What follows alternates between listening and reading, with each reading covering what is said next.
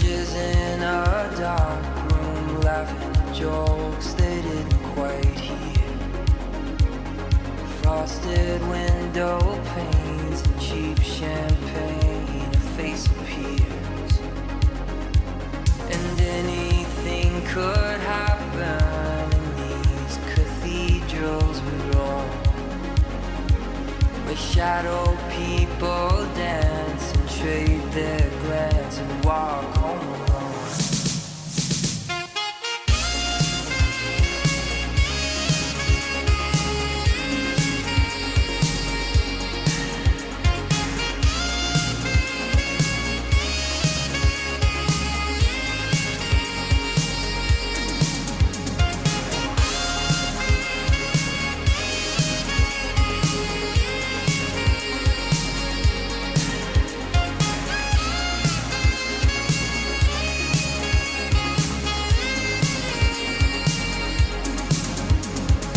Staring out the window of the Roosevelt Hotel, watching Midtown empty out and a kiss of farewell. They say we come from nothing and to nothing we'll return, and in between is gravity and bridges left to burn.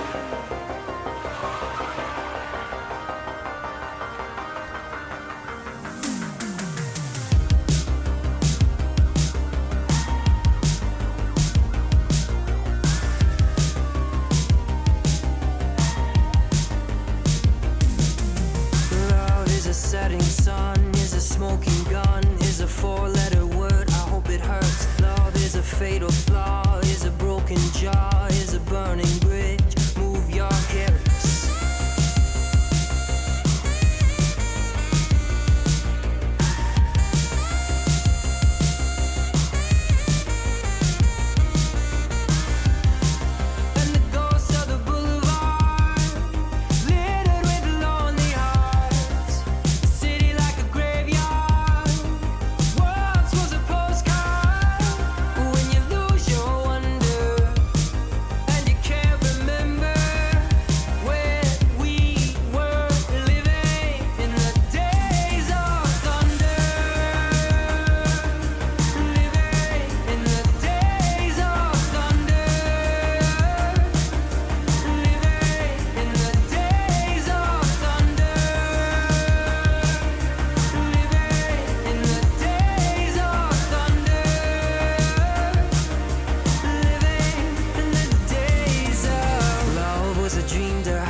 Was a king-size bed, was an escape plan, was an open hand. Now it's a dog from hell, it's a dream you sell, it's an epitaph, it's a photograph.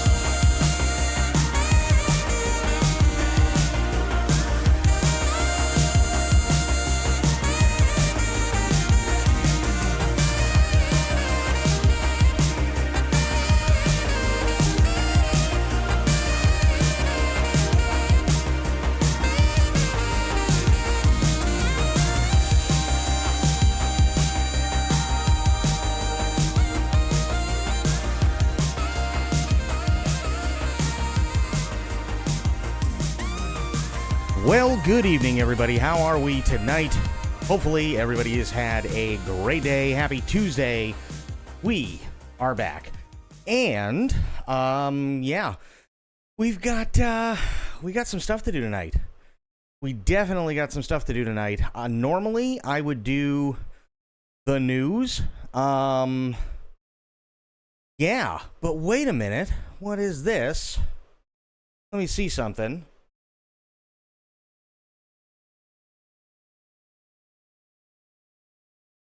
So, this is actually really, really, really interesting.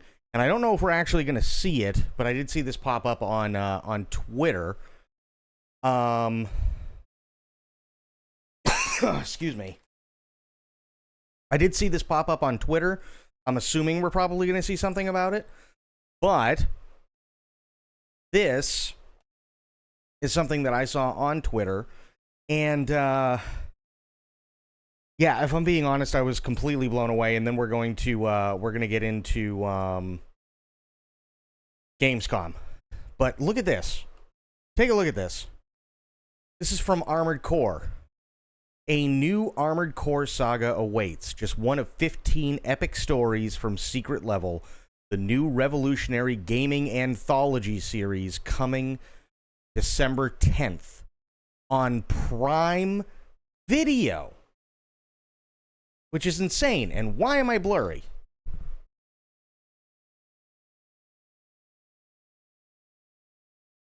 Hang on, I know exactly why I'm blurry.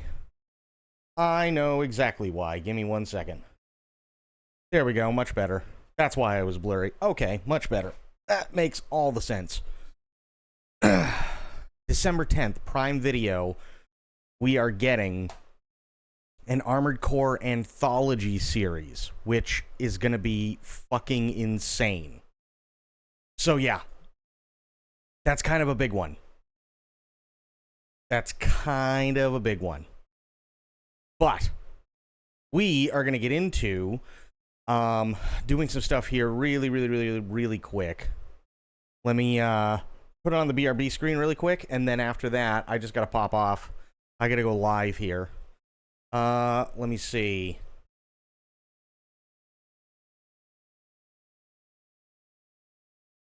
Got to do this really quick.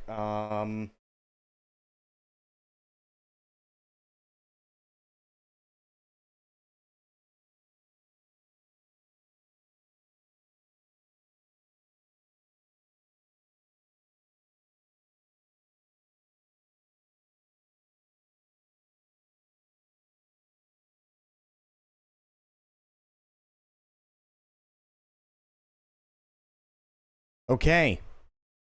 Perfect. We are good. Also, yeah, this is really interesting. So apparently Stream Elements has this thing called Ground Control 2.0, but that doesn't really matter. Either way, let's get into...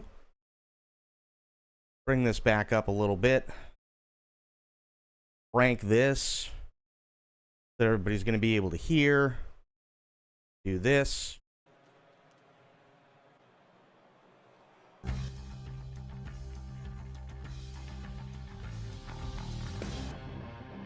Let's see what they got. Please welcome your host, the creator of the Game Awards, Jeff Keighley.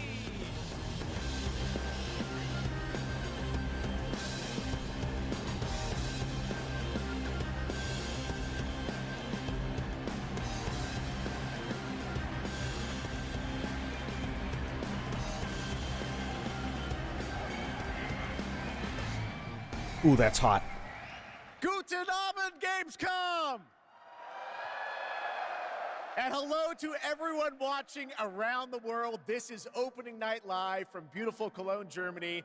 And we have our biggest live audience of fans ever here at Cologne Messe. Over 5,000 people together as a community to celebrate our love of games. And of course, millions of you watching online around the world, welcome. We have gathered for the grand kickoff to Gamescom, the world's biggest in-person video game event, and this is our 6th Opening Night Live. Which is crazy, by the way. First time we have a live sign language stream of ONL to make the show even more accessible. Thank you to Kaborski, who's signing the show right now. Thank you, Kaborski. Now, while the game industry certainly has faced challenges this year, I know that ONL will get you excited about what's to come later this year and in 2025 and beyond.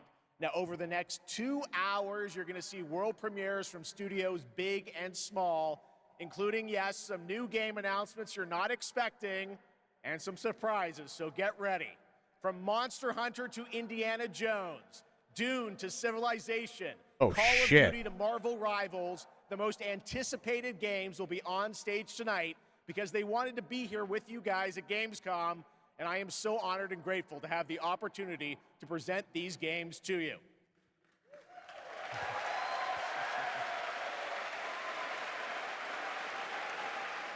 So Gamescom, Sensi Variety for the world premiere. I tried it. All right, here's our first world premiere, a brand new game announcement. This one hasn't leaked, and it's exclusive right here at ONL. I like how he has to say this one hasn't leaked. 2K, okay. What do we got? Gearbox, okay.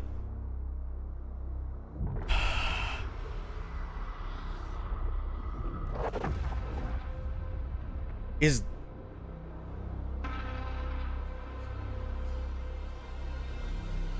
this another Borderlands?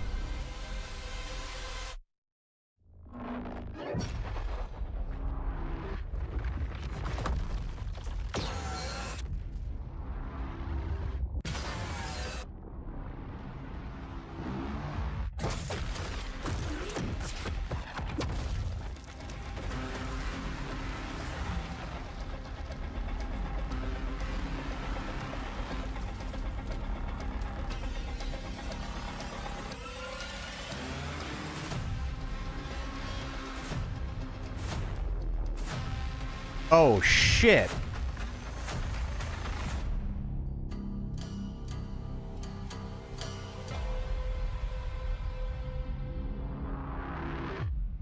Okay. There you go. All right. Damn. That's right. Borderlands 4 is coming in 2025. Next up, October 25th marks the release of Call of Duty Black Ops 6. To debut an extended look at the campaign gameplay, please welcome John Zuck and Catherine Anderson from Raven Software.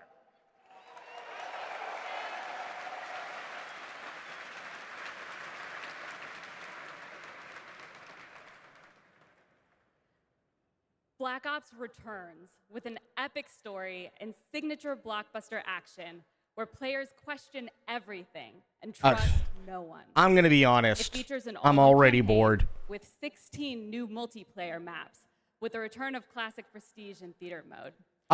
Okay, I'm going to be completely honest. Now, I know it says that, you know, this is like almost an hour in, but they had like an hour like pre-show kind of thing.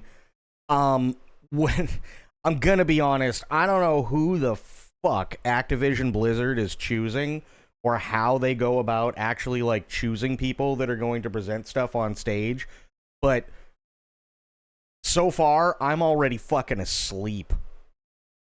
I am. I'm already like, I've checked out for Black Ops. Excuse me, I've checked out for Black Ops 6 like just because of these two. Just because of these two, I have already completely checked out. I'm bored. Like, imagine if I came out and I was just like, Black Ops is coming in October, and we have amazing things that are coming to you. Also, we have things that we are going to show here live tonight at Game... Like, who the hell are... I don't get it. I'm bored. 2 brand new zombies experiences on day 1. You'll see live MP, zombies, and Warzone gameplay at the Call of Duty Next event on August 28th. And starting on August 30th, you'll be able to join the MP open beta to try out the brand new Omni movement system for yourself. But today, we're here representing the Raven team, who's leading the campaign. That's great. I really wish she could show some fucking enthusiasm. Holy shit. This dude right here has literally done nothing but sit there and smile. She has literally made me fall asleep. I don't know who these two people are. I'm sure they're great people, but I can tell you one thing, they definitely aren't presenters, and it shows. In partnership with Treyarch. The Black Ops 6 campaign is set in the early 90s, a time of global turmoil and uncertainty as the Cold War comes to an end. I feel like I'm watching a We're PowerPoint. joined by legendary characters Frank Woods, the grizzled vet, and Russell Adler, the ultimate wild card. Together with new allies Troy Marshall and Jane Harrow, and unbound by normal rules of engagement, you'll unravel a mind-bending conspiracy. In the mission we're about to show you, our rogue team has targeted a senator attending a political fundraiser in order to gain access to a top-secret black site underneath Washington, D.C. Like, seriously. This is Most Wanted. Jesus. Okay. So we're gonna show up to this fundraiser, get what we need from the senator, then grab Adler from the black site before anyone knows what's happened. Camera actually works. Sometimes I surprise even myself. Let's just hope Sev and Case can get the retinal scan. Senator's on So it's in the U.S. That looks like Tom Hanks. Get a better look. The senator isn't giving interviews tonight. It's our Rabbi Bill Clinton. The security detail. I've marked a few leads that could help get you close enough to do the retinal scan. Take your pick. I got it on good authority that the senator stole some sensitive information from the people I work for. Who the hell are you? Blackmailing a senator with sex tapes. Can't beat the classics. I've cleaned up another of your messes. Lee Grisham, head of security for Aldrin Energy. Grisham might be our way to McKenna.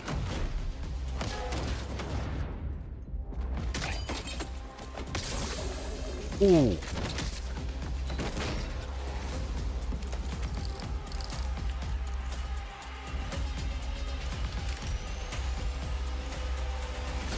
I modified the infrared image to highlight the capillaries in the senator's retina. It should have just enough resolution.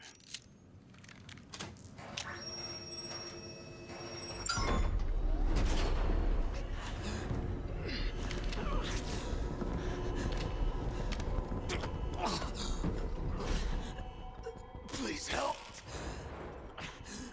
They took me during shift change. Knew our schedule somehow. Started shooting. It must be Pantheon. We can do this loud or quiet.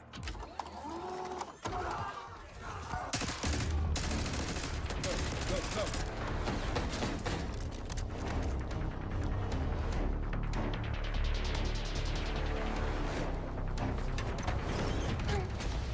Easy, Adler. We're here to help. Guess Woods got my message. The old man says you're worth it. You better be right. Sev, we got the prize. Good. I'll get out. Fast. We've got party crashers up here. Great. You good to go? Am now.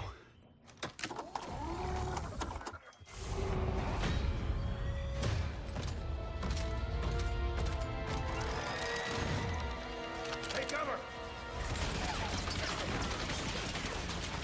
Stay low until that minigun stops spinning.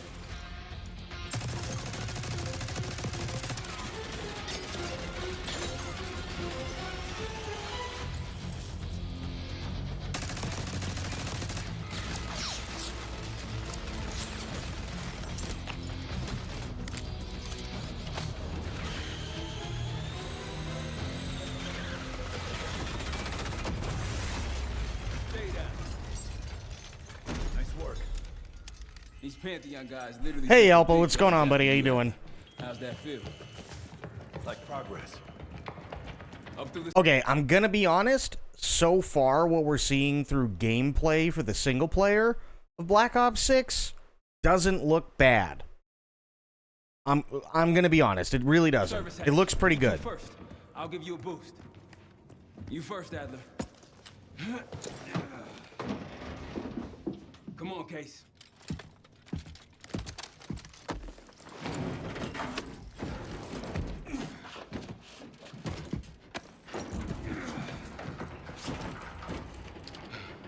Easier coming down. Here. Excuse me.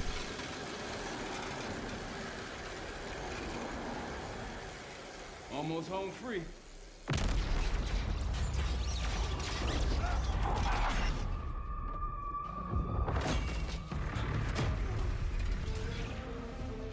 Adler!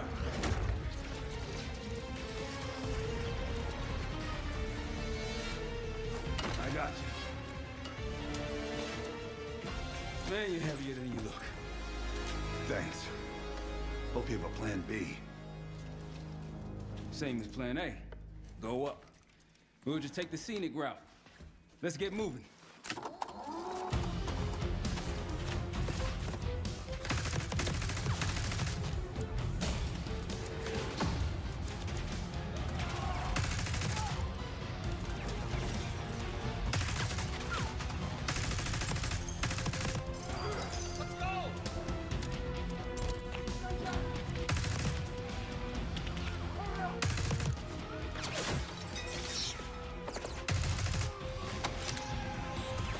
Knowing if you try to rip your arm off, yeah, that's fair. Yeah, we're ready for exfil. What's the play? No play. This place is surrounded by cops. We can't reach you. Damn. A homing knife? Really? If we can't outgun them, we outrun them. Just like that, huh? Just like that.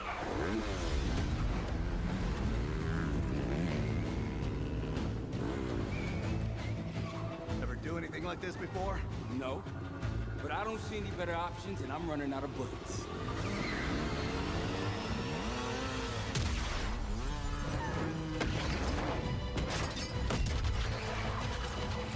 Let me on 10 o'clock. Keep them off me.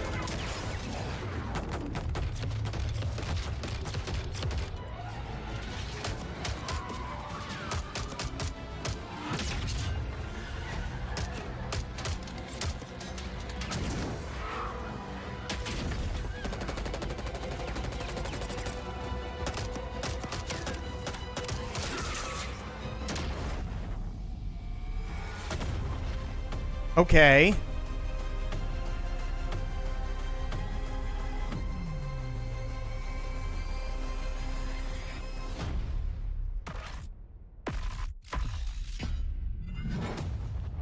I mean, I'll give it this. So far, it looks, from what we just saw, it looks pretty decent. I'll give it that. There you go, Black Ops 6, more coming at Call of Duty next. And now I'm honored to introduce my co-host for Opening Night Live. You know her from her years of hosting League of Legends esports around the world. Did you know that she got her start as a competitive Unreal Tournament player? That's right, please join me in welcoming to ONL, Shocks. I don't know who that is. And hello, Gamescom. Thank you for the warm welcome. Unreal Tournament, that is quite the throwback, but I am so excited to be here tonight revealing many of the games on Opening Night Live and highlighting events happening during this Gamescom week in Cologne. Gamescom really is the best week for games worldwide every year, and I am so stoked to be back here with you all celebrating it. Now, it is my pleasure to share a message from Gamescom to you, our gaming community. Dear future me, I hope you are happy. I hope you visit wonderful places, that you have friends from places far away, and that you always have the best adventures. I don't watch League stuff, so that would explain it. Things you love, and that you love the things you do. Dear future me, my favorite thing in the world is to play. Do you like to play too?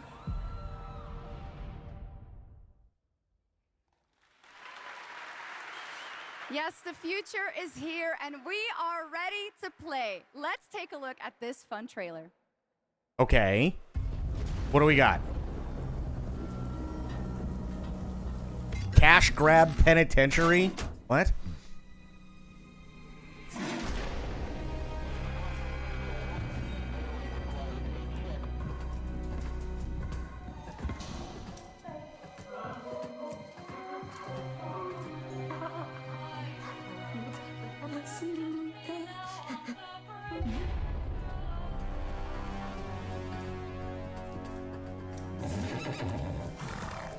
Hey, you. You're finally awake. You trying to cross the border. What? You're finally awake. What the fuck is this?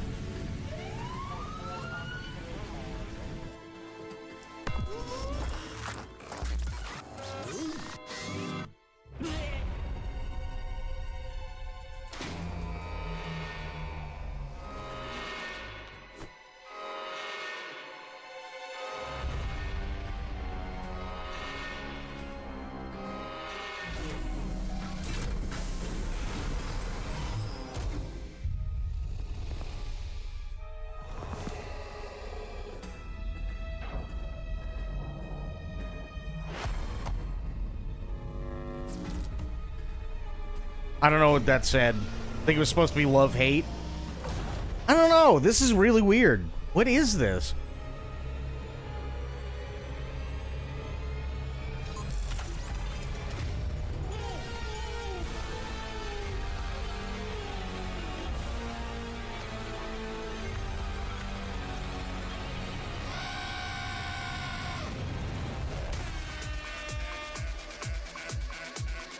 Oh, God.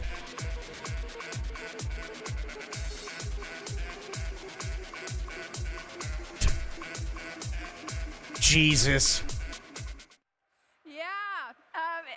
Goat Simulator again. In my opinion, that looked like the GOAT of all remasters. That actually is pretty pog, I'm not gonna lie. Okay. Well, we are expecting That is pretty hundreds pog. of thousands of fans at Gamescom this year in person.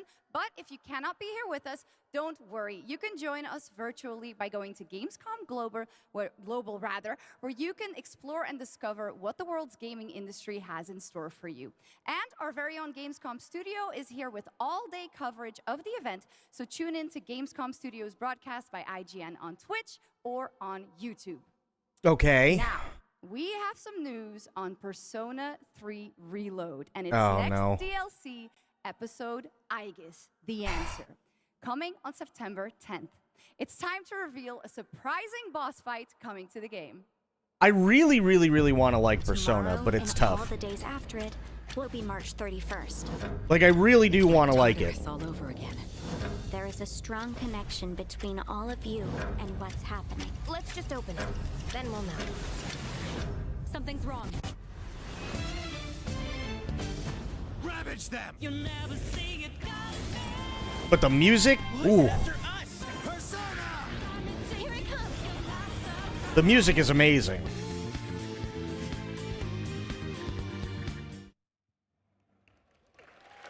Little Joker fun there. All right. Next up, we have another new game announcement for you right here, exclusively at Gamescom Opening Night Live. Okay, what do we got? In-engine footage and gameplay. Okay. The tracks lead this way.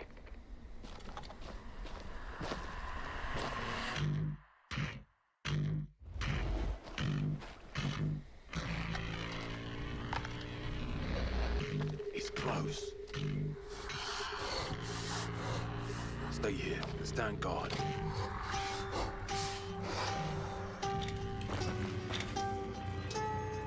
On me.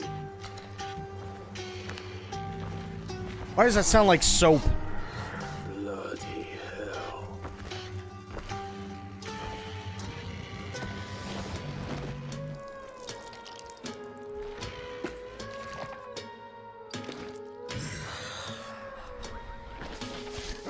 Contact!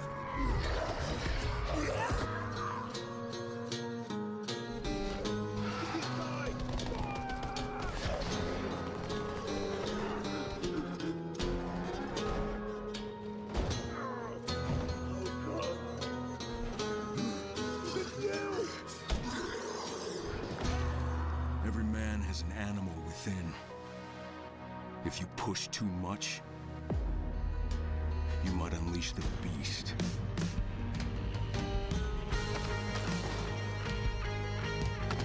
Is it another dying light? That's what it looks like.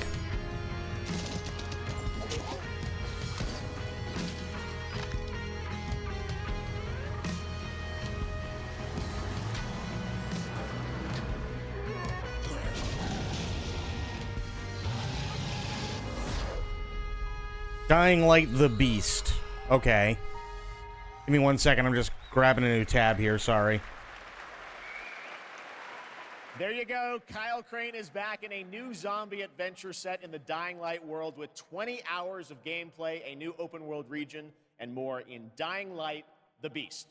Next, today marks the launch for the most wishlisted game right now on Steam, and also, last I checked, the biggest single-player game ever on Steam with over 2 million concurrent players today, Black Myth Wukong from Game Science in China, which is also out on the PlayStation 5.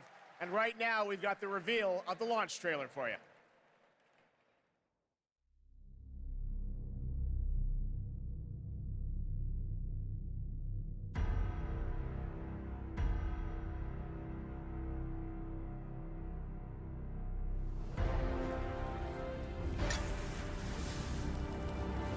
Okay, Wukong, what do you got?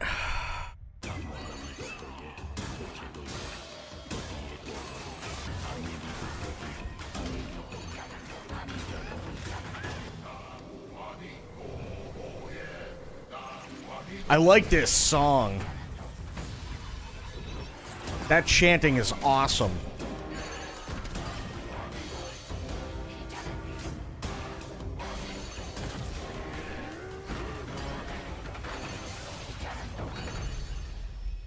It does. It absolutely looks gorgeous. 100%.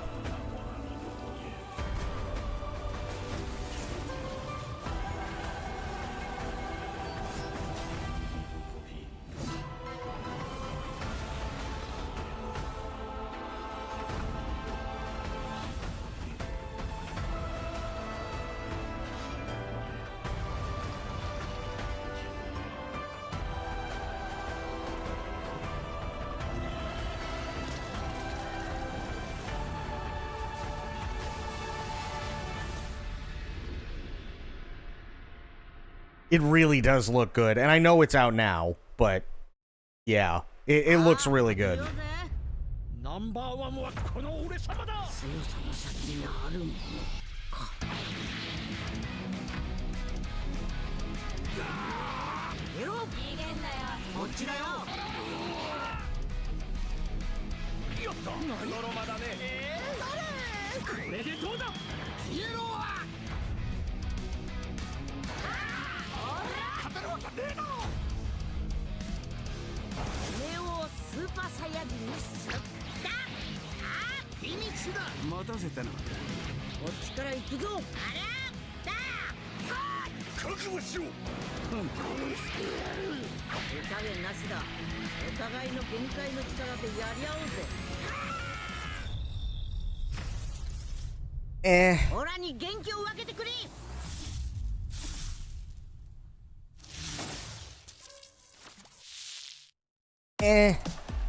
Welcome back to Gamescom Opening Night Live here in beautiful... How many Super Saiyans are there now? I don't know. Live from the Comstruct Coliseum, it's time for everyone's favorite game, King of Meat! We joined recently kidnapped celebrity guest contender Jeff Keighley at the starting line. Wait, starting line? And that battle cry proves how committed Jeff is to any project. Let's check the Soch with our sideline reporter. This dungeon is throwing everything at these contenders, but the GK machine is leading the way to the finish line, and the chat is blowing. What is all this? Death traps, unapproved nicknames, and a giant horse trying to hoof me? An eloquent and marketing-friendly description of the game, not to mention a perfectly timed transition to the world premiere trailer for King of Meat. What the hell is this? Ready for mayhem? Ready for gold and fame pouring from the sky? Challenges from the most twisted minds of the most ghoulish dungeon creators are transformed into monstrous reality. It's like a nightmare in dungeon form.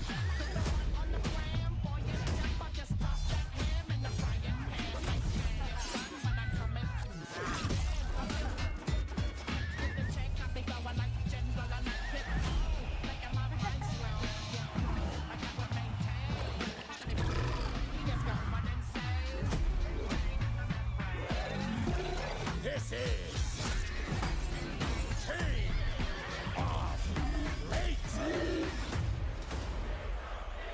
I still have no idea what it's supposed to be. Still got it, Keely. Is it supposed to be like a battle royale? I have no idea. It's going to be hilarious. Yeah, I wish I knew what it was. That was the announcement of King of Meat, an online co-op spectacle for 1 to 4 players from Glowmade in Guildford, England, and Amazon Games for console and PC. And you can sign up at kingofmeat.com for future playtests. Now, one of the things I absolutely love about making these shows is that we get to introduce you to brand new games and teams. Okay. Like this one. To reveal their first game from their new studio, FuzzyBot, please welcome Tatania Dislova and Max Spielberg.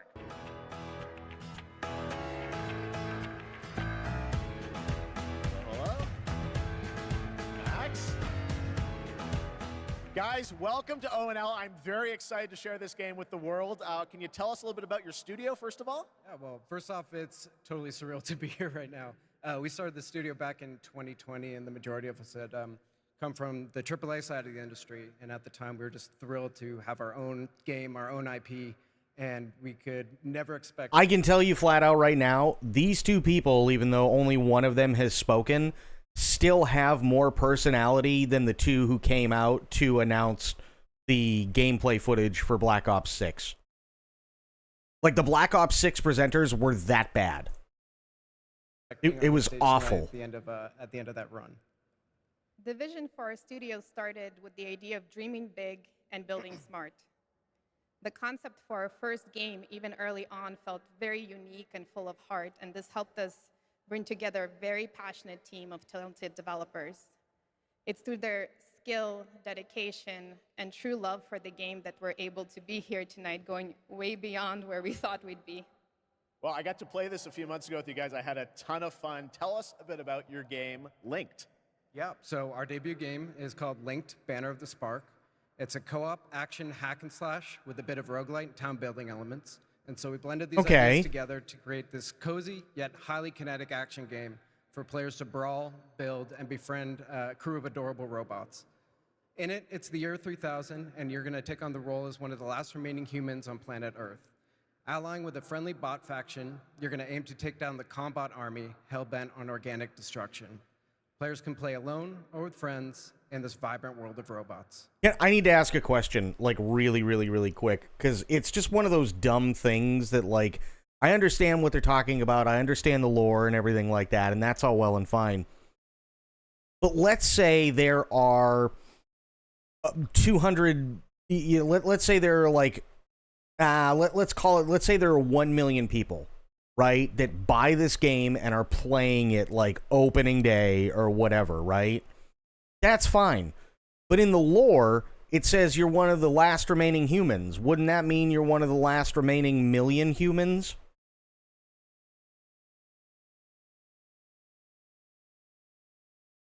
Maybe? Or a simpler way that I like to describe it sometimes is you go out and fight the evil robots and then collect their body parts to build a sustainable town of your dreams while saving the cute ones. We are incredibly proud to finally reveal the delightful world of Linked Banner of the Spark, and we hope the players get as much joy out of playing it as we have building it. Well, we're very excited to show it to the world for the first time. Let's take a look at the world premiere reveal trailer. Okay.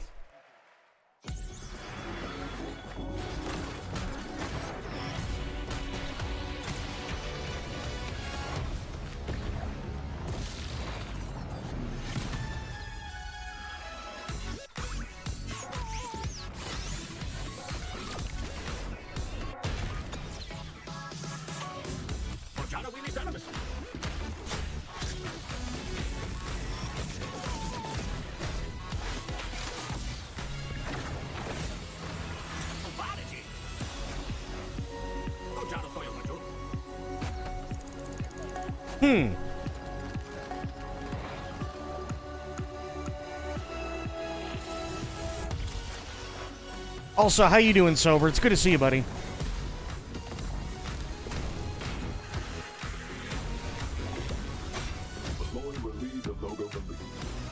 Oh, by the way, I don't know if it's going to be announced at Gamescom opening night, but I do have some news we shared at the very, very, very, very, very beginning of the stream that I think everybody's going to be really excited about. I know I am, and I hope they show it.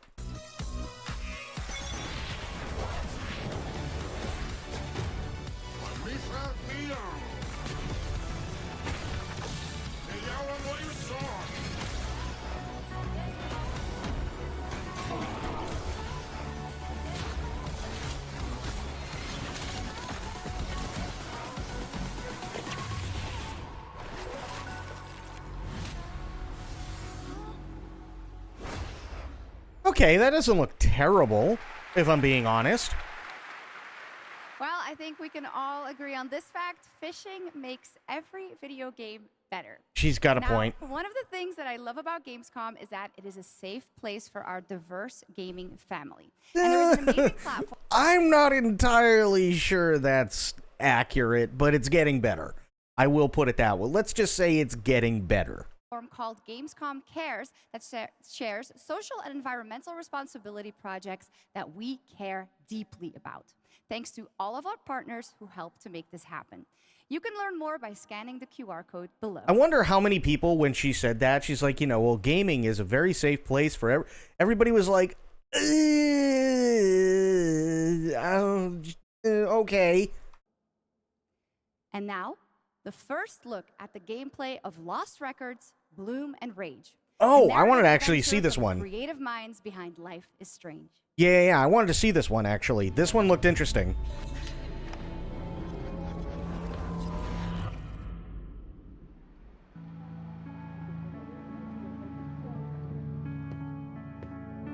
Honestly, Swan, I'm glad, but slightly surprised that you showed up tonight. When I saw your text, all these memories came flooding back. Hey, she actually showed. Welcome! I remembered Nora, her energy. Shit! Where's my fucking pick? The Tharp one's her favorite. I remembered you. Nice one, Autumn. You were the coolest. Skateboarder's wisdom. Never land on your wrist. I want to see you skateboard, Autumn. I remembered Kat. Whoa, watch out! She was like a firecracker. Fuck! This is serious. We're gonna need a real band name. How about Bloom and Rage? How could I forget? Whoa! Guys.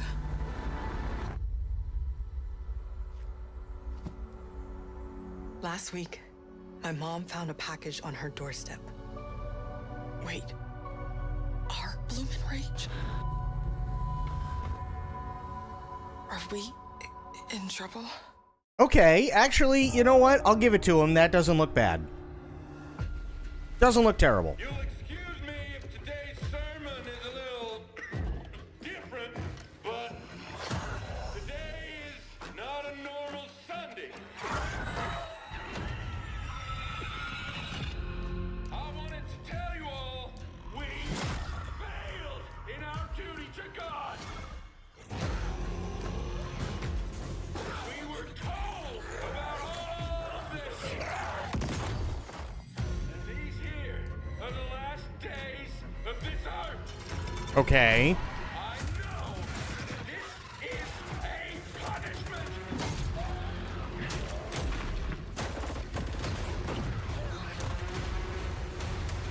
The other place, it's full, so the dead walk among us. Could be. No more room in hell 2. Okay. All right. That game looks great. It's a new look at the 8-player. Yeah, close enough, No yeah. More Room in Hell 2 from Torn Banner up in Canada, where there are deadly consequences of not sticking close to your teammates, and I cannot wait to check that one out. All right, our next game, it's been a long time coming for this next one. At the Game Awards in 2021, Embark Studios revealed Arc Raiders, a game that immediately struck a chord with players around the globe. A stunning future Earth where menacing Arc machines threaten humanity's attempts to rebuild. Okay. Arc Raiders has evolved a lot since then, and now it's finally time for some news on what's next for this exciting action survival shooter. Where do we go from here?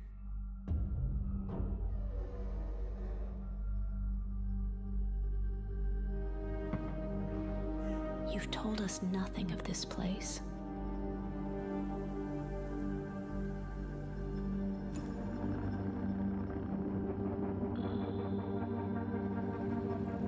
Look at us now. Raiders. Playing with fire. I like the synth. The synth is nice. Everything to lose. But even more to gain.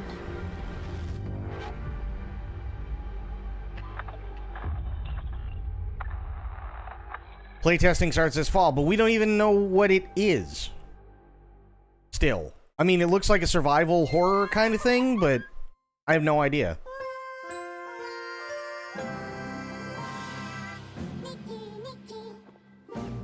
Oh, is this Nighttime Nikki?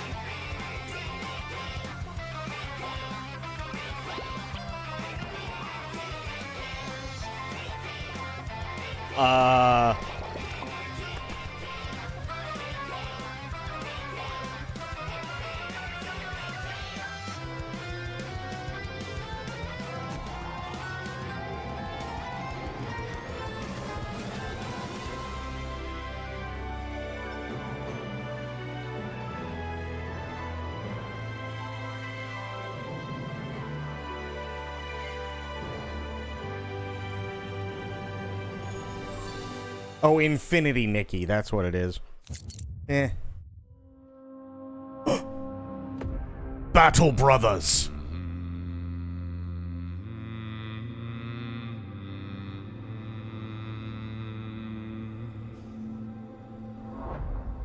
We are Space Marines.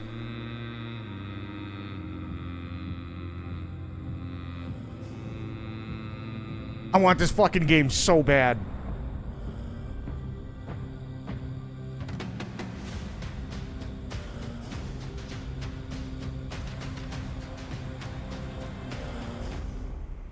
God, that looks good.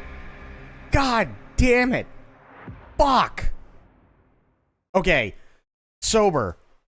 Please tell me you are still here. Please tell me you're still here, Sober. Did you see the thing that I put in Discord?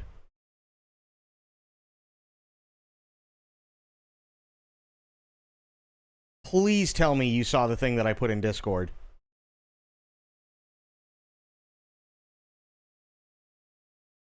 Of course he's not here. He popped in, he said hi for a minute, and then he's gone again. God damn it. Alright. Somebody remind me to tell him about the thing I put in Discord when he shows back up. Please.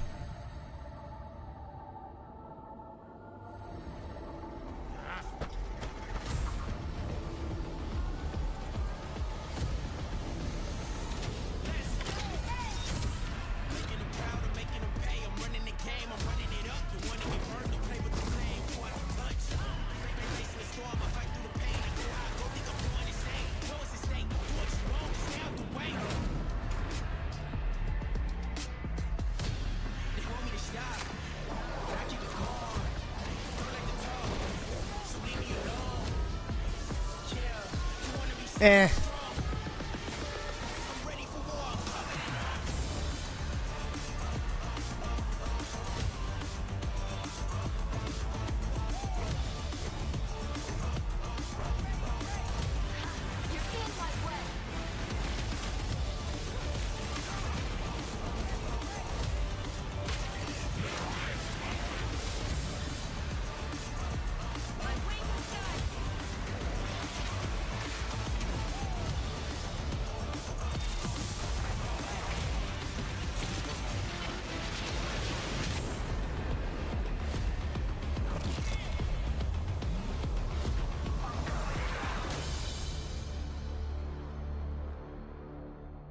Okay. It doesn't look right there was horrible. Predecessor, a MOBA shooter built by an indie team from the ashes of Epic Games' Paragon. If you remember that one, it enters 1.0 free-to-play release tonight. Next up, Path of Exile 2 from Grinding Gear Games. Oh, shit. Nearing release. Here we go. And tonight, yes, we do have news on the early access date. PoE 2, early access date. Here we go. My son, are you clear of mind and stout of heart? I am.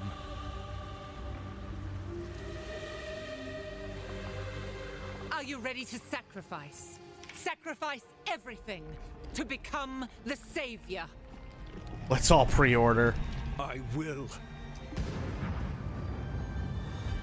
Do you have the strength to sweep aside this world and build it anew? I must.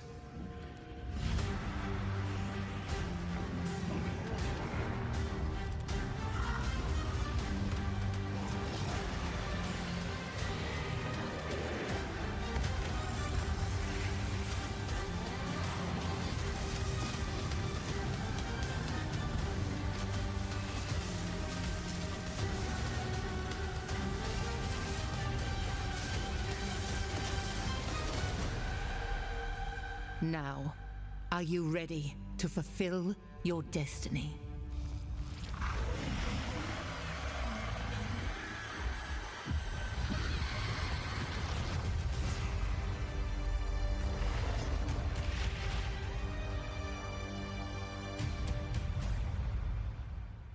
Yes.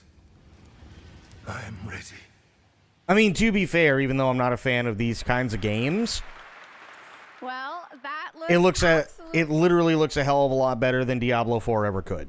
Just saying. absolutely great. Can't wait for that one. And now, Gamescom is known for the cosplay. The vision and dedication cosplayers put into their craft is an inspiration to us all. And to see these amazing cosplayers, you can tune in to the Gamescom Cosplay Awards on Saturday, August 24th at 5 p.m. And if you're into indie games, who isn't, you can watch the best indies of Gamescom in our Gamescom Awesome. You know, Indie- honestly, like, here's the thing. The reason why Diablo 4 is so bad, if I'm being honest, isn't because it's not a fun game. It's because, from what I understand and from what I've seen and from all the complaints that I've heard and I've seen and watched videos on and read, it's that Blizzard keeps trying to fuck everybody. That's really all it is. It's not that the gameplay itself is terrible.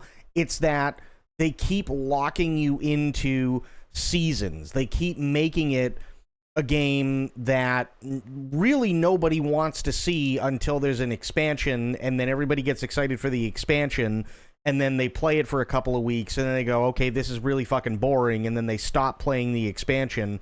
Or, like, the new series comes out, right? Or not series, the new season comes out, right? And then everybody goes and they play for a couple of weeks and then they get really fucking bored again and then they stop playing because Blizzard has this thing of, oh, we need to have a new season like every 3 weeks, right? We need to have a new expansion that we can fuck people out of money with every 6 months or so. And it's like, that's not what I want. Like, when I think of Diablo, I think of Diablo 1 and 2, right? Where it was fun. Yes, there is DLC. Yes, there are expansions, but it was fun. And, you know, you could just kind of go around and do whatever. If you want to sit there and kill fucking rats for 2.5 hours, you're more than welcome to. You can do that, right? If you want to keep exploring more and you want to go into, like, really hard dungeons and everything like that, you can keep doing that. You can't do that in Diablo 4. You have to, and then they screwed up the XP system for a while. I don't know if it's gotten any better. And it's just like all the fun's gone, in my opinion. You know, like, Seasons are fine. PoE also has seasons, but PoE adds a large content with each season. Diablo does not. I don't even think it's necessarily that. I think it's more, at least from my perspective, and this is why I don't like playing these games in general. It's not that I don't like seasons. right? I don't have any problem with seasons. What I have a problem with is what they plan on doing with those seasons, if that makes any sense. So, for instance, it's a lot more along the lines of, like you said, PoE adds a lot of content, and that's great. There's story to tell and everything else, and I'm all for story, and I'm all for, you know, finding out new stuff and, you know, beating new bosses and so on, and that's great.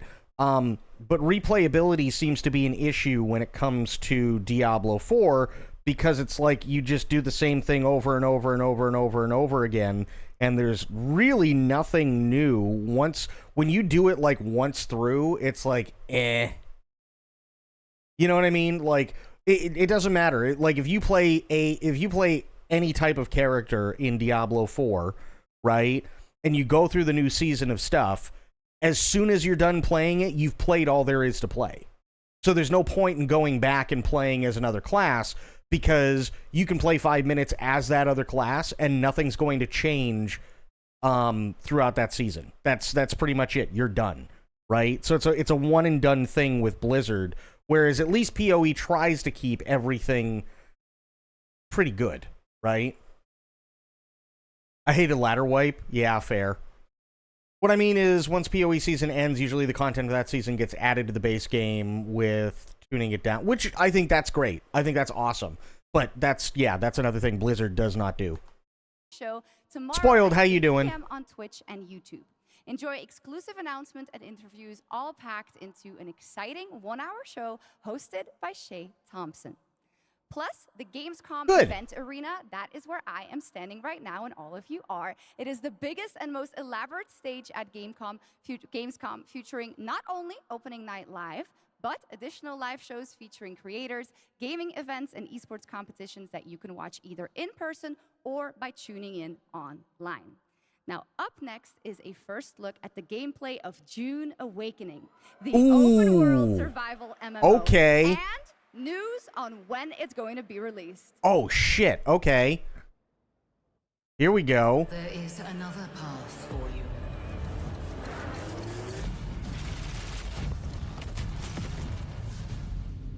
Awaken.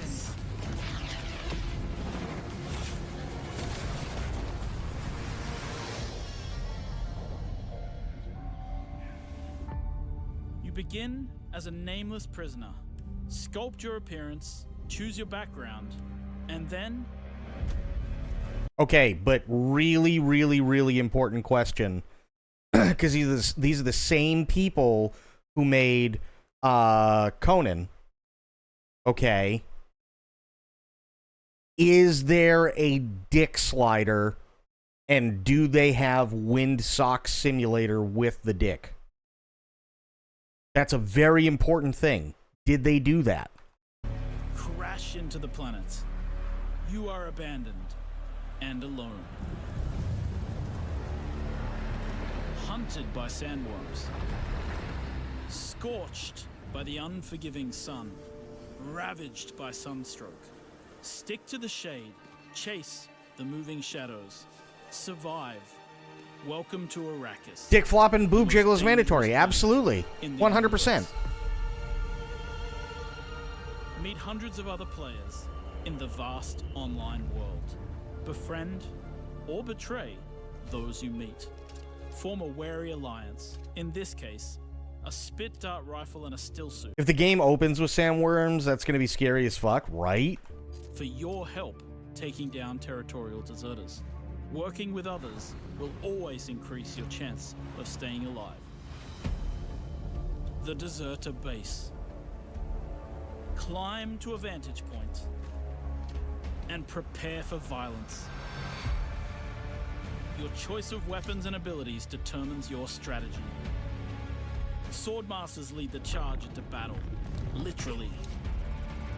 Repel ranged attacks with a shield, and then take them out, one by one.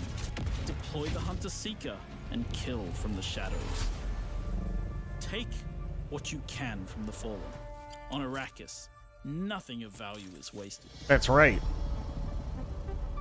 Mine, harvest, and gather with your group to build bases and unlock more advanced equipment, like the Blood Purifier. Refine the blood you collected from your enemies to extract drinkable water. Yep.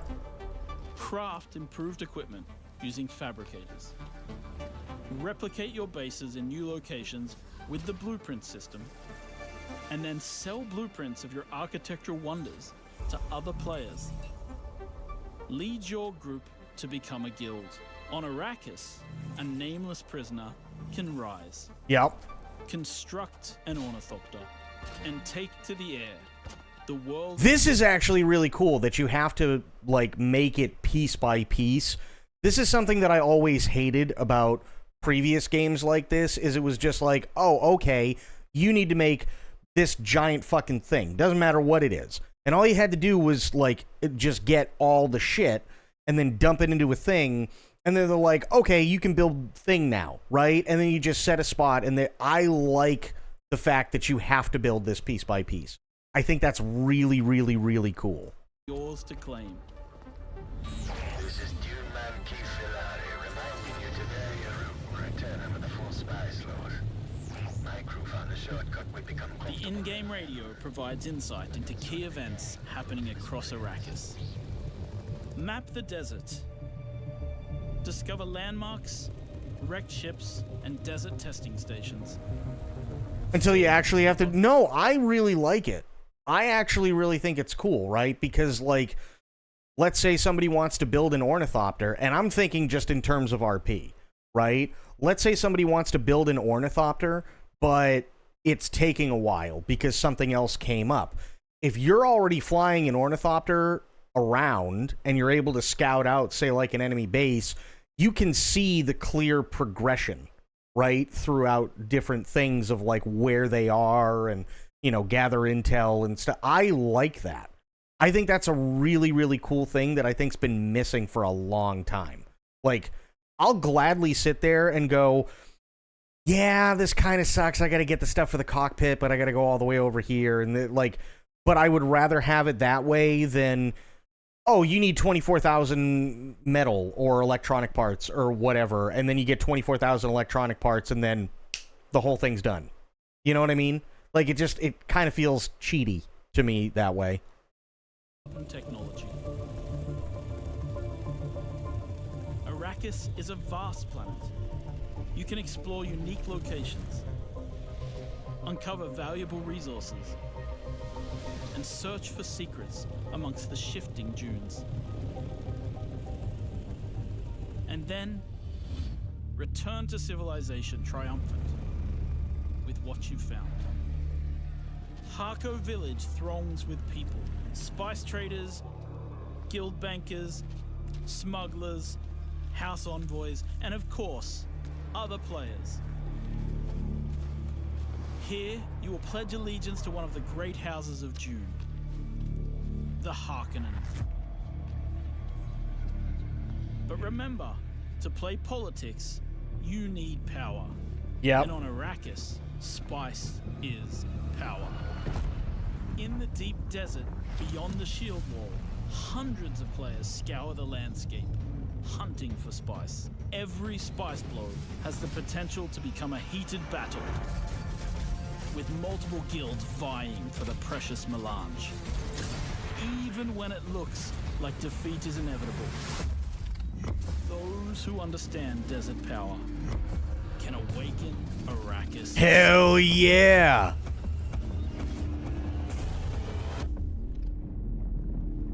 So you can actually call in sandworms. That's badass.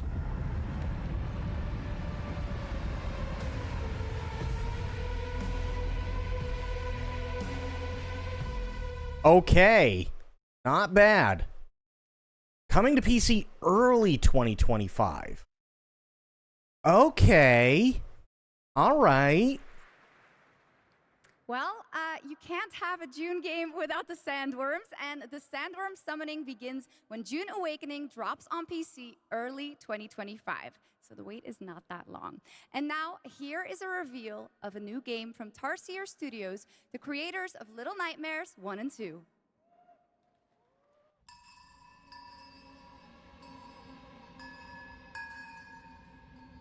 Okay. Creators of Little Nightmares 1 and 2. Got it.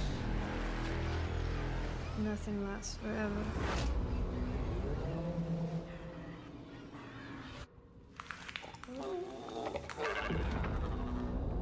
Littlefinger knowledge is power. Dune fan, spice is power because spice is power.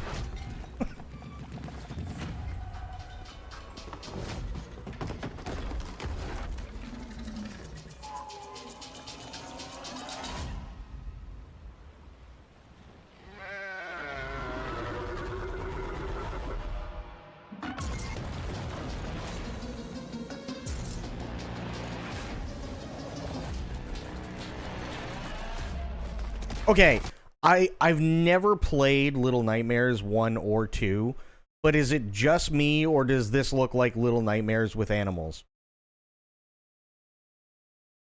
Like, I very well could be wrong, but is it just me? Am I just, like, dumbing it down way too much, or does it look like Little Nightmares but with animals?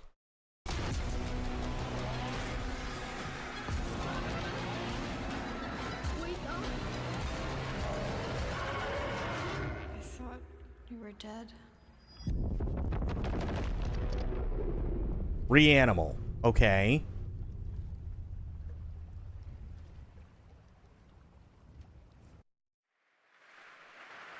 That was Reanimal, the next big entry in the cozy game genre. Now, would you like to discover the secret contents of Gamescom and receive cool rewards? Well, meet Epi, the robot on our website RPG Gamescom Epics. Prove your nerd know-how, solve tricky puzzles, win prizes, gather trading cards, digital trading cards, and jump from level to level until the final boss spawns. Scan the QR code below and the adventure can begin. Now in its 4th year as an evolving open-world adventure, today Genshin Impact is unveiling more about the 6th nation of Natlan, which will be released on August 28th. It's already been 4 years for Genshin. About when the game will be coming to Xbox.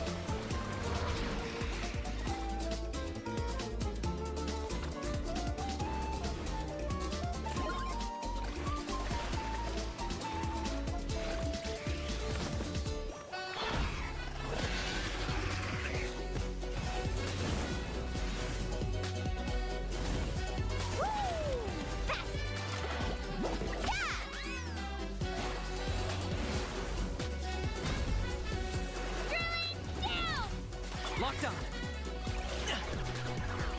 For the Lord of the Night. Woohoo! Catch an epic wave! Whoosh!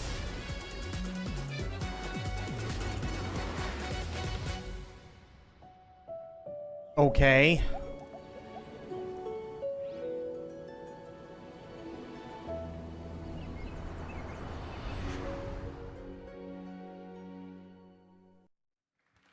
Oh.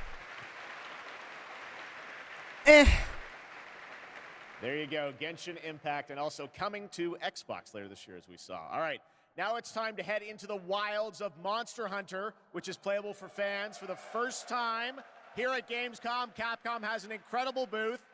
But now, to tell us more and show us more, please welcome to the Gamescom ONL stage, Ryozo Tujimoto from Capcom. Ryozo-san. He looks like he's as high as gas. はい、ドイツの皆様、配信をご覧の皆さん、こんにちは。今日は、モンスターハンターワイルズの最新の映像を持ってきました。まずは、この、時間を作っていただきましたジェフさん、本当にありがとうございます。Hello to all of my friends in Germany and to the millions watching around the globe. Oh yeah, Black I'm Myth really Wukong is thankful out that today Jeff too. has invited me to the opening night live stage so I can share a new Monster Hunter Wilds trailer with everyone.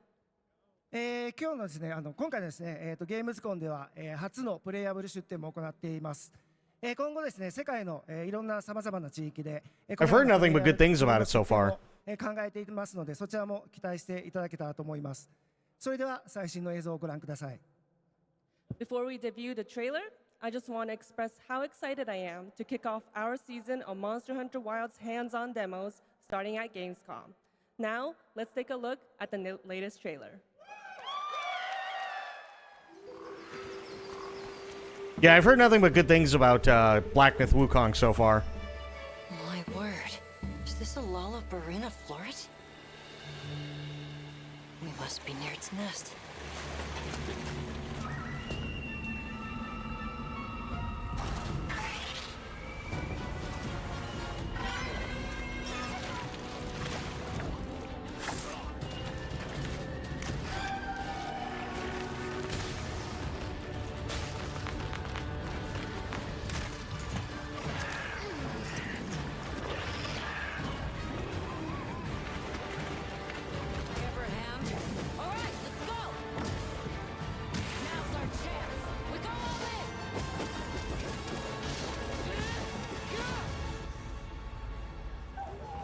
We could do a lot worse for an interim camp.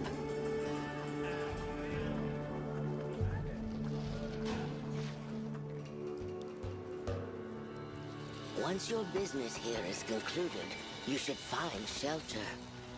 The sands come alive this time of year, like a wild beast bristling. So, like, this is one thing that I always really liked about Monster Hunter, is it always looked really good. I don't know what it is with Capcom and these kinds of games, though, because I even experienced this in Devil May Cry 5 when I played it. The combat, like, with the exception of, say, like, Street Fighter, because obviously that's Capcom, right? But with stuff like this, the fighting always feels really stiff. And I don't know why, but it does. From the look of it, that must be this region's apex predator. Guild permission granted. Begin the hunt. Understood.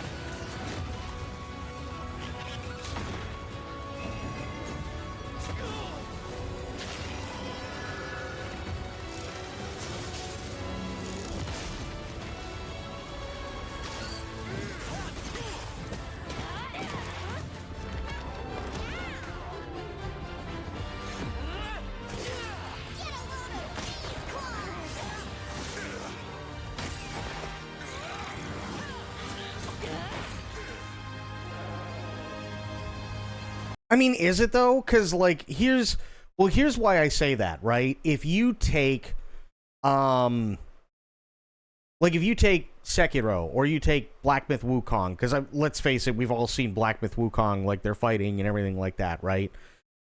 If you take stuff like that and you compare it to Devil May Cry 5, there is no argument that Devil May Cry 5, the fighting is the combat is insanely stiff, right? They want you to pull off all these awesome combos and everything like that in Devil May Cry 5, but it's really awkward, and the timing is for the types of moves that you're trying to do, it's also really like counterintuitive a lot of the time. Whereas if there are combos or something that you want to pull off in Sekiro, or something that you want to pull off, I'm assuming, in Black Myth Wukong, or things that you want to do in Elden Ring, or things that you want to do in Armored Core, or like anything like that, even in Notria, stuff like that, the movement, the combat just feels so much better, right? And it's like, I understand that, okay, sure, you have, like, dudes with, like, massive, like, big dick swords in this, and you're supposed to feel the weight. And I understand that. I completely get that. But it's like, it's almost too restricting. Like, and it happens with every Capcom game that isn't Resident Evil, or, like, Street Fighter. Right? Where obviously Street Fighter, the combat is really, really nice and clean and stuff like that, right? Meanwhile, you look at something like Monster Hunter and it's like, oh, okay, well, this looks really, really cool, and then you play it and it's just like it's really, really, really stiff. Depths of combos in DMC and other games are worlds apart. For Monster Hunter, if you play dual blades, it's very flowy. Right. And that's my problem. There's one set of weapons, right? There's literally one. Like, you get more functionality out of a game like Dark Souls 1, regardless of version, than you do with a giant-ass, big-dick, heavy sword that in reality weighs probably the better part of 200 pounds that you will ever get in 90% of the weapons in Monster Hunter. See the problem?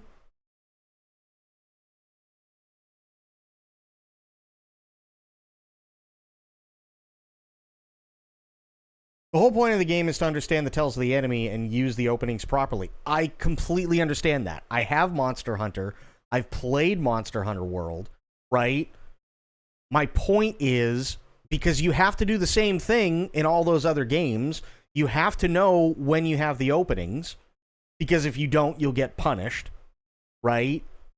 The problem is not that you have to look for openings. The problem is that the combat feels incredibly restrictive. Even if you're, like, literally doing nothing. You could be fighting literally nothing and just practicing moves. The fighting itself feels very slow, very stiff, very cumbersome, right? So trying to land these chains and everything now that you're under pressure, because everything is incredibly slow, everything is incredibly stiff, is going to be awful. That's been my experience with Monster Hunter. And it's not that I don't like Monster Hunter. I do like Monster Hunter. I just really, really, really wish that the combat itself didn't feel so restrictive.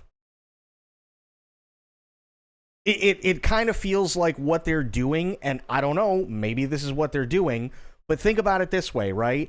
If you have to go toe-to-toe in, say, RE2R, right? If you have to go toe-to-toe against Mr. X as Leon, you're going to lose, right? Because that's the whole point. He's somebody who is damn near immortal, right? You cannot kill him, okay?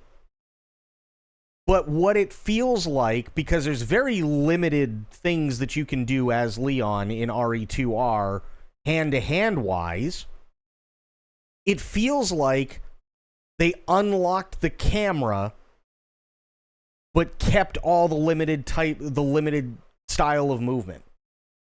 And then just added a couple other things in. And that's something that I don't know what it is. Maybe it's the RE engine, maybe it's... I don't know. But even in Devil May Cry 5, they did the same thing. And you're supposed to be able to do all these chain attacks and everything else and so on. And sure, you can get them, but it's incredibly painfully slow. Even in Devil May Cry, it's incredibly painfully slow compared to how it was in the original Devil May Cry games.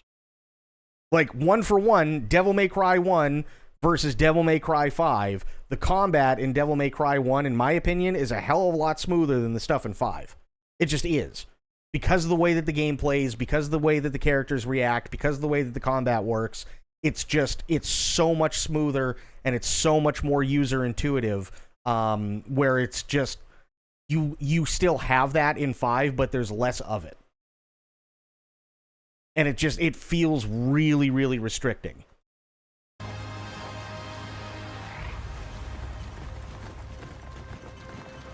And I don't know what they did. I have no idea what they did. But that's how it feels. And it's sad because I like Monster Hunter. So tasty. I do like Monster Hunter. I think Monster Hunter is a fun time with friends. Absolutely. Lies at every turn. Treasure.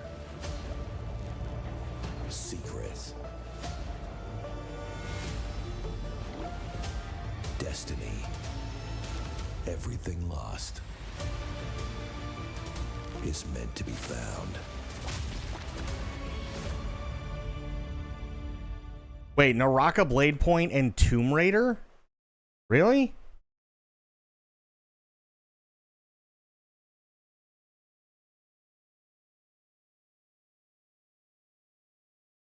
Isn't Naraka like... Correct me if I'm wrong, isn't Naraka like Buddhism hell? Why is Lara Croft in hell?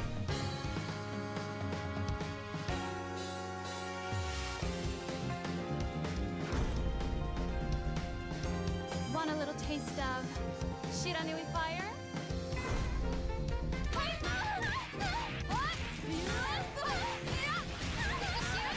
You ready? Feel the flames.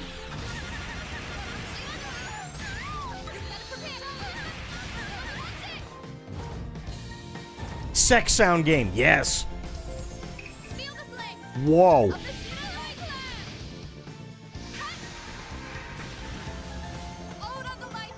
Oh god.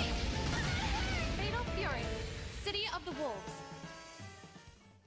Ooh, I like it. That looks fun.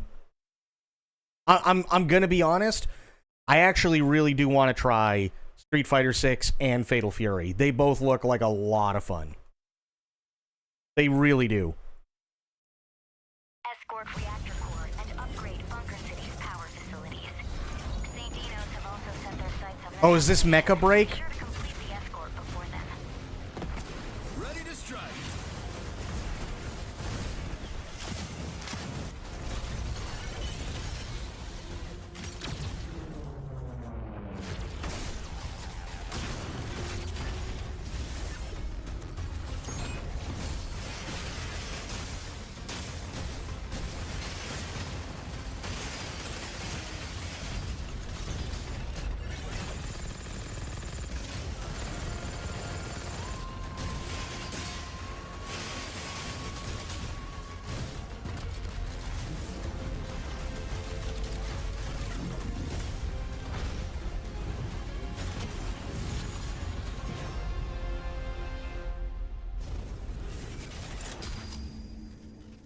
I did get that, by the way. The only thing that disappoints me is that it's all multiplayer. Mech game. Okay, next we have something exciting for fans of Monument Valley, the beautiful twisted puzzle game that we all played about a decade ago when it was first released in 2014. Well, tonight, 2014? Monument Valley 3 coming later this year from Us 2 in London and Netflix Games. I played this. It is an absolutely beautiful, stunning game, and we've got your first look right now. Jesus.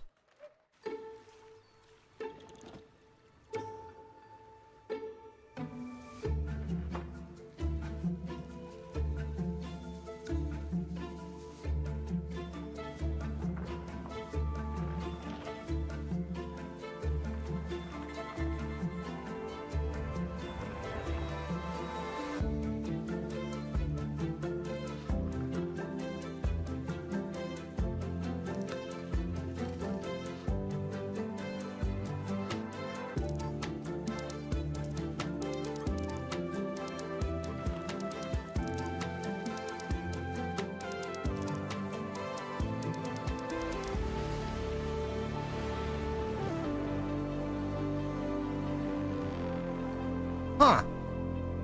Okay. Interesting.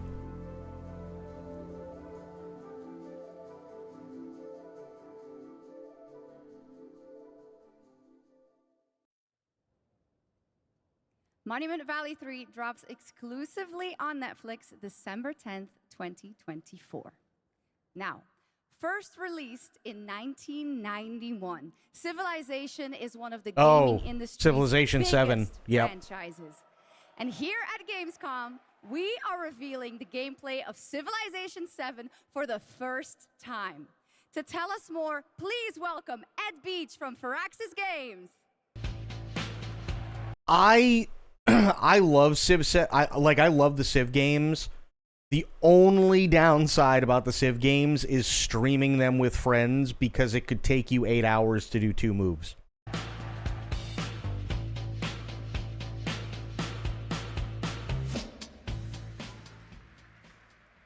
Thank you, Shocks. Thank you, Gamescom. It's hard to believe that it's been almost 8 years since Firaxis released our last Civilization game. Jesus, So 8 we're years? incredibly Holy honored shit. to be here tonight at Gamescom talking about Civilization 7. Civ 7. Civ 7 is by far the biggest, most ambitious game Firaxis has ever made. Everything from its new gameplay features to its gorgeous new art style is designed to immerse you in your own journey through history. Please join us after opening night live on the Firaxis Game Twitch channel for our official gameplay showcase, where we'll deep dive into what's new in Civ 7 and finally reveal our new in-game narrator. Okay, hang on. This is the other thing that always gets me with Civilization before we start going, right? Since like Civ 4, they've been doing this, and it drives me nuts. Look at all these epic things that you can build, and oh my god, you have to like kill tigers, and holy shit, your armies can get machine guns, and you can get laser pistols, and great. And you're all excited, and you start up the game, and it's a couple of dudes with a stick. Not sticks, one stick. They have to share it. And it looks exactly the same as it did 3 versions ago. On behalf of the team at Firaxis Games who has worked so hard on this game, I'm so excited. Pixel Pixie, what's going on? Its first look at Sid Meier's Civilization 7. Please. And for some reason, Gandhi is always too OP. So true. Gandhi's insanely OP. A game that was created during a time when we were just discovering what games could be. And we said, let's put the entire history of the world into a game and make it fun.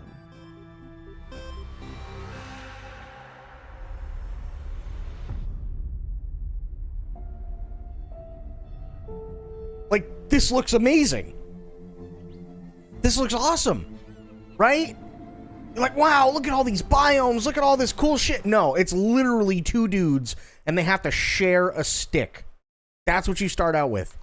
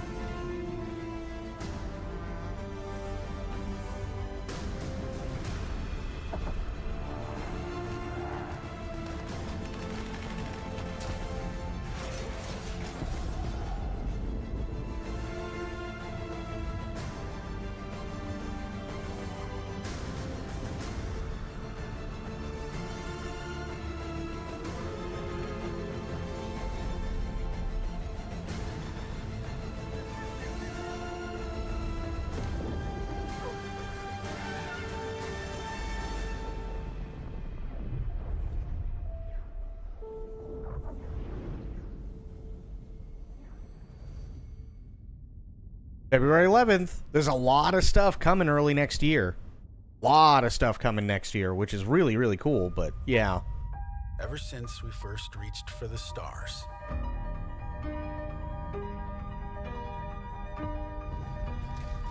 we've been asking ourselves, Oh. what else is out there? Starfield.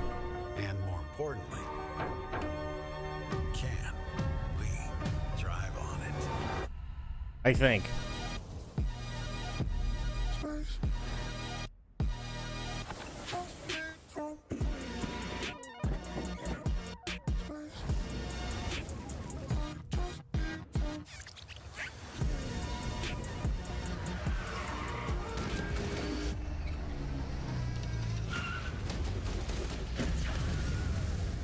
So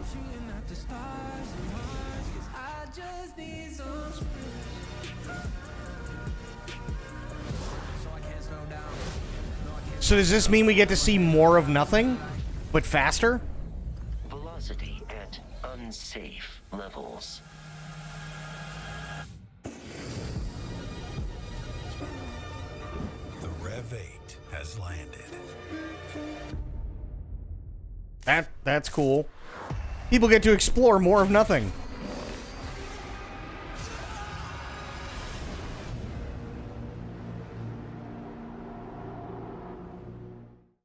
Yay. There's 2 bits of Starfield news for you and a confirmation of the expansion Shattered Space that is coming out on September 30th. Now it's time for an exclusive update on Marvel Rivals, the upcoming hero shooter from NetEase Games and Marvel Games. Tonight at ONL, we're revealing 2 new heroes who are joining the game with a first look at their gameplay. Oh, okay.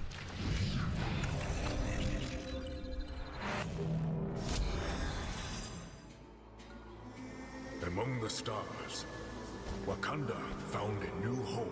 I wonder who that might be. And a new hope. The source of vibranium. The foundation of an empire.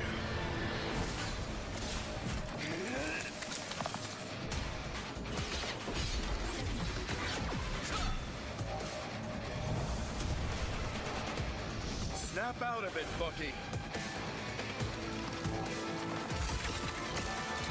No.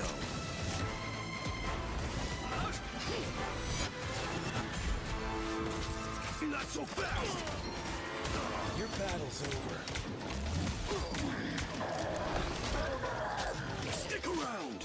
Armed and dangerous!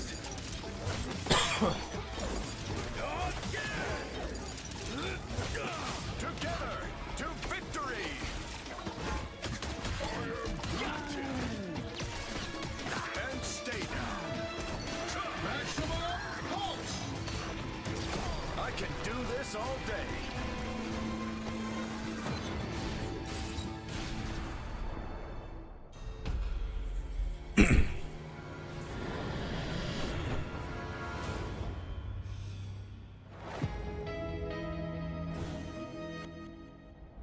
Right. Who do they have so far? Let me see. They got somebody I don't know, somebody I don't know, somebody I don't know, Storm, someone else I don't know. I think this is supposed to be the raccoon dude from Guardians. I'm not sure. Somebody else I don't know, somebody else I don't know, Groot, Hulk, Bucky, Captain America, some shark thing, Thor, Venom, Spider-Man, fucking, I can't remember his name, Doctor Strange, Black Panther, somebody else I don't know, somebody else I don't know, I know I've seen her before, but I couldn't remember her name, somebody else I don't know, the Punisher, somebody else, I think this is supposed to be Loki, and then Iron Man. Nice. Oh, that's supposed to be Magneto? Jesus. That does not look like Magneto.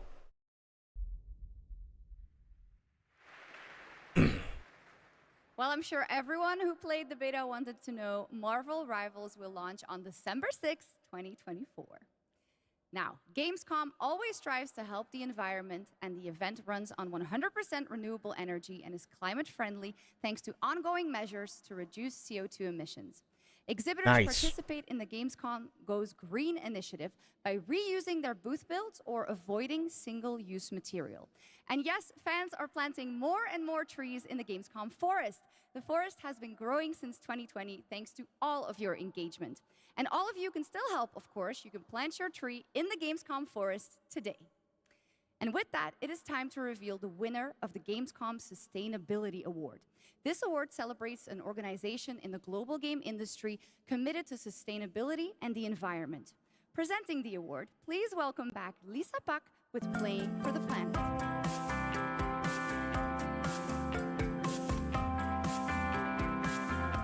Hi, Shocks, and hello, Gamescom. Thank you for having me again. Well, it is our absolute pleasure, Lisa. And in case some people don't know and need a quick refresher, Lisa represents Playing for the Planet, an alliance of gaming organizations committed to taking climate action under the official umbrella of the United Nations. So how are things, Lisa? Things are going great, thank you. With 3.3 billion people around the world playing video games, we encourage everyone to make a difference wherever possible. Absolutely, and 3.3 billion players is so much. So do you have any tips for our players on supporting this great initiative? Yes, definitely. It's as easy as remembering to set up energy-saving modes to avoid unnecessary energy consumption, or switching to renewable energy electricity services at home to reduce your carbon footprint. Everything will make a difference. Absolutely, every bit helps. Those are great tips, and I already utilize some of those myself, and I hope a lot more people will. But now, let's celebrate some of the amazing work already done by gaming companies. Yes, that would be happy to do that. Anyone can set ambitious decarbonization targets, but delivering on that goal and turning it into emission reductions demands a clear... Don't buy into the carbon footprint thing. As well as collaboration. And this year's winner has proven that it's possible to deliver ambition with execution across the board.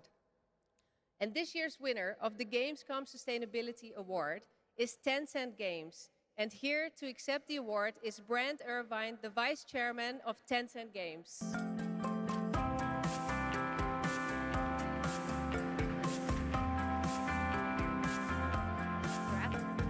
Thank you. First of all, let me say on behalf of Tencent Games how honored we are to receive this award. Tencent Games encompasses a lot of things, everything from in-house studios like Timmy, global studios like Shark Mob, to our global publishing arm, Level Infinite. What they all share is a commitment to operating our business in a sustainable way.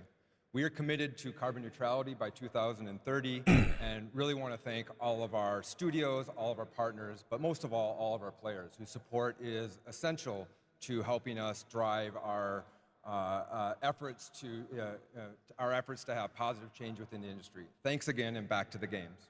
Congratulations, Tencent and Brent Irvin.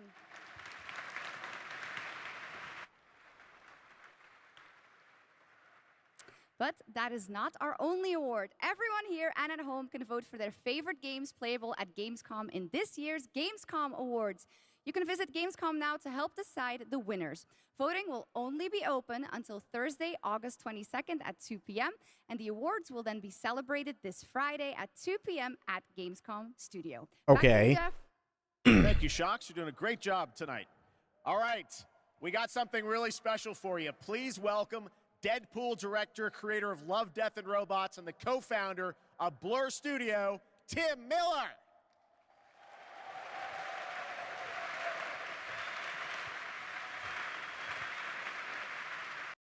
Okay.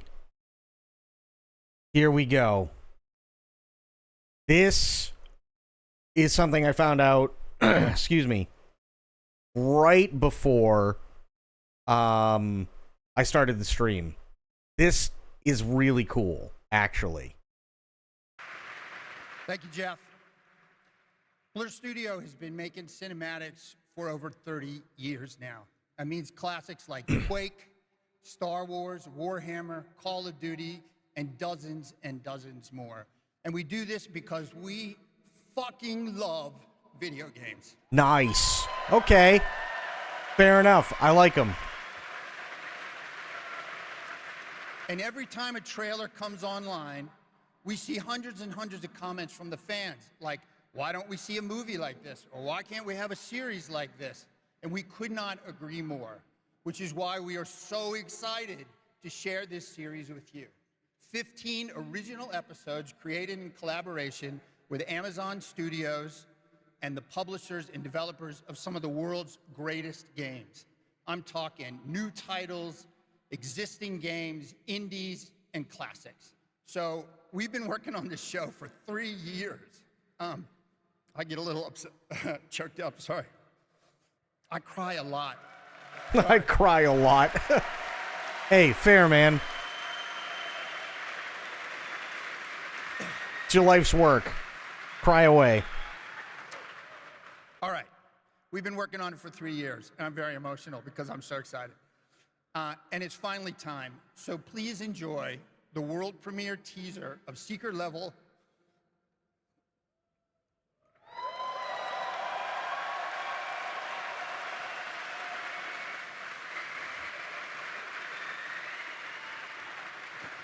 It is our love letter to games. And you can watch the series on Amazon Prime Video on December 10th. Not too far now. So enjoy. Thank you. Wow. Oh shit, Warhammer. Nice. 40K. Battle Brothers. It's time. Sifu. Okay. Waited for your arrival.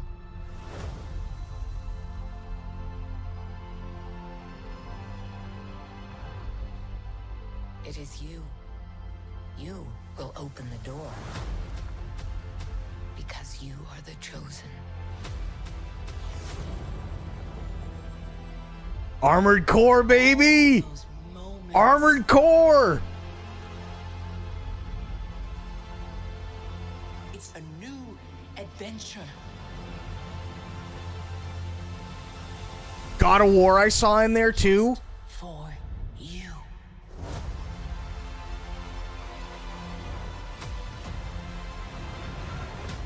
40K.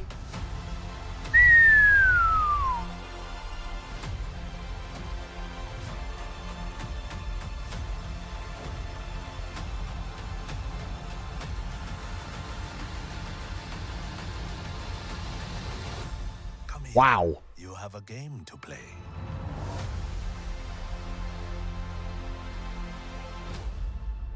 That looks good. That looks good. Wow. Young hero, the gods have taken an interest in your odyssey. Try not to disappoint us.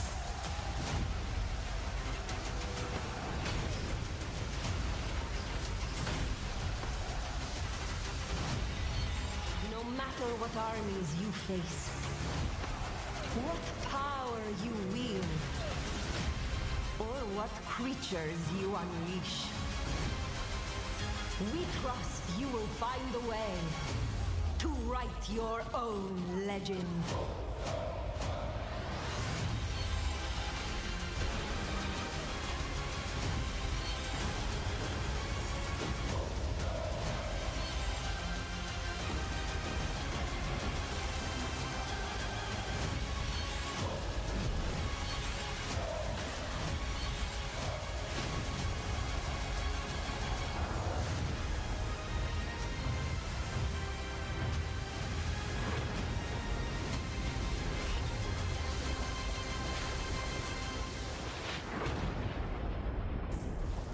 Okay, that doesn't look bad.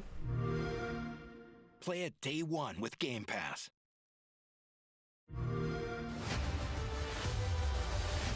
The Towerborn, is huh? The only sanctuary we have left. Together, we can give our people the hope we need to survive.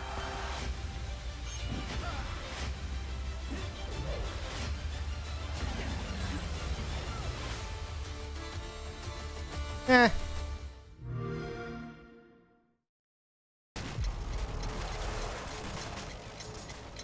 Delta Force, that's right. Okay.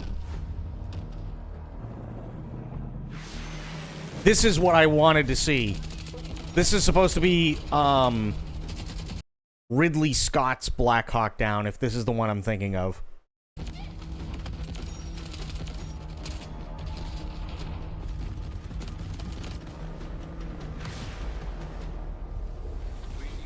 Oh, no, it's not. Okay.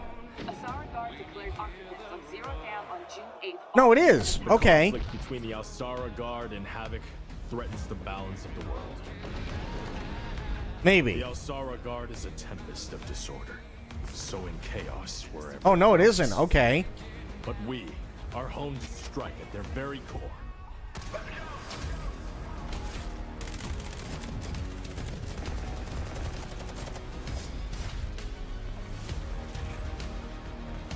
Havoc has cutting-edge technology, but is built on exploitation and suffering.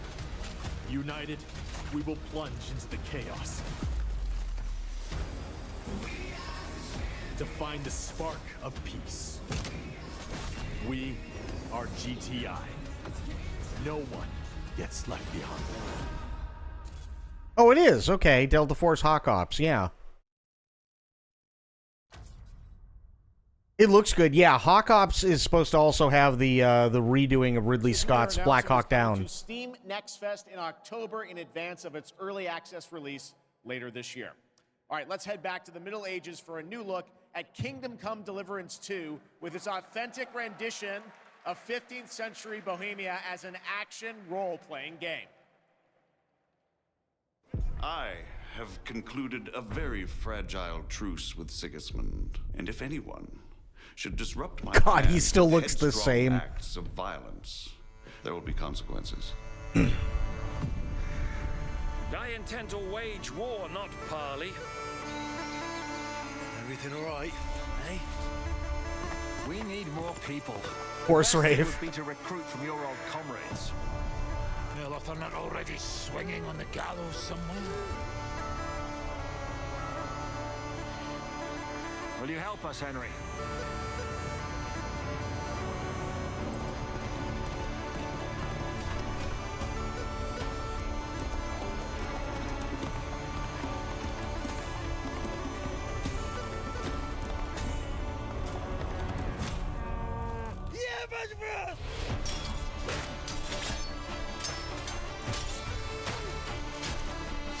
The combat in the first one, in Kingdom Come Deliverance 1, I have the game, I never finished it. The combat is so tough.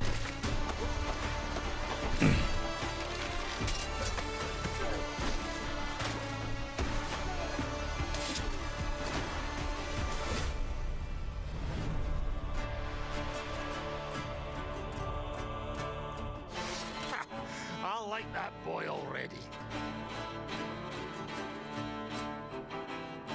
Requires both player kill and character skill. Oh, both player skill and character skill, yeah.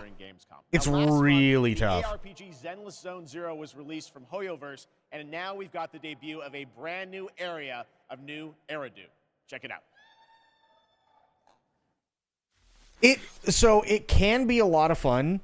It absolutely can be a lot of fun. The only thing that's a bummer, and I don't know why either, maybe because the game is just very, very, very slowly paced. I don't really know, but it's not a good game to stream. I tried it. It's a fun game, don't get me wrong. I like the story stuff. I like the story and the world building and everything like that. And you're right. The combat can definitely be fun, but it's really tough to stream. It really, really is.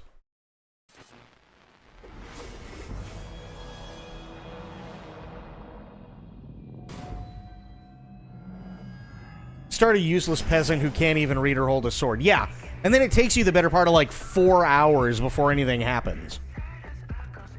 And that's even worse.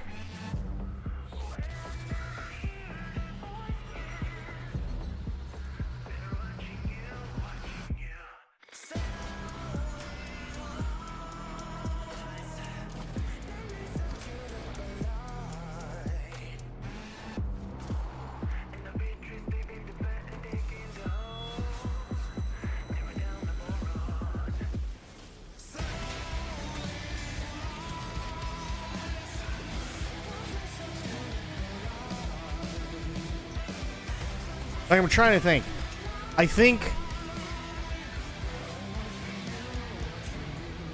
the only thing that happened when I did my first stream of Kingdom Come Deliverance in 4 or 5 hours was I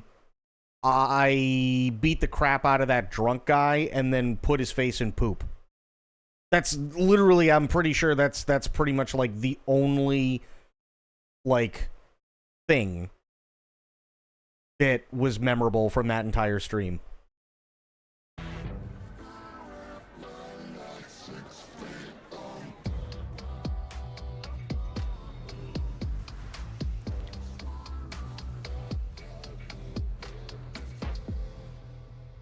It does. It goes very wild, yeah, but it's a rough one to stream, sadly.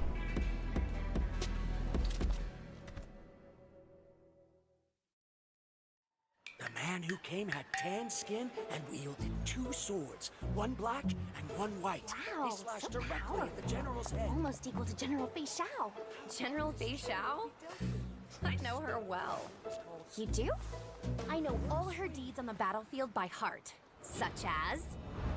when General Fei Xiao fought her way in and out of enemy ranks 7 times. With a single strike, she knocked down 100 enemies. 1,000! No, 10,000. She could raise You're entire exaggerating. cities, My leaving mom told me nothing about but this. rubble. This is what my This online general friends we found at dealt the with. scene. The sword in her hand was Look! In the form of a beast, rushing forward like lightning, General Fei Xiao shouted among the ruins! Are you my master? That's complete nonsense. Nonsense? I have even more impressive stories. Little girl, do you know how to get to the seat of divine foresight?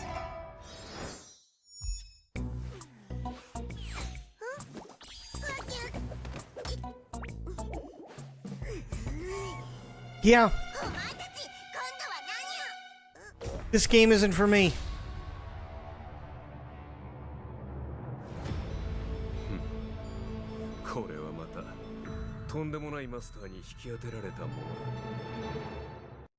Yeah, it's not for me.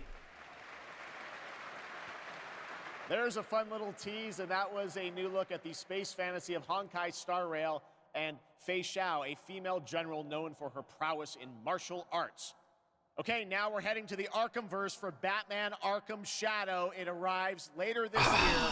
It is a God damn it. completely new Arkham story exclusive to MetaQuest 3. Yeah, that's the issue right there. It's a brand new Arkhamverse story for Batman, but it's VR only. Played a demo of this, and I have to say the team, Camouflage, has done an incredible job bringing the world and combat into VR. It looks great, but it's Here's VR. your first look at the actual gameplay, a gameplay trailer for Batman Arkham Shadow. That's the only issue with it. Like, if this was not VR only, I'd play the fuck out of this. From what I saw of the previous trailer, but yeah, VR only really, really sucks.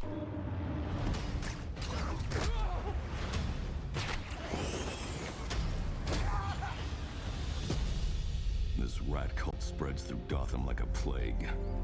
I have to stop it, even if it consumes me. The corrupt system has failed you. Are you not angry? Fight back! It's the freaking bat! We aren't afraid of you!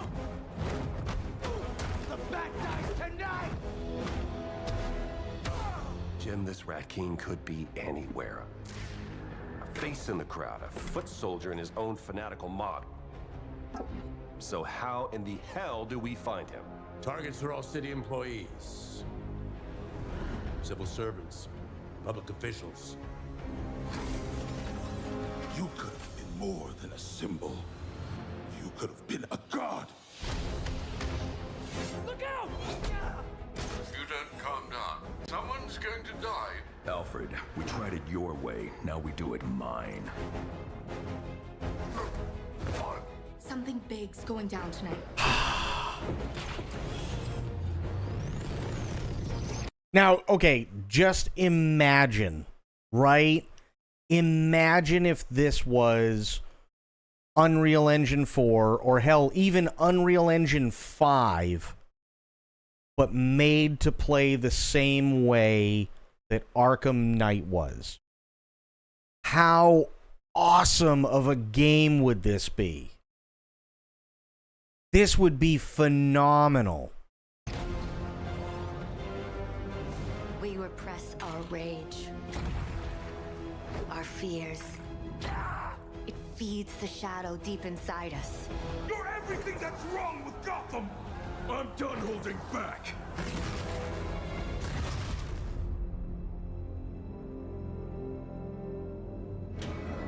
I can bring the Rat King to you. I'd play the shit out of this if it wasn't for VR.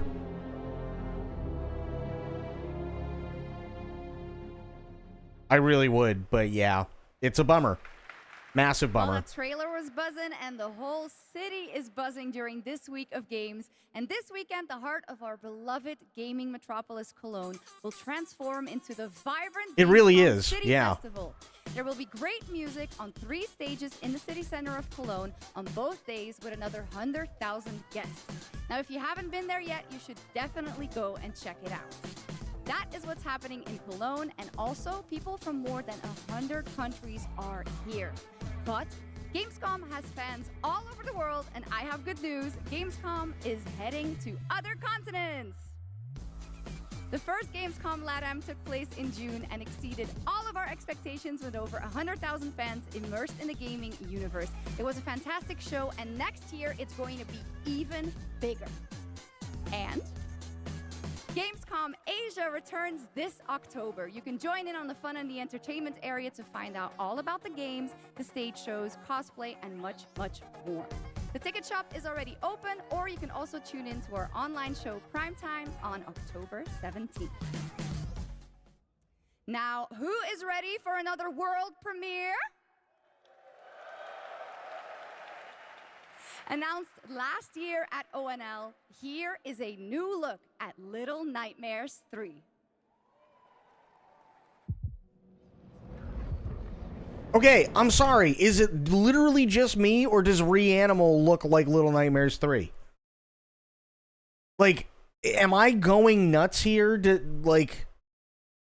Please tell me I'm not going insane. Little Nightmare, like, we've literally seen 2.5 seconds, if that.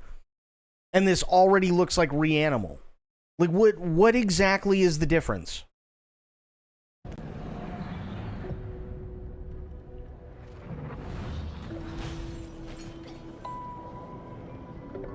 How am I going insane? It looks the same.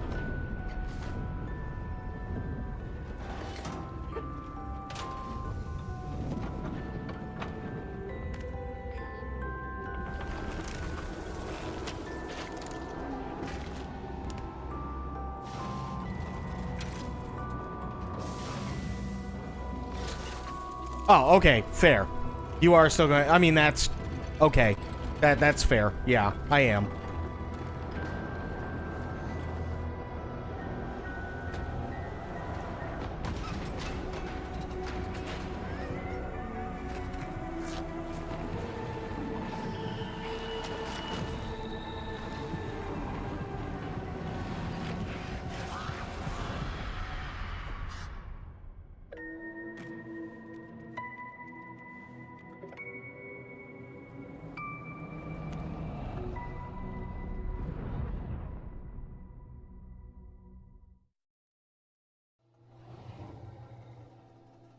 The creators of Far Changing Tides, which I never played. I've never even heard of it. Publishers of Firewatch. Okay, that was good. Firewatch was really good. I liked that. What's this? That's a big fuzzy thing with horns.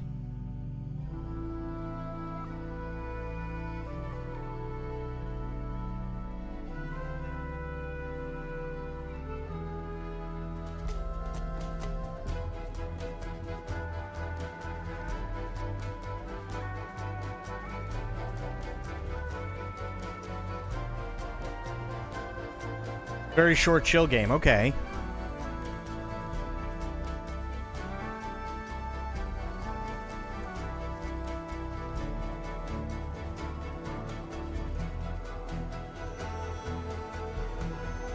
Big fuzzy thing herder.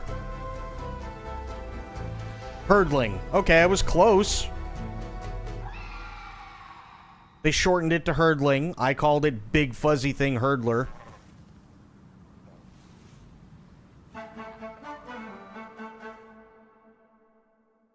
I was close. You guys like that one? That's a beautiful game, Herdling from Panic and Okamotive, and I'm so glad we could share that with you tonight. All right, Gamescom, we have a special guest joining us next. I grew up playing his games, and many of you did too. Titles like Populous, Dungeon Keeper, Magic Carpet, Theme Park, Black and White, and Fable. And tonight he's here Damn. to reveal his brand new game, which he's secretly been working on for the past 3 years. Not Hideo Please join me, Kojima. Gamescom, in welcoming to ONL, Peter Molyneux.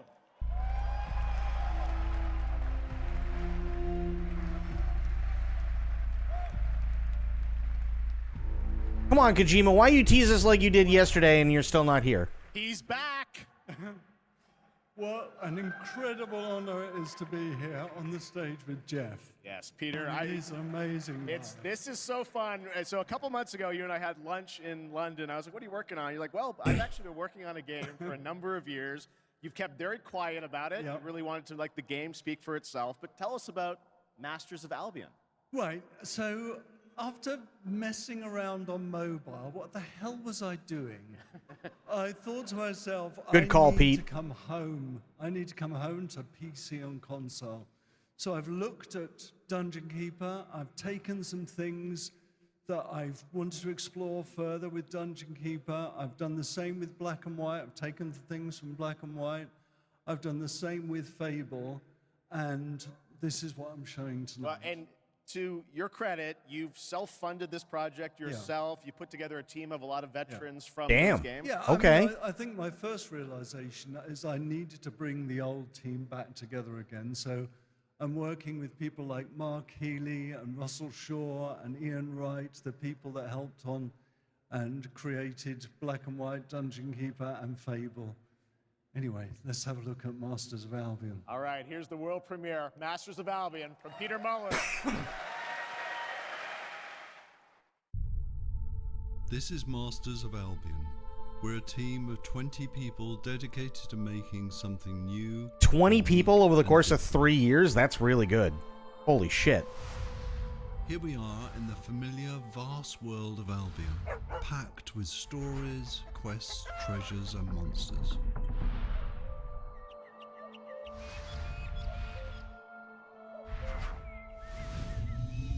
This is Oak Ridge. By day, you're tasked with building the town up, gaining resources, and earning money. By night, your town will be attacked by many of Albion's creatures. You can design anything: the food that people eat, the clothes they wear, the weapons they use, the armor they fight with. There is a strategy behind every creation. I can even feed them rats. Ew. My town's working hard to make that food. I can help out, or not. It's actually kind of I cool. can also design, customize, and create all buildings.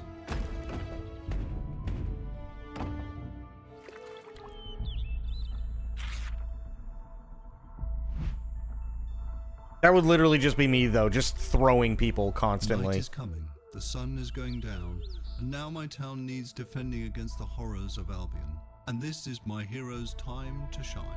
You don't have to play in God mode. At any point, you can possess a character and play in third person. Oh, that's cool. My hero is now under my complete control, and now it's time to fight.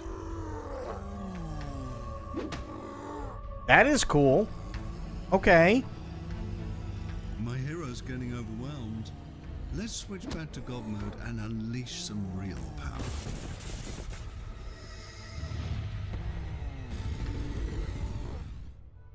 Okay, we survived the night. Now, let's design a better weapon for my hero. You can be as silly as you want, but bread swords just won't cut it. Jesus. This is just a glimpse of Masters of Albion, an open-world God game full of combat, choices, mystery, and story. Okay. It's available to wishlist on Steam now. Interesting.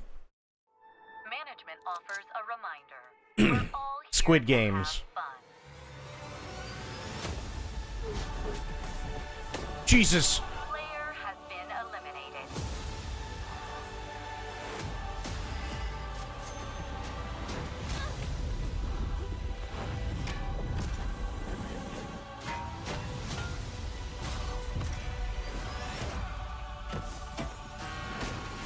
It's not whether you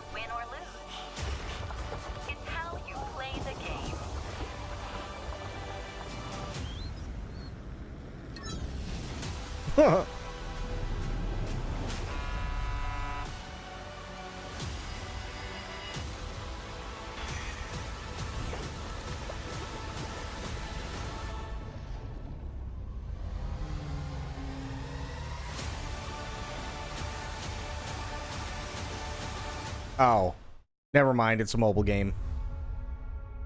I was gonna say it actually looks kind of cool, and then it was a mobile game. Here before. In the fold.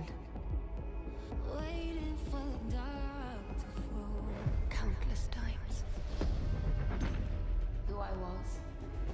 Who I might become. All possible futures existing in motion. I want to say I've seen a preview of this. It is time. No, I haven't. Okay, never to mind. awaken.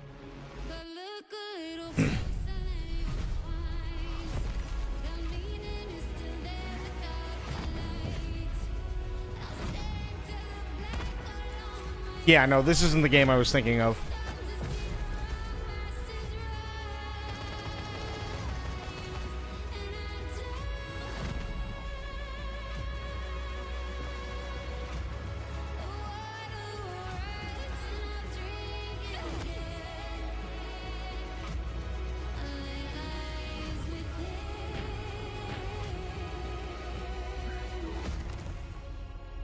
And it is my duty, my journey, to step into the unknown.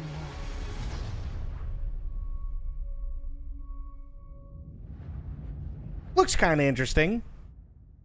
I'm not gonna crap on it. It looks interesting. Arena breakout. Okay.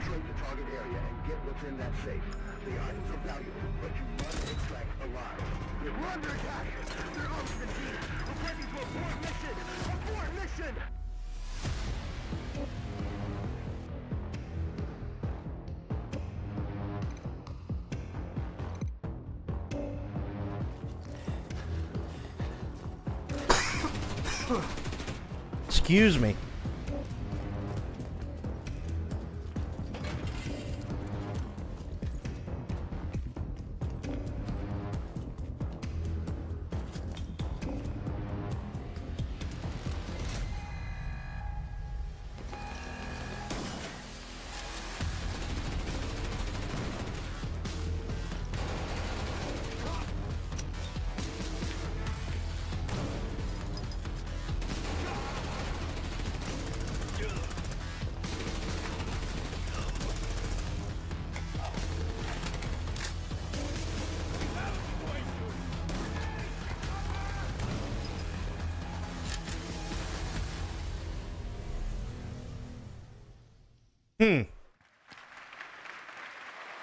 Arena Breakout Infinite is now available in early access with the full release coming at the end of the year.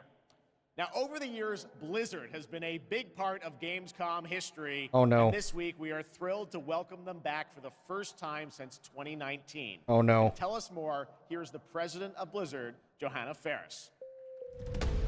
At least it's not Bobby.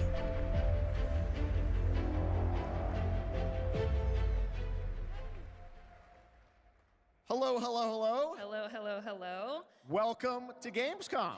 Thank you. Thank you so much for having us on behalf of Blizzard. This is such a massive moment, but it's such a special time to be sharing it here with everyone at Gamescom, and we're just really honored and grateful to be here.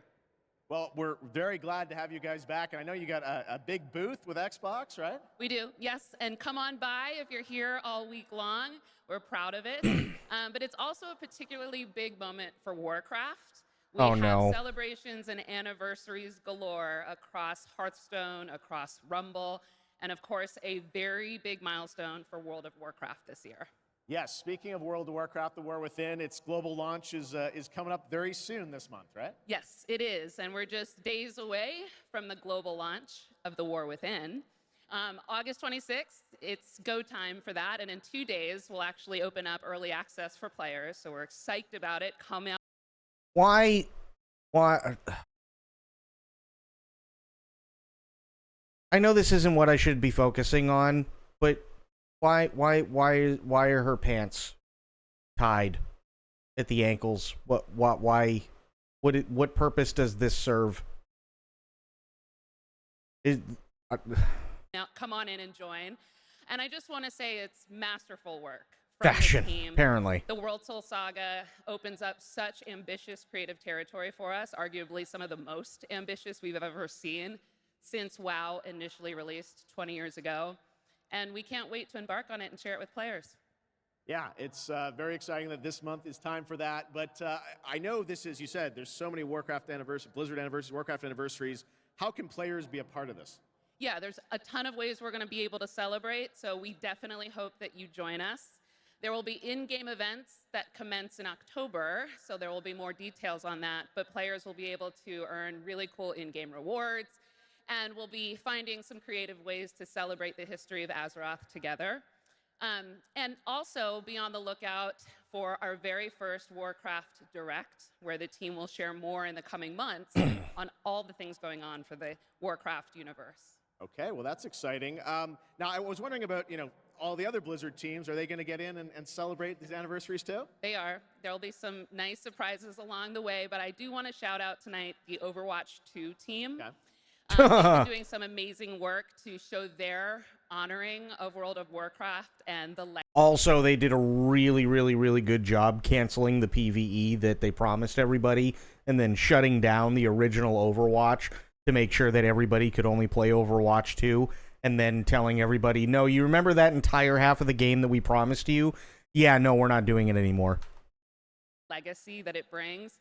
There'll be a new collab in September. We wanted to share tonight with all of you a sneak peek of the very first new skin. It's Widowmaker, and she's embracing her allegiance for the Horde as Sylvanas Windrunner. So be on the lookout for more details from the Overwatch team on that. Okay, thanks for bringing a little scoop along with you. That's fantastic. Now let's move to another franchise that has a big year, Diablo. Oh yes, all eyes It's on not a October oh 8th. god. Yes.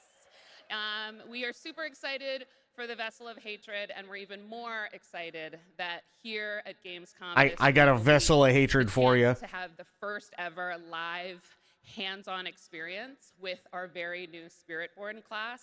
It's beautiful, it's awesome to play, and it's definitely a key part of what makes the Vessel of Hatred so special for us. All right, well, I understand you might have brought a little something special with you as well. We have, here's a look at our mercenary companions. So take a look on behalf of the Vessel of Hatred.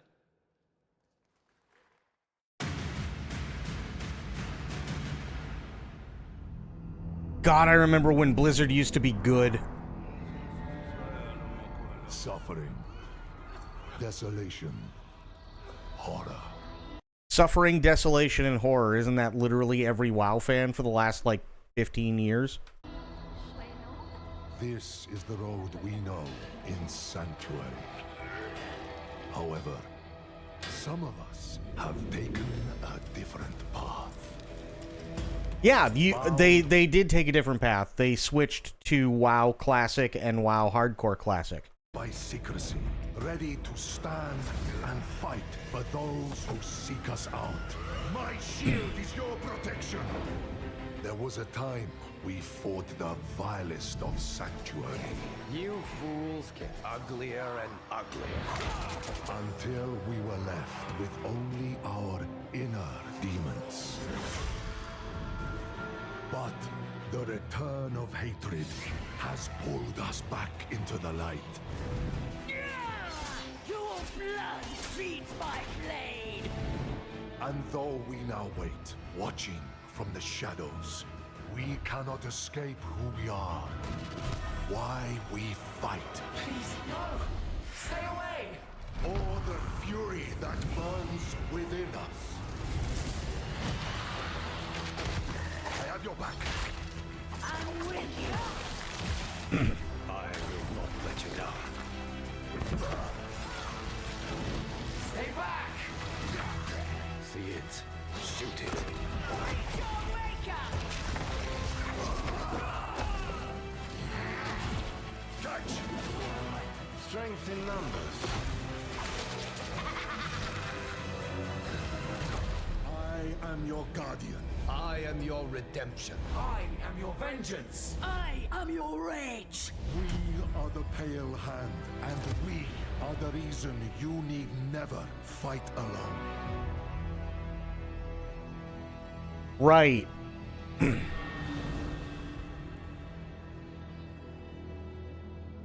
Instantly unlock new Demon Wings cosmetic. Ooh.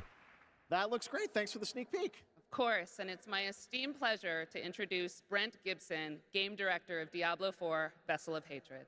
I would be more interested if she introduced the return of her parachute pants. If I'm being honest. Hello, Gamescom! The team and I are so proud that Diablo 4 is the type of game that has something for all gamers. And in Vessel of Hatred, it's no exception. We are hard at work at adding new ways to play and new ways to grow in power. Like mercenaries. Okay, here's, I mean, just maybe a thought. How about you bring back the way that Diablo used to play? Just brainstorming. Ordinary people with extraordinary skills that you can hire to fight alongside you in your battle against Hell. We're also adding the Kurast Undercity, an all-new multi-layered dungeon that gives you the control on the types of challenges you're going to see, as well as the rewards you may get. And we also have the Dark Citadel, our brand new co-op PvE dungeon that challenges everything you know about combat in Diablo through a gauntlet of multiplayer puzzles and mechanics. Diablo 4 already challenges everything we know about combat in Diablo. That's kind of the problem. We're talking about all of it right here at Gamescom. And so stay tuned if you want to see all the things that you're going to see in Vessel of Hatred, launching October 8th. And I hope to see every single one of you on the floor all the way through the show. So thank you very much. See you on the floor. Thanks, Brent. All right, now we're heading to the hardcore action role-playing world of the first Berserker Kazan, set for 2025 release. Intense combat meets breathtaking 3D cell animation. I actually did want to see what this was about. I've only seen like one screenshot. This, I'm kind of interested. I wanted to see what this was about. From Nexon, coming to PC and console, let's witness the chaos that awaits. Okay. The two wolves who defeated the beast. I'm going to call it now. It's going to be an isometric. Just by the way that this cinematic looks, it already looks like it's going to be an isometric. Will tear into the neck of the aged lion. I hope I'm wrong.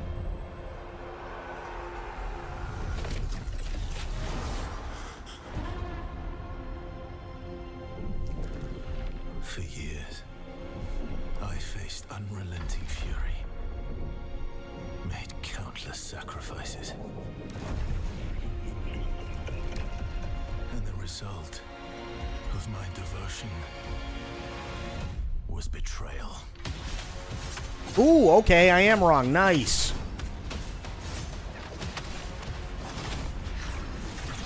Nice. Okay. This looks fun. I like it. At this rate, you will die. Emperor, you will pay for this. Join me, Blade Phantom, and I will help you.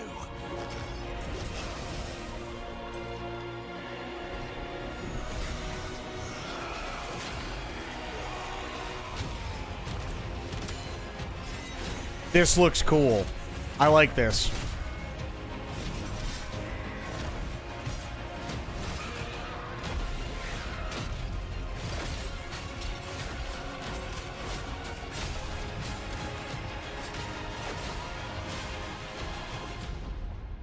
Our alliance has been formed. Actually, I'm Okay, yeah, I do like what I see so far. The combat looks like a lot of fun. The constraints of the past are history. Here, you rule the way you've always wanted. Your choices will remake the world. And every turn becomes an opportunity to triumph.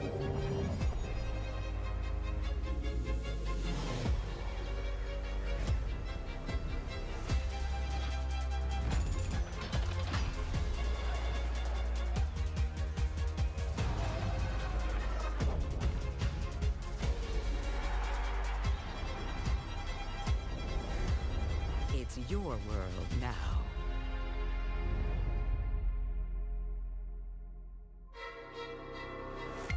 Looks interesting. Play it day one with PC Game Pass. Dark and Darker Mobile. Oh, great. Shut up! You can't even run properly!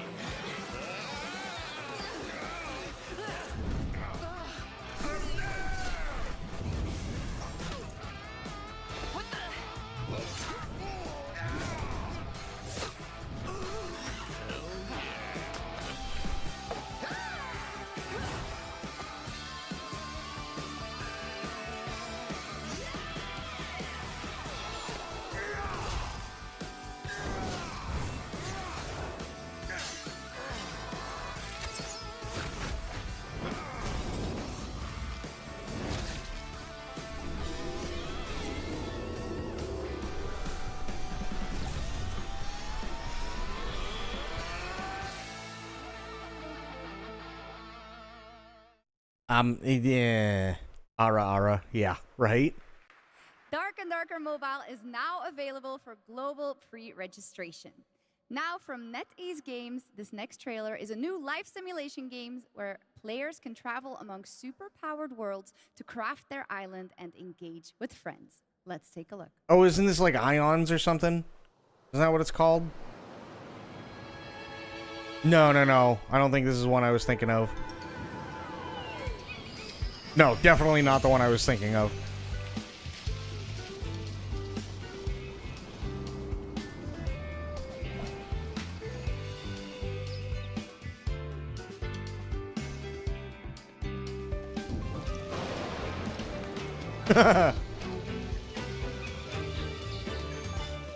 Nice. She got struck by lightning.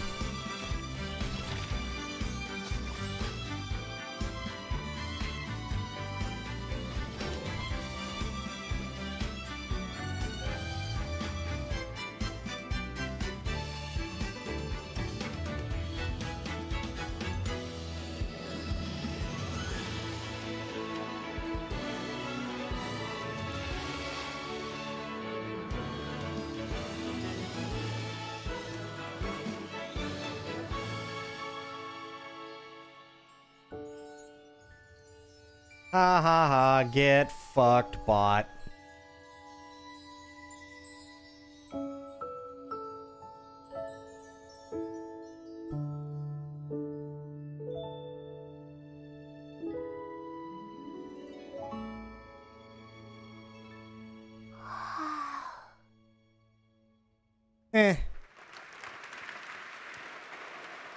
All right, we got another game to show you, which will take you on an epic global adventure.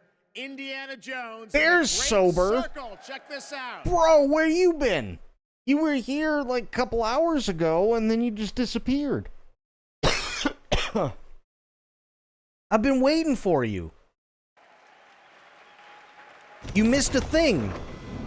What if I told you there was a connection between ancient cultures around the world? A great circle. Does it exist? Is it the key to some lost power? That's up to you to uncover. I'm Troy Baker, and I'll show you after this is done. It's humbling playing a character that so many people, myself included, look up to. As a kid, seeing Indiana Jones in the theater for the first time was a defining moment for me. And I never would have guessed that all these years later, I would be the one wearing the hat. But here I am. It's been a dream come true. A dream that I cannot wait for you to live for yourselves. The beauty of a first-person game like this is that we all get to feel... I'm gonna be honest. The more I see about this game, the more interested I am. I'm a massive Indiana Jones fan, minus Temple of Doom, because let's be honest, Temple of Doom was... It had problems, and it was pretty casually racist. But, I mean, I grew up with Indiana Jones. We all did, right? You know what the Great Circle is? Yeah, the Great Circle is a theory that basically, like, if I remember correctly, it's something like every, like, great thing, or like basically there's like an axis that goes around the entire world that creates like a great circle, right? And basically like every great or wondrous thing is on this axis. It's a fact. It's there. Interesting. Okay. What it's like to become Indy. Yeah, it's literally first-person Indiana Jones. The weight of every punch and the thrill of this is really cool. Indy is such a unique character. Professor, an archaeologist, a brawler, an explorer, the quintessential all-around adventure. And this game has everything you'd expect from an Indiana Jones adventure. Nazi punching? Artifacts, cunning villains, ancient discoveries, hard-hitting action. It's a world of constant danger where you've got to think on your feet. Listen, if you're playing Indiana Jones and you're not punching Nazis, there's a problem with the game. Just saying. Stay alive. The Great Circle spans the entire globe, from snake-filled jungle temples to scorpion-riddled desert tombs. Stunning open areas to explore freely, full of secrets for you to discover. And you'll get more than just the classic whip and revolver. Indy's journal and his camera will immerse you in the mystery, providing extra info on all of your finds so you can appreciate all of the little historical details he obsesses over. And those details are your key to solving the ancient puzzles that hold the secrets you're after. This does look good. Ancient secrets don't come easy. It's best to have an exit strategy. This is an incredible new way to experience Indiana Jones, and I can't wait for you to play it. Hold on to your hat. This does look really good. When is it? Doesn't that look great? A world of mystery to explore. But you're probably wondering when the game comes out, right? Yeah. Well,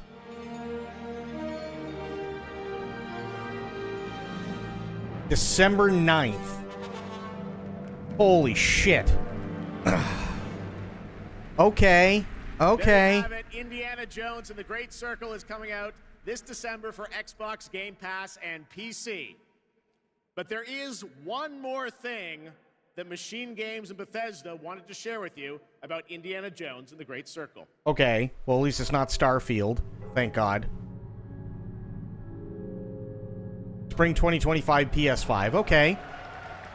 The game's coming to PlayStation 5 in spring of 2025. All right, before we wrap up O&L, we do have one final game announcement for you. Check this out. Oh? What do we got? This thing of ours. Great, now I gotta pee. God damn it. It's a brotherhood. Treachery. And deceit do not exist among us. Do you wish to commit yourself, your life, to this family? What is this?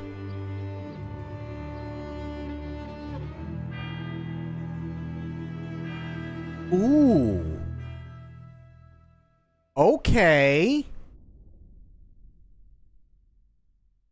Okay. I'm Nick Baines, president of Hangar 13. What you just saw is the first early look at Mafia: The Old Country, a thrilling story set in 1900 Sicily during the origins of the Mafia. We're going back to the roots of what fans love about the Mafia franchise, crafting a deep, linear narrative with that classic mob movie feeling. Mafia's success is built on our players' passion for the franchise, and we're so proud to return to Mafia with The Old Country. We can't wait to show you all more. Thanks for watching. All right. Okay. Okay. That was a fun surprise, right? All right, well, that is a wrap on Opening Night Live from here in Cologne, Germany. Quick explanation. I'll watch that here in a second. December 12th, when the Game Awards streams live everywhere for our 10th anniversary show. It is going to be a very special night as we give you a sense of where games are going in the next decade. We don't want to say much now, but trust me, it's going to be a very special show. All right, well, thanks again to my co-host, Shocks. Didn't she do a great job? Thank you so much, Jeff. It was really great to be here. I hope everyone had an amazing time. And can I say something in German too? Let's do it. Don't want to show you up, but vielen Dank, ihr Lieben. Ich hoffe, ihr hattet eine super, super Zeit und viel Spaß auf der Gamescom. Well done, German, as opposed to mine. I'm learning. All right. Thanks so much, Shocks. Thanks to everyone. Enjoy Gamescom. Have a great night.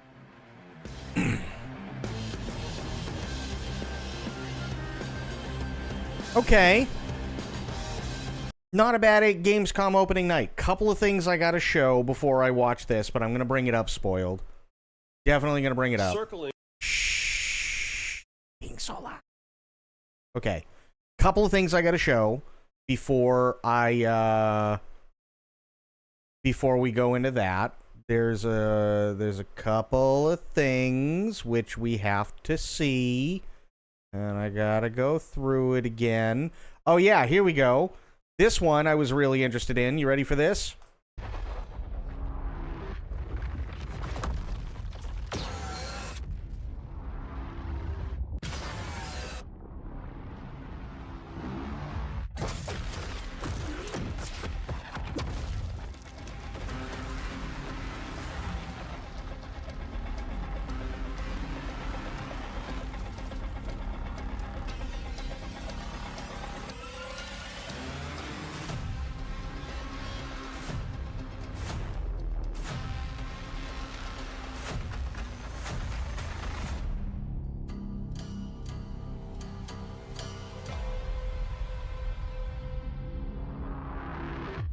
Borderlands 4, not like the shitty movie. Not like the shitty movie, which is cool. Lol. Hey, it's not going to be like the shitty movie. Oh yeah, we can skip past the Black Ops thing. These two were boring. Not interested, really. Yeah. Oh, this was the one thing that I took from Black Ops 6. It is our reformed Rabbi Bill Clinton. That's literally it. Let me see.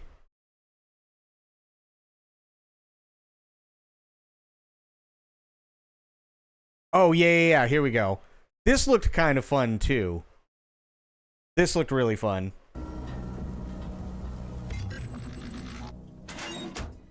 Cash Grab Penitentiary.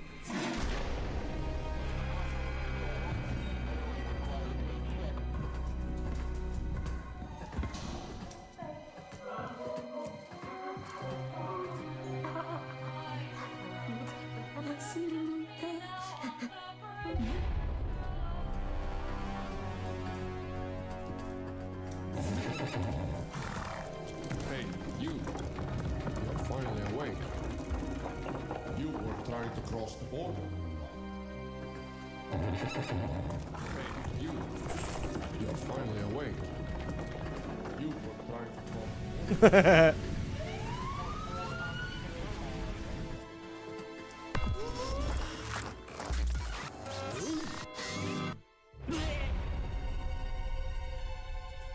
This looks funny. This looks really funny, actually.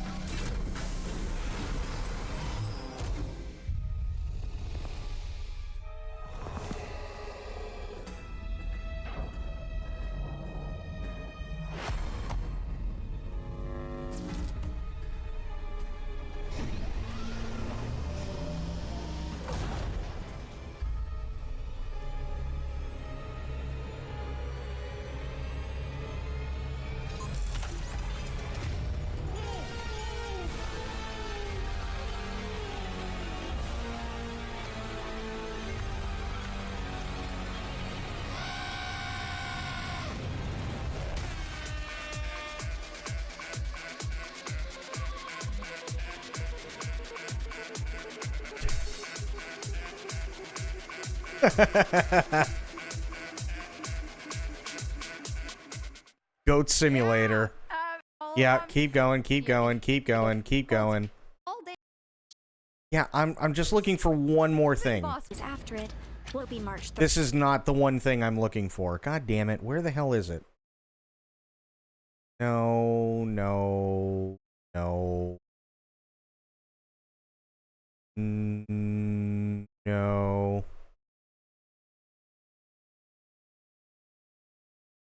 No. Still no. Also, no. No. Jesus Christ. Oh, wait. Here we go. Skip ahead a wee bit. Okay, Infinity Nikki is over. Good. Here we go, Sober.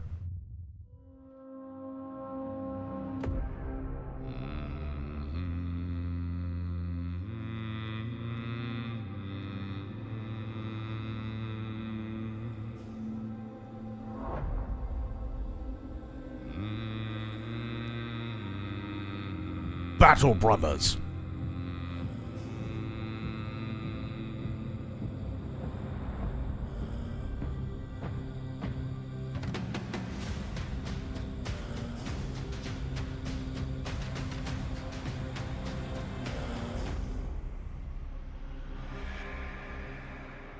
Now, one more thing that you need to see, because I put the thing in Discord, but I don't think anybody actually saw it, which is fine. I did give attribution to it last night, towards the end, but you need to see this. Can I shoot that? This is Space Marine 2 gameplay and impressions by Jack Frags. I'll link the video again. This is 43 minutes long, so we're not going to watch the entire thing. But there's three things in here that I really, really want to show you. One is the actual combat. He's playing a co-op thing because they wouldn't allow him to show the single-player stuff. But this is a co-op thing. Need some shield here. Wow. Yeah, red attacks. You gotta dodge them. Ooh. Many options here. Reminds me a bit of Doom Eternal. You know how if you do the takedown on the staggered enemies, you get some shield back. Boom. Boom. So that was perfect dodge and then perfect parry. Sometimes that will let you do. They have perfect dodge and perfect parry in this. How cool is that? Strike as well. You get them staggered. Ow. Chipping away at me. Get wrecked. Chainsword is working hard. I have played a different... Oh. How dare you? Let me just reload. Don't mind me. A couple of the other classes are more melee focused, so you can get Power Fist, Hammer. I'm very, very bad at parrying in games, so this will be fun. Hell yes. Oh, I don't like these ones. They like dive out of the ground and stealth. Little mini boss. So he just went under the ground there. Where is he? He's attacking my mate. Really tanky. There it is. Oh! Tore his head off. Ripped him apart. Proceed to the bridge tower. Like, I love all the blood and gunk and gore and all the, like, little, like, dents and everything and divots and like, all the shit on his armor. I love all of that. But here's something that's really, really cool.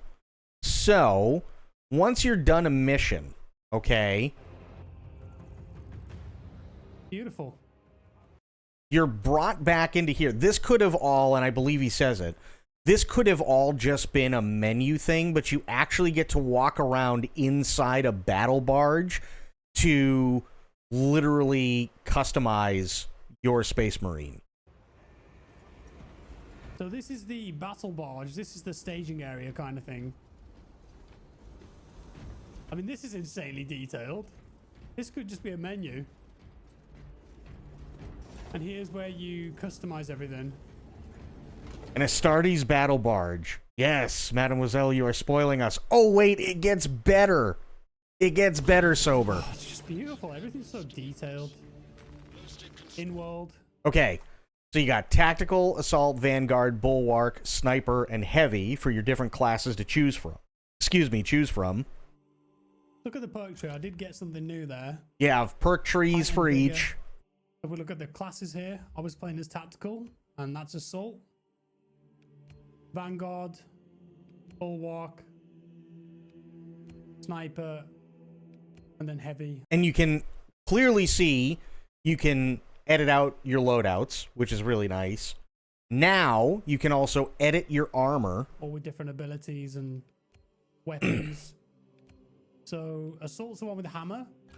If I just go Each weapon has its own skill tree stuff. go into the pistol, you can look at some of the different perks and progression here. And different versions of them. There's a couple of different trees you can go down here. And as for the melee weapon, Thunder Hammer, there's the... Oh, wait, just wait. It's coming, Sober. It's coming. These also have perk trees as well. You have to play and unlock those. All sorts of different options there. Edit armor. Also edit the armor. Okay. Here we go. The Relic Secundus armor set looks amazing, but here's what I find really interesting. Achieve victory in 35 missions in operations mode or matches in eternal war mode to unlock. So we got story mode, we've got co-op mode, we've got operations mode, which might be co-op mode, I'm not entirely sure, and then we also have something called eternal war mode. So at the very least, 3 modes. Okay. Different armor sets. This is Relic Primus.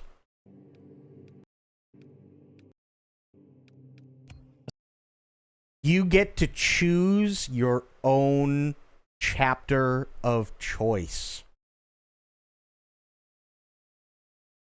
Oh, dear God. Astartes chapter. You got Ultramarines, Dark Angels, Blood Angels. You got the Iron Hands. You've got the Imperial Fists. You've got the Space Wolves. You've got the Salamanders. And then I think You've got Raven Guard. Space Wolves. Yeah. Now this custom chapter pattern. You can create your own chapter. How cool is that? So third mode is going to be Faction Wars. I think it's, yeah, it very well could be like a faction war kind of thing. So Space Marines versus Tyranids or Space Marines versus Chaos kind of thing. That's what I'm thinking it is, but it's more like a multiplayer type deal. At least that's what I'm gathering. They haven't said anything about it. But wait. This is where you make a custom chapter. And you can customize the armor sets for your custom chapters. So each one of these things in here, you can customize. You have to unlock a bunch of stuff through like single player and other modes and whatnot to unlock all the shit. But you can absolutely go through, and as you unlock all this stuff, you can customize your custom chapter. You can also make a custom armor set and edit it. And you can change everything, like the helmet. So I've unlocked that guy, for example. Not got any of these yet. But each part of your armor can be modified, customized. Put different... I love the pauldron coming up. I am the Death Guard pauldron. They have them, Sober. Look at this. Icons on it. And also change... Look at that. The Death Watch pauldron. Look at how good that is. That is so good. The color of it. There's so much here. Wicked. Just reminds me of how bad I was at painting the miniatures when I was a 11-year-old. I was not very good. Then you've got the heraldry here. So the heraldry is another thing that you have where you can unlock different stuff. But again, you've got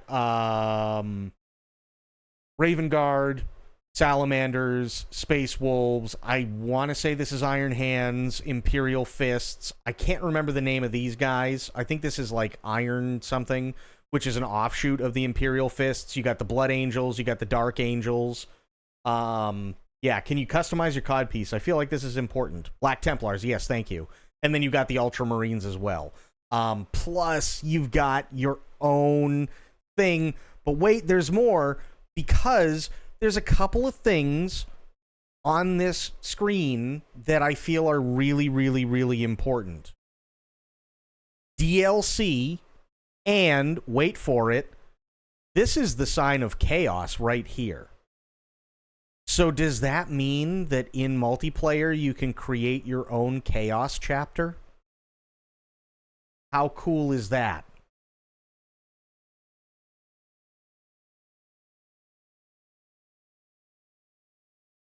That's so bad, right?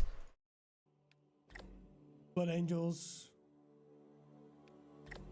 Black Templars, White Scars. The White Scars, yeah. Ultramarines. Whoa, hang on, go back. White Scars. The Heretic Astartes, yep. So you've got Heretic Astartes legions here. How cool is that?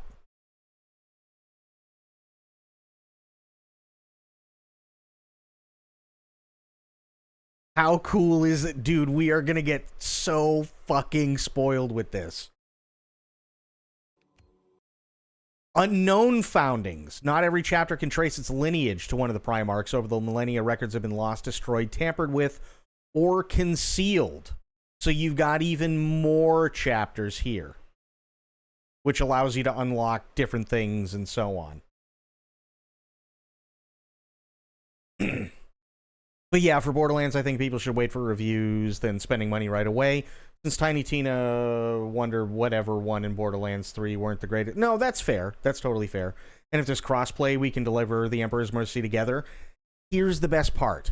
Here is the best part.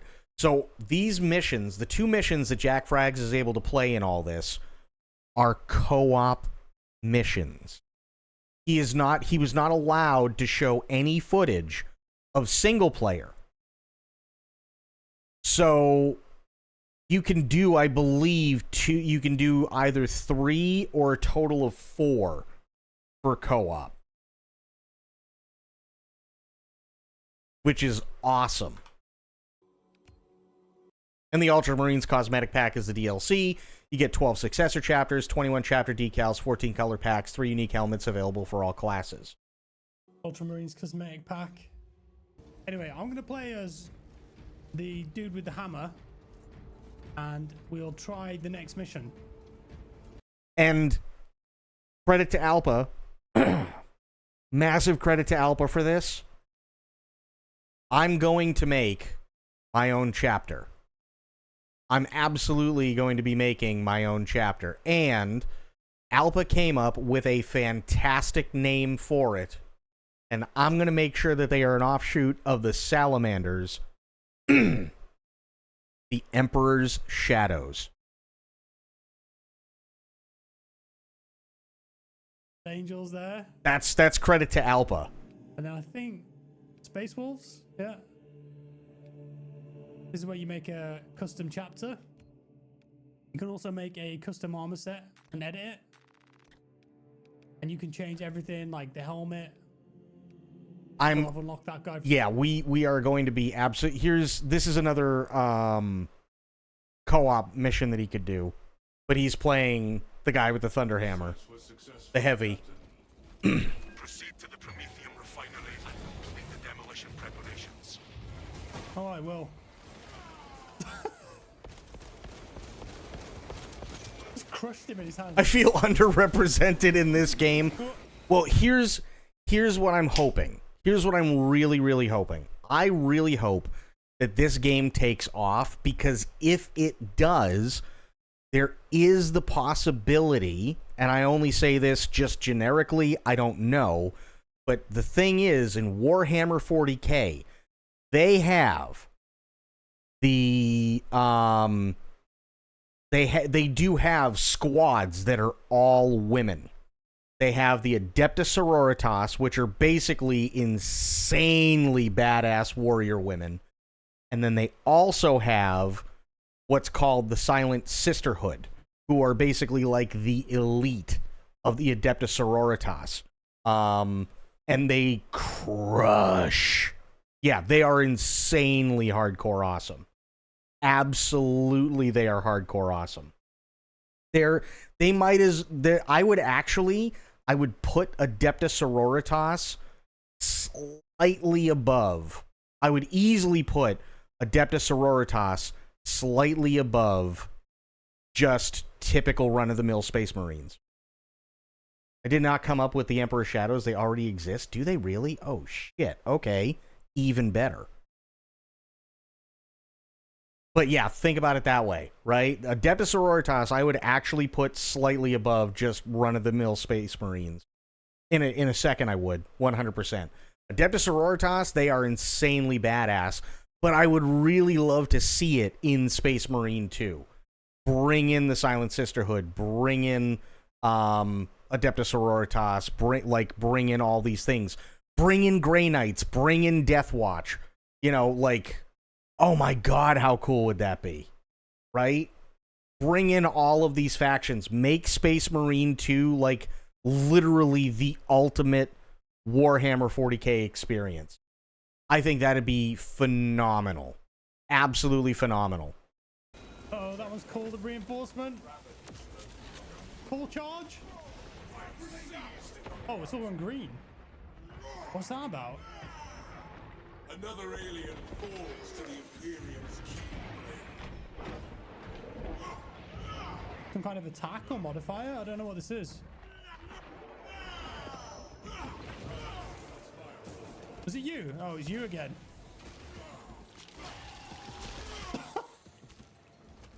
Fittingly, the Ravener dug its own grave. Not to mention, and here's the other really, I wish I could find it. There was this really cool series of videos that we watched, and I think they were fan-made. But there's a video of an Adepta Sororitas, and she's going ham on everything, and I believe she saves a Space Marine's life, and he literally, like, Space Marines don't bow to anybody, right? Save for their Primarchs, their captains, and the Emperor himself. They are literally, like, supposed to be the pinnacle of, like, human combat. And he turns around after she saves him, and even he sits there and goes, "Thank you, sister," and gives, like, a slight bow to her, and she just nods and just keeps fucking annihilating. It was awesome. It was really awesome. The Ravener, that's what it's called. Come on, lads. Just kick some amounts of dirt out of the way. I would love to see Adepta Sororitas and the Silent Sisterhood and, like, all of them in this. I think that'd be so cool. Yes.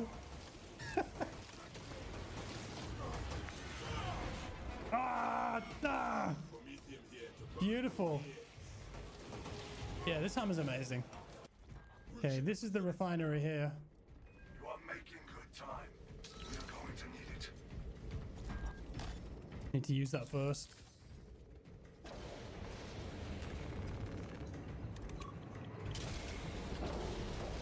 What's behind the door? Oh. This facility was not built with defense in mind. Start the bomb deployment. Right, these guys are going to get crushed. Ah, yeah, you can really go far with it. Die, Xenos. Smash. Like, and again, these are really the only two, like, maps that we've seen of this whatsoever. So who knows? We may actually see, like, a lot of shit. We may see Sororitas. I mean, the Imperial Guard's already in it, which is really cool. The Imperial Guard has a lot of women and stuff like that in it, too. And IG is really, really, really good. Space Marines are typically, at least in the 40K universe, Space Marines are typically there to, if shit starts to go bad, right? So, like, if for whatever reason the Imperial Guard can't do what they're supposed to do or what needs to be done, the Space Marines come in and they just fuck shit up. Or they go on insanely dangerous missions. The Silent Sisterhood and Adeptus Sororitas are usually called in when either the Space Marines can't be there or the Space Marines are having trouble. Like, it's actually really, really, really cool. Let me see if I can find it.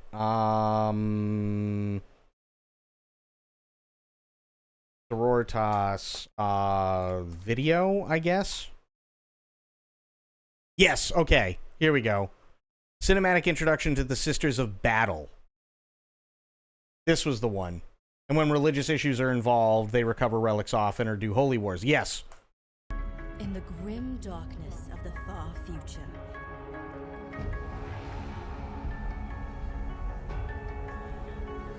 mankind stands alone.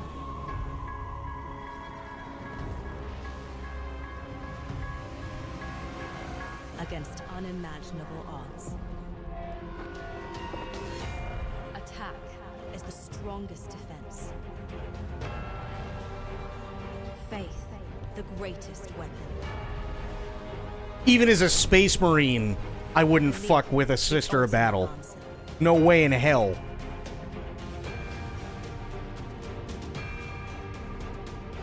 For humanity.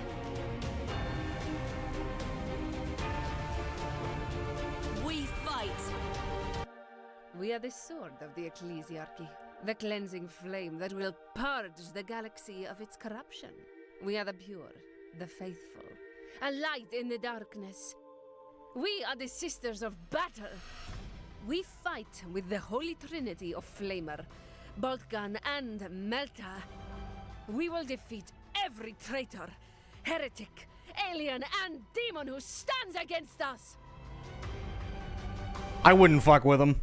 No way in hell. In the darkness between the stars. No way in hell would I fuck with them. The faithless find no deliverance.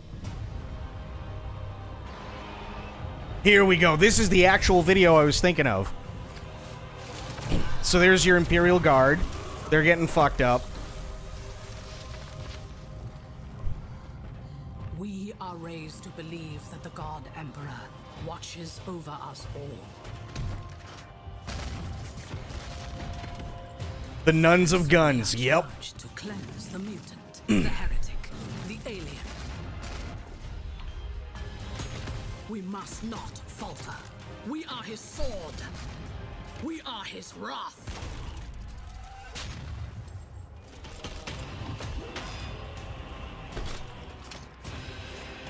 Even in the face of death, we shall not submit.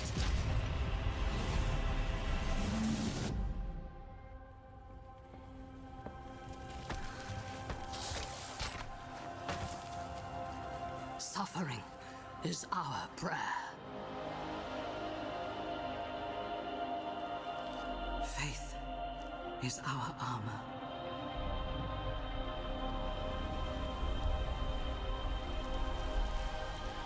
In battle, he offers us redemption.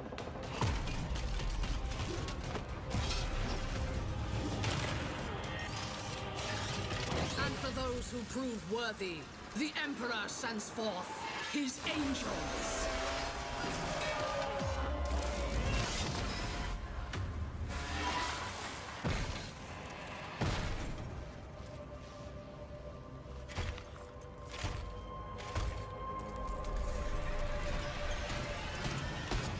Our Imperium is besieged.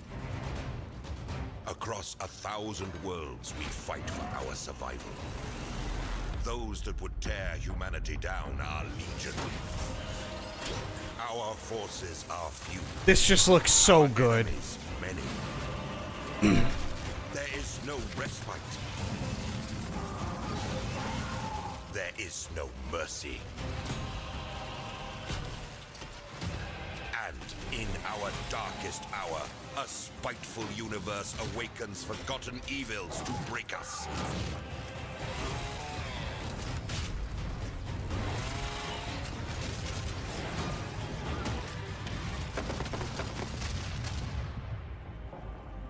There they are, Sisters of Battle. The galaxy burns, yet still we stand, the last bulwark against the terror.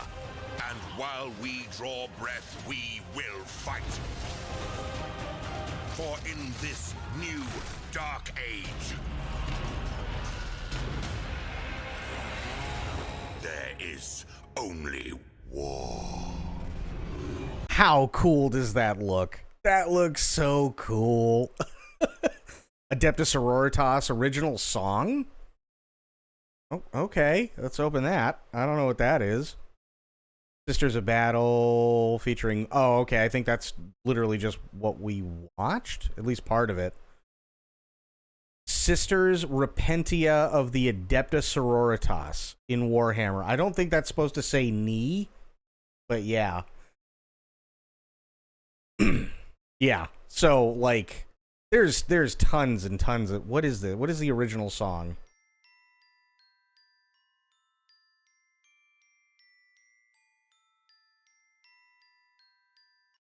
I was raised knowing I'd balance faith and might.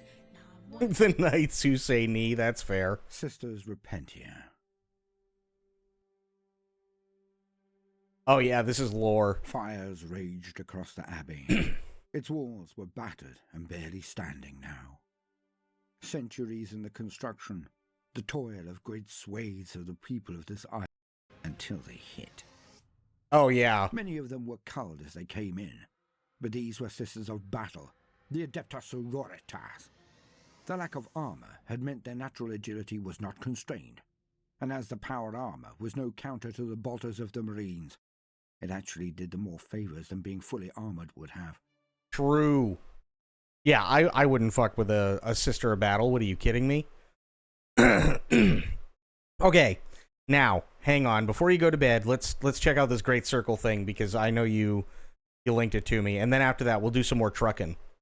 Around the planet at a 30-degree angle from the equator is what is called the Great Circle or Great Line of ancient sites that all share this interesting connection to one another wrapping around the planet. These You don't. I'm going to. Okay. Are significant structures. For Good night, Spoiled. Have a great night. example, the Great Pyramids in Egypt, the Great Angkor Wat temples of Cambodia, Easter Island or Rapa Nui in the middle of the Pacific Ocean, crossing South America through the Nazca Lines, the Great Walls of Ollantaytambo and Sacsayhuaman. The line covers a whole bunch of who knows what into the Atlantic Ocean over to Africa. The reshot structure is close, but it is not on the line. It continues across a whole lot of unexplored desert, and it gets to the Great Pyramids in Egypt, across the Middle East through India, till we get to the Great Temples of Angkor Wat in Cambodia. Connect any two of these sites and draw the circle and you'll find all of them. There are at least 21 ancient sites that we know of on this line. Many of these places are unexplored, for an example, through the Sahara Desert and most of the Amazon, not to mention the amount of ocean it covers. What I would call significant structures all share this remarkable connection to one another. Now some might say,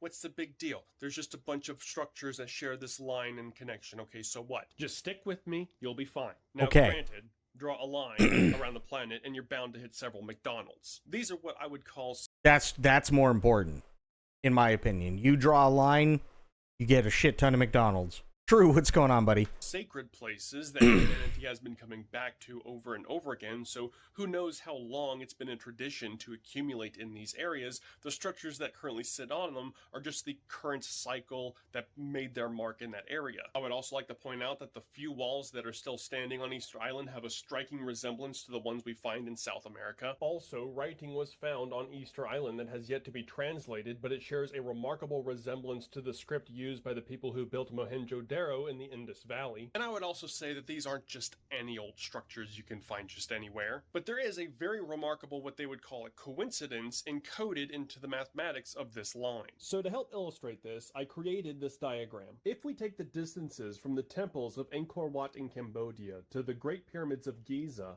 and multiply it by the golden ratio 1.618, the sum of that equation gives us the distance from the pyramids of Giza to the Nazca lines in South America. If we then take the distance from the pyramids to the Nazca lines and multiply it by 1.618, we then find the distance from the Nazca lines all the way around to Angkor Wat in Cambodia, all on this same line. The golden ratio, or the golden section, most known as the Fibonacci sequence, 1.618 or phi, is a very significant number. It is a universal constant. It's how nature creates spirals, and it's based off of this basic principle. 1 plus 1 equals 2, 1 plus 2 equals 3, 2 plus 3 equals 5, 3 plus 5 equals 8, 5 plus 8 equals 13, 8 plus 13 equals 21, 13 plus 21 equals 34, and 21 plus 34 equals 55, and so on. You can just keep adding the numbers. The spiral of sunflowers and pine cones is the golden ratio. Seashells, even up to the arms of galaxies, the golden ratio is found throughout the universe. It's just a never-ending spiral of beauty. And we find the golden ratio show up many times throughout the ancient world, encoded into the mathematics of their structures. Okay. And what are the chances that the people we associate with building these monuments, who were separated by vast distances and oceans... This is talking about the Great Circle, because we saw the Indiana Jones date reveal during Gamescom opening night live, and the Great Circle actually is a thing, and that's what this guy's talking about. And also time, accidentally just so happened to build the greatest monuments this planet has ever seen, all on the same line, spaced apart, using the mathematics of the golden ratio. I just have a really hard time believing that that's just one big ol' accident. What I believe this to be evidence for is that the ancient world was far more connected than we give them credit for. Thank you for taking the time to watch this video. You can follow me on Instagram and TikTok at Phantom Universe. You can also help support me. I mean, I get it. Like, I honestly... using the mathematics of the golden ratio. I just have a really hard time believing that that's just one big ol' accident. What I believe this to be evidence for is that the ancient world was far more connected than we give them credit for. Which I agree with. It's not only that they knew architecture, but I do agree that the ancient world probably was way more connected than we give them credit for. I could completely see that, 100%. And I would agree. Absolutely, I would. Sure. Do I think it's like some ancient alien race or anything like that put all... No. I don't think there's enough evidence to suggest that whatsoever. But I can totally believe in that the ancient world was definitely far more connected than we originally thought. For sure. I could totally see, right? Even if it's, I'll go back here to his drawing, right?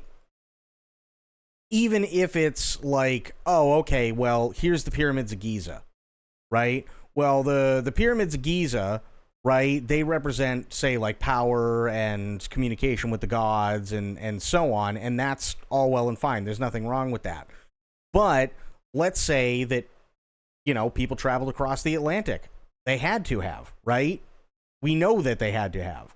So if that's the case, and somebody goes, "Hey, yeah, people are talking, right? I mean, have you seen like the pyramids of Giza, and they communicate with the gods, and right, like all this other shit and stuff like that." And somebody comes over here, and here's, they come to, this area, and they go, "Oh my God, we have to construct something because we're the most powerful," right? Absolutely, we have to. And not only that, we're going to make sure, right, that even the Egyptians have to acknowledge that we can communicate with the gods. Boom, Machu Picchu. You see what I mean? Like, so they do all the math and they do the work and everything like that so that it lines up literally halfway around the world with what the Egyptians did. I could completely see that. 100% I could see that. some weak evidences of Atlantis even, but they are likely a state that had some advanced knowledge at their time that got fucked from a massive landslide, which I could totally see too. Yeah. But you see what I mean? Like, I could totally see something like that being believable versus, oh no, it's aliens. You know what I mean? That makes sense. Or, where is it? No.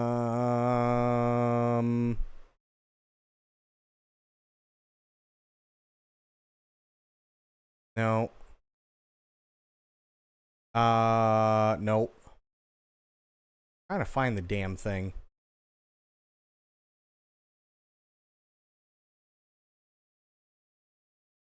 Showed it in one thing, right? I'm trying to find it, and it's like damn near impossible. Okay.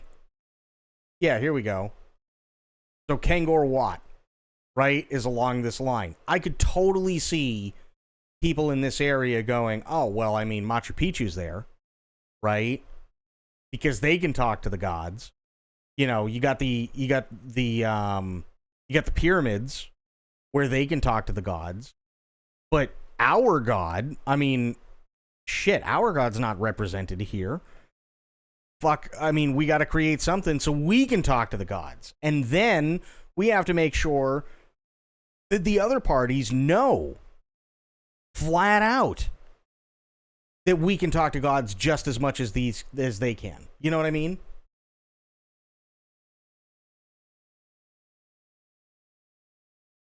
That I could totally see.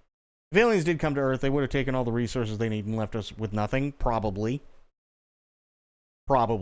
I think, me personally, and this is just a personal thing, I think there's a lot of hubris around people going, oh, well, I mean, this has to be aliens helping us, right? Because that means that humankind is actually something important to them. Yeah, but none of that explains how they would create them all in a straight line like that. No, it does. Because he goes through what he's talking about here with the golden ratio, right? So if he sits there and he goes, okay, so here's, the distance of the Nazca lines to, let's say they were just like, yeah, we're going to put the Nazca lines here. And let's say that it was just coincidence. I can understand coincidence between, say, like the Nazca lines and the pyramids of Giza. Right? If they're like the first two. Let's just say for the sake of argument, they're the first two. Now, all of a sudden, here comes Angkor Wat, and they go, well, we can't be left out because the Nazca lines are talking to their gods, right? The pyramids, the ancient Egyptians are able to communicate with their gods. They do a little bit of math because, again, it takes a lot of engineering and it takes a lot of math and everything like that to come up with what they've already come up with. So then they do their math and go, okay, fine. So if these two are literally on the same line, right, then we have to be in the same area in our part of the world. So then they do the math and then they find out, okay, here we go. Now we can put ours right here and this will tell us exactly where we can talk to our gods. And because we are on the same axis as the Nazca lines, and we're on the same axis as Giza, and we are on the same axis as like all these other people, there is no denying that we can talk to our gods as well. So anybody who looks at it can sit there and goes, yeah, no, these guys can absolutely talk to their gods. See what I mean?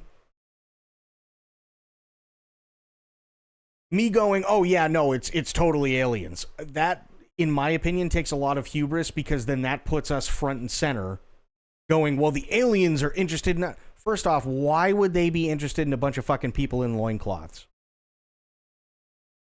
What makes a bunch of people in loincloths or a bunch of people who enslave other races of people and stuff like that, why would they whatsoever be interested in us when literally creating a fire is a big thing? You know what I mean? Like, there's a certain kind of hubris that puts us at the center of it when, I mean, to be completely honest, like, like Alpa said, it doesn't make any sense, right? They'd come here, they'd take natural resources. If anything, they would enslave us, and then they'd leave. You know what I mean? Still doesn't explain how they made them all coincidentally in a straight line. Yeah, it does. It absolutely does. Because again, they're talking about the golden ratio, right? So if you take the... Here, I'll let him explain it. I'll go back. I'll let him explain it because he can explain it a lot better than I can. I just got to find the start of it. Here we go. Mathematics of this line. So to help illustrate this, I created this diagram. If we take the distances from the temples of Angkor Wat in Cambodia to the Great Pyramids of Giza and multiply it by the golden ratio 1.618, the sum of that equation gives us the distance from the pyramids of Giza to the Nazca Lines in South America. If we then take the distance from the pyramids to the Nazca Lines and multiply it by 1.618, we then find the distance from the Nazca Lines all the way around to Angkor Wat in Cambodia, all on this same line. So what he's saying is you've got Angkor Wat and you've got Giza, right? If they're a certain distance away, you take that distance, multiply it by 1.618, boom, there's your Nazca lines. Right? That's how it works. If you take the distance from Giza and the Nazca lines, you multiply it by 1.618, now all of a sudden you're back over to Angkor Wat. So everyone in that line just so happened to know they were in a straight line with each other and organized creating at different time periods through Earth and places where some of them could give two shits of each other. You don't see it at all. It's not that they give a shit about the pyramids of Giza. It's that they give a shit about themselves. That's the point, right? So again, for the sake of argument, let's say that Giza, the pyramids of Giza, were the first ones to be created. Those are ancient Egyptians. Fine. But the ancient Egyptians are dead. They're not important. But at this point, now let's say you have the Nazca lines, right? So you have the Nazca lines, but they want to be able to talk to their gods, right? They don't give a shit about ancient Egypt.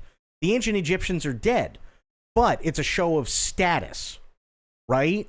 So if they sit there and they go, okay, well, we want to create our thing, but if everybody over here in Egypt is saying that they're still the greatest because they get to talk to their gods and everything, we're going to prove to them that our gods are better for a couple of reasons. One, because we're still here, and two, because we get to talk to them and actually show it, stuff it in their faces using the same principles on the same line that supposedly they're using, that we can talk to our gods, which makes our gods more powerful.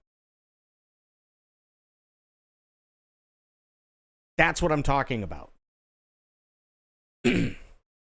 Right? And it could very well be, okay, here's Giza and here's the Nazca lines, right? Two completely, it's just coincidental. But now Angkor Wat sits there and goes, okay, but they're on, if we draw a line between these two, then they must be able to talk to their gods. So boom, we're going to put ours right in the middle because we can talk to our gods too. Fuck the both of these guys. You're saying they know they're lined up. Yes. I could completely see them trying to outdo one another a hell of a lot more over a period of time than it just going, oh no, it's totally aliens.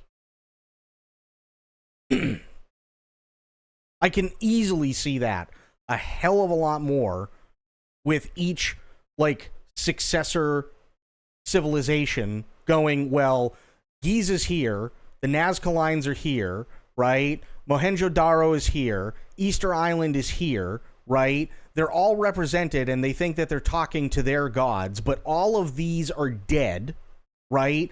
All of these religions, all of these civilizations, they're all long gone and they're dead, and all they have are these things that allow them to talk to our gods. Fine, fuck them. Let's make our own. And we'll even make it so that if, like, all of these represent all these different places, and you can draw a line through every single one of them, then we'll put it on the same line and prove that our gods that we can talk to are superior. for two reasons. One, because it's on the same line that everybody agrees with, and two, because everybody else is dead. Some of them weren't even aware of each other. According to whom? You see what I mean? That's this guy's argument. Is that you do have all these civilizations who at the very least were aware that there were other civilizations around. And that there was much more interconnectivity than we give it credit for. I mean, you got to remember, how long was the reign of pharaohs? You mean to tell me that in 3,200 years, Egypt was not aware of other cultures?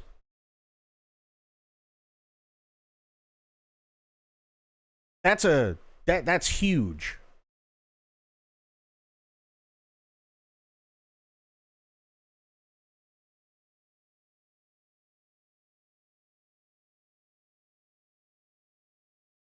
You know what I mean? Like, that's 3,200 years.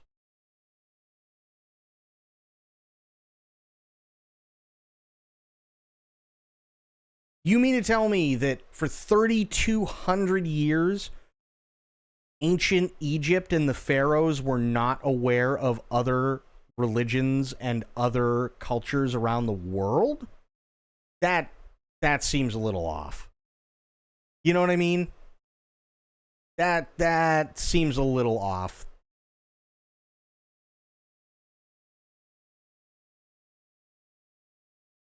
Okay, so you got the pharaohs who have been around for 300 years, right? Now,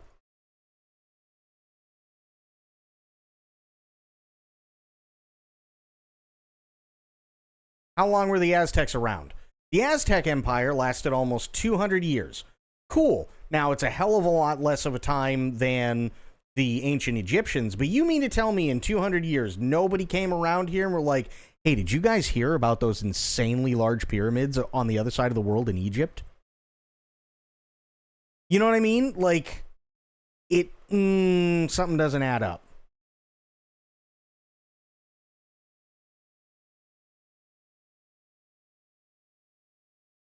We judge what they know based on their surviving records. Paper quality back then was not good, so record survival rate would be very low. Well, not only paper, but look at all the shit that were done in hieroglyphs with the ancient Egyptians that have literally just been lost to time because of erosion.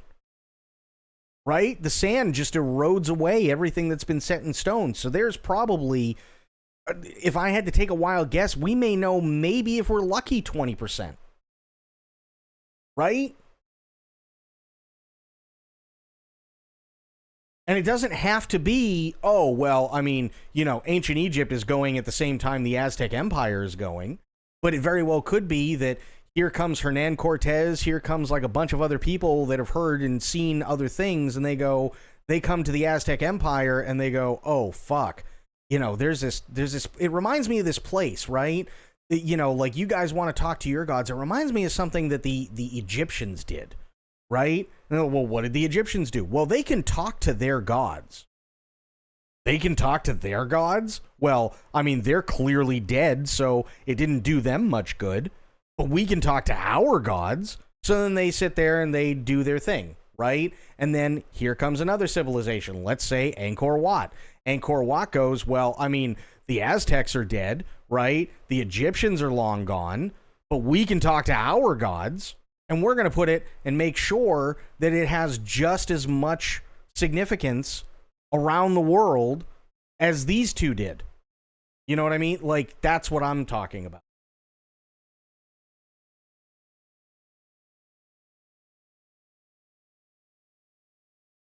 They don't even have to be dead. No, they don't. They don't. It could literally just be, well, hey, their gods are false. Our gods are real. Right? Let's one-up them and beat them at their own game. Yeah, exactly. 100%. And it doesn't have to be that, oh, well, they revere, you know, the Egyptians or they revere the Aztecs. No, they could literally just be going, fuck these guys. Not only are we going to prove that our shit's better, we're going to beat them at their own game. because our gods are better, right? That's really all it has to be.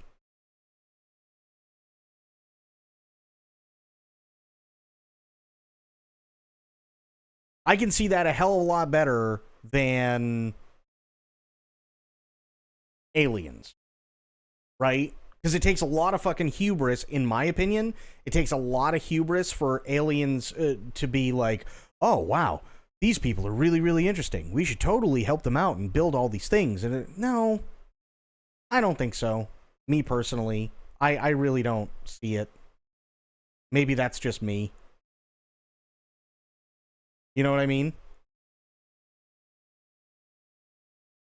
Where is that thing? There it is. Let's see here. Earth grids and ley lines. Yep.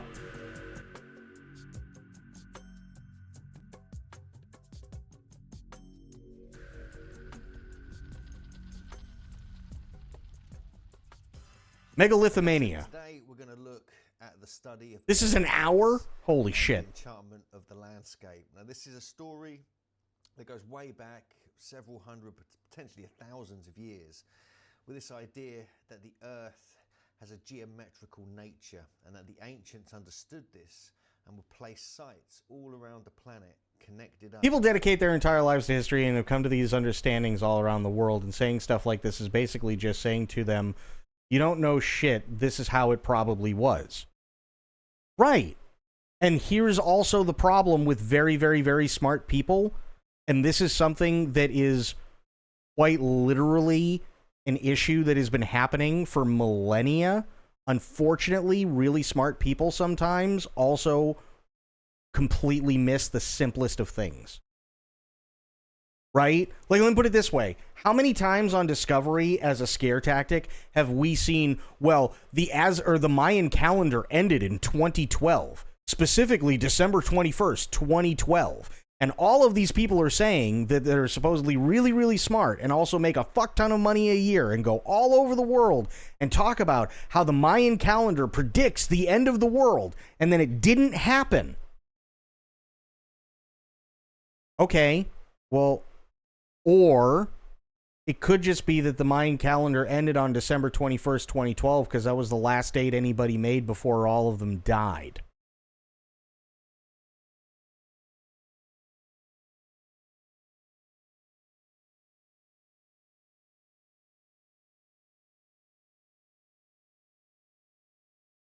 You see what I mean? Like, we have all these things online that talk about, well, the end of the world is this date, the end of the world is this date, and the Mayans predict that the end of the world is this date, and this has to be it, because we got to get ready for the end of the world. And all of these fucking smart people go on TV, and they do shit on the internet, and they do, like, all this stuff, and so on, and everything else, and then that date comes, and it doesn't happen. Why? Well, probably because that was the last date anybody actually put down a fucking date before they died. Right? That's kind of the whole point. The Mayans aren't there anymore. You know what I mean? Like, there's a lot of things, like, you can go down huge rabbit holes, and you don't have to be incredibly smart to go down massive rabbit holes and get stuck in your own head. And unfortunately, a lot of the time, when people do dedicate their entire lives to this, who are incredibly smart, and when people do dedicate their entire lives to figuring out the secrets and the mysteries of this, that, and the other thing, and whether it's the ancient Egyptians, or whether it's the Mayans, or the Aztecs, or the Olmecs, or the ancient Sumerians, or, you know, like any ancient civilization and stuff like that, they just go, well, I mean, this predicts the end of the world. This predicts that because we have all this proof that shows that this is the end of the... Okay, great. So what's the date? And then they give us the date, and then it comes and it doesn't happen. And then literally that means that everything that has been said and all the proof that's been shown is bullshit. So you got really smart people who are shown to be incredibly dumb because they also didn't take into consideration, unfortunately, and this is something that happens with really smart people. I don't, like, we're talking Stephen Hawking levels of intellect this happens to. Really smart people. They didn't take into consideration common sense.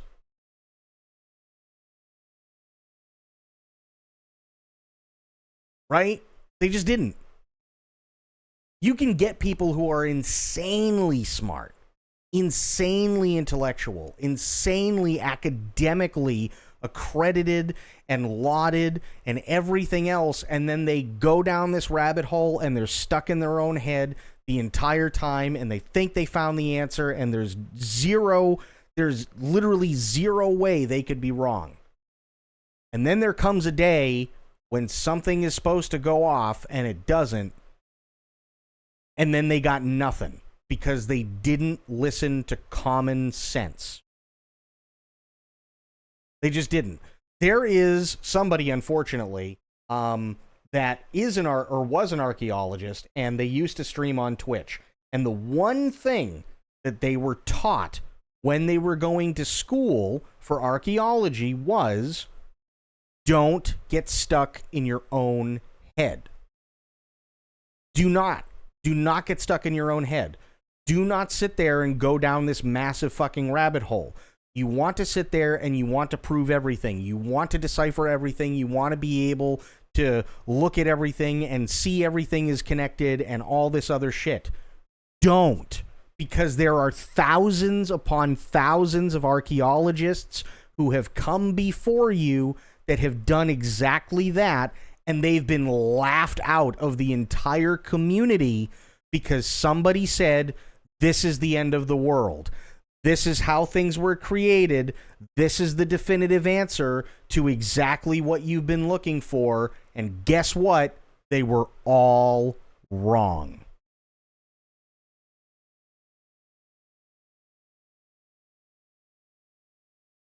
You see what I mean? So a lot of the time, there are a lot of things. There very well could be. And I'm not saying that this guy's wrong. I'm not saying that anybody with, saying, oh, it's aliens are 100% wrong. I'm saying I buy ancient civilizations one-upping each other just because they've heard of them a hell of a lot better than, well, it was aliens. Right? I buy that a hell of a lot more. Because I could totally see that. And seeing the world, even in an ancient way, being very, very, very interconnected, a lot easier than going, well, it's totally aliens, right?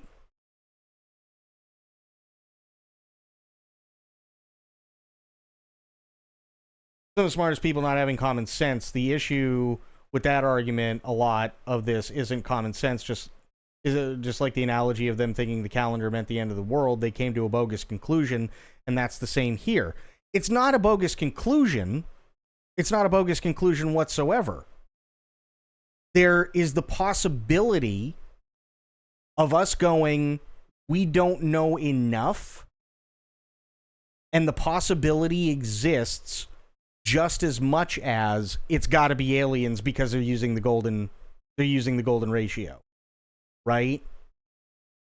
That's what I'm saying. There's not enough either way to sit there and go, this is definitively the answer. It 100% has to be aliens, or it 100% has to be civilizations hearing about dead civilizations or hearing about current civilizations halfway around the world, and them just going, well, fuck them. Our gods are better. We're going to make our own shit. We got just as much advanced math as they do. There's just as much the possibility, which me personally, I can buy a hell of a lot more than it was aliens.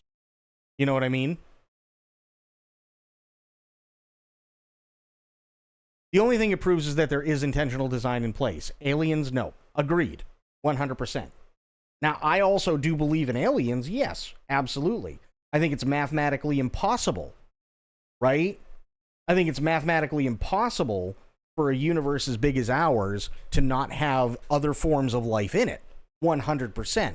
I'm just using aliens as an example because you'll have a bunch of crazy people who will sit there and they'll look at this and they'll go, no, it has to be aliens. 100% it has to be aliens. My guess is literally that. It's a guess. Does it explain anything to any extent with any proof? No, absolutely not. It doesn't. There's no way it could.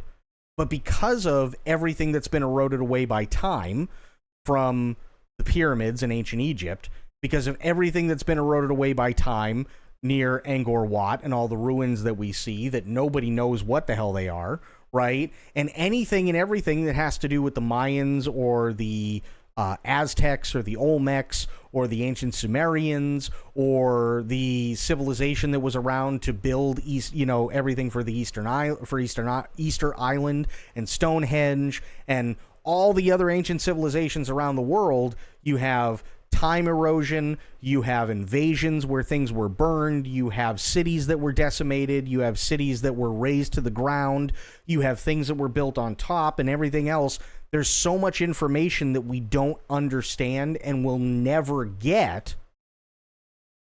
What I'm saying is that because of all that missing information, I would rather sit there and go, yeah, it's a hell of a lot easier to buy that one of these guys went, yeah, fuck these guys, we'll beat them at their own game, versus going the crazy route where people will just sit there and go, I'm not saying it's aliens, but you know what I mean?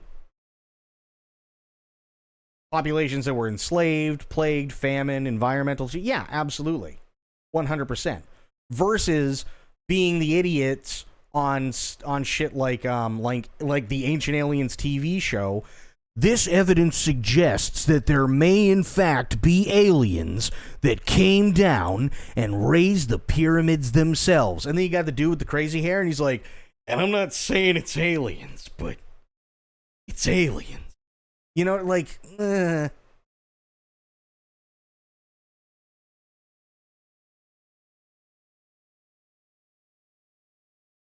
Of course they're not showing any records. That's the point, right? That's the point. There is so much that has been lost over God knows how many thousands of years that I don't think there's any way to ever prove it. That's the point, right? So, yes, you can dig up a shit ton of stuff, but just because of the way that land changes and because of the way that erosion happens and because of war, because of famine, because of literally millions of different things, we're never going to know. It's always going to remain a mystery, and that mystery's fine, but I can buy, me personally, I can buy somebody over in Angkor Wat hearing about the pyramids of Giza and the Nazca lines and them going, okay, and they take a look at a map of the world and they go, okay, well, here's what we know. We can draw a line, which means that they're sitting there and they can talk to their gods on this line. Why? Couldn't tell you, because all that information is gone. But they go, well, we're still around.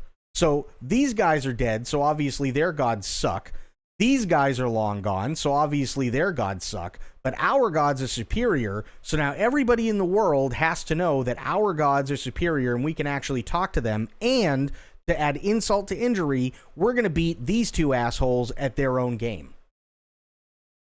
So now everybody in the world has to know that our shit is superior. Right? I can buy that a hell of a lot more than the fucking dude with the crazy hair going, not saying it's aliens. You know what I mean?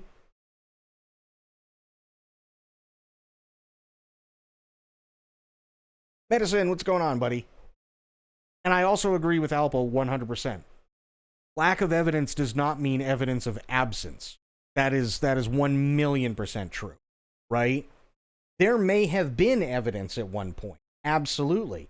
Just like, as much as I hate to admit it, just like there might have been evidence that aliens did in fact come down and did in fact build the pyramids or did in fact build Stonehenge and all this shit. But unfortunately, there is zero way for us to know any of it because it's all gone.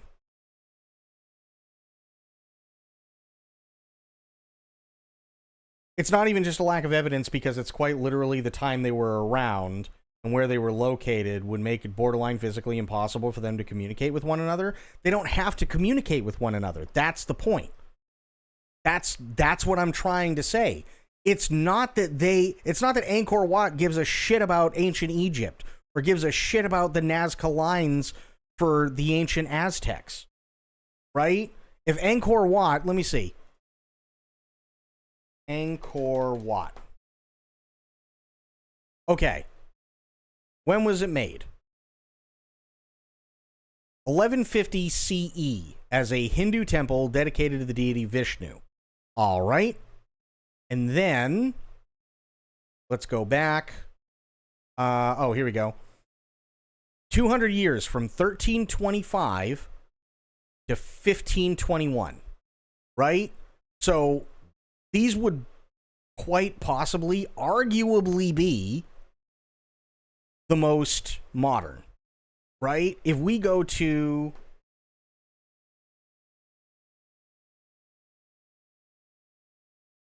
How long did the pharaohs rule Egypt? 32nd century BC until the Romans annexed the region in 30 BCE. Right? So this makes Egypt by far the oldest. Angkor Wat would easily be the second oldest, and you have the Aztecs in quite literally the 1500s. Right? So you've got a span of probably about 5,000 years, somewhere close to that, 4,000 to 5,000 years. And you mean to tell me that nobody in Angkor Wat ever heard about the pyramids of Egypt? They don't have to, like, communicate with ancient Egyptians, right? But all they have to do is, well, somebody came along and they talk, this reminds me of this thing that I heard about and that the Egyptians have this and so on. You can have people go back and forth. It doesn't take 1,000 years to go across the Pacific. It'd be dangerous as shit, right? But you had people who did it. Same thing with the Atlantic. Same thing with the Mediterranean. You can have people who could do it. I mean, shit, look at the Crusades. The Crusades would last God knows how long. And they'd do it. They'd come back. So it's possible. It is absolutely possible. It doesn't mean that they have to communicate.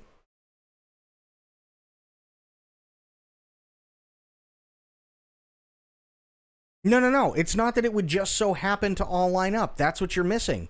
What I'm saying is if they go, oh, okay, well, here's Giza, here's the Nazca lines, right? Well, if we draw a line through what we know of as the world, and they're on a line, then we'll make our shit on the same line, but we have to make sure that the entire world knows that it's on the same line. That way, we're literally beating these two dead civilizations who aren't worth fuck all to us at their own game.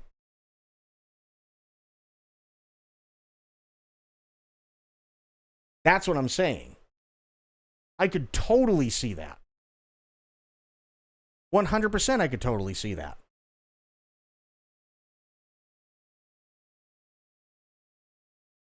Think about it this way, right?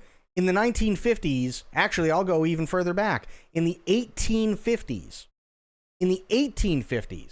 we had no cars, we had no phones, we had no internet, we had some steamships here and there, but nothing that could cross the Atlantic, right? But everybody knew what Rome was.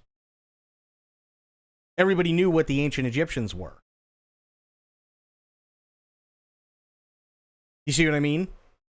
So information can still travel. It was just coincidence? It doesn't have to be coincidence. The first two, yeah, that could be coincidence, absolutely. But once you start adding in all the others, it could very well just be as simple as, hey, all these people wanted to fuck over the other guys.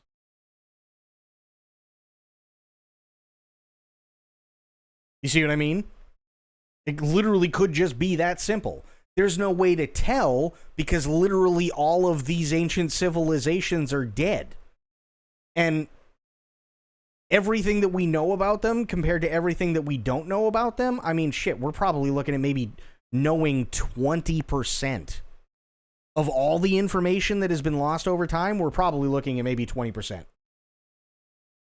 That's like that'd be like me not knowing a whole lot about cars and going, yeah, like maybe only knowing maybe 20% about cars in terms of, well, I mean, it's got an engine and the engine works by blowing up oil, so all I got to do is go to the nearest oil slick and put it in my gas tank. 20% is very generous. I agree. 100%. It's incredibly generous. Right? And then expecting it to happen, but then when nothing happens, you go, oh, well, I mean, it's oil, though. Oil's in the car, right? That's essentially where we are with, in my opinion, that's essentially where we are with knowing, and with knowing all there is to know about all these ancient civilizations.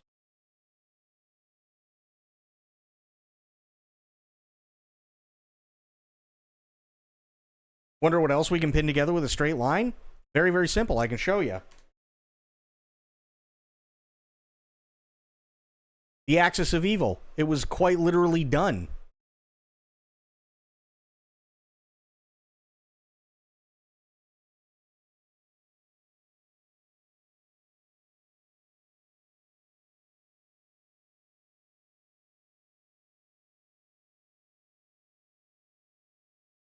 It was quite literally done.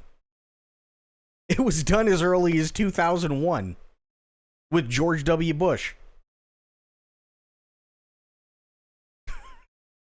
Like, people have been doing this for fucking ever, right? They've literally been doing it forever.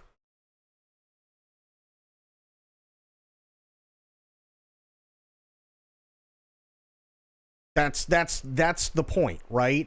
The fact that you have a point that literally goes like basically, I think it's more like this, right? It's somewhere along the lines of like this, okay? And like all these different things add up. Sure, I mean, I can see it.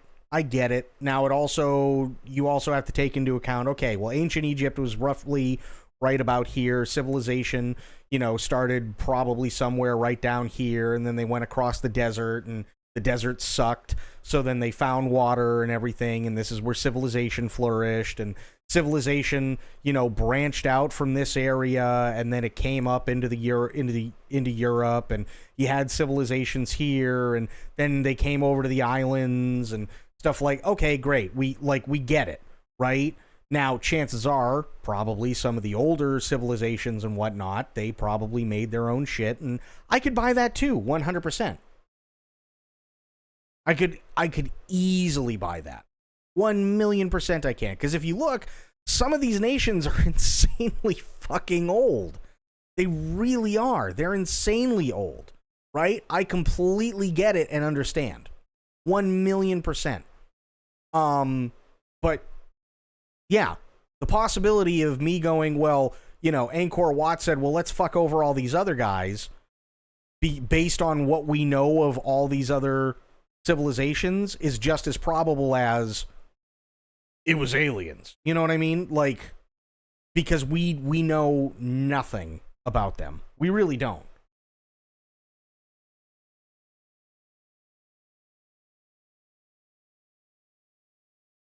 We really know nothing. We know absolutely nothing about these guys. And again, do I think maybe this guy might be going into a little bit too much and using the golden ratio, and it just so happens that they all do? Yeah. Absolutely. Right? Sure, I can understand that. Is it fun to think about? Yeah. Of course it's fun to think about, 100%. It's absolutely really fun to think about, and I get it. But does that mean they're right? No. It doesn't mean that they're right whatsoever. It's fun to think about, and I get it. I do completely get it. Is it fun to do a tinfoil thing? Sure. I can understand it being fun to do a tinfoil thing for, a few hours or whatever, and going, hey, is this... Yeah, in my opinion, it's a hell of a lot easier than to fucking sit there and watch, what is it, like, what's his name's top fives of creepy shit where there's literally nothing and the guy goes, did you see it?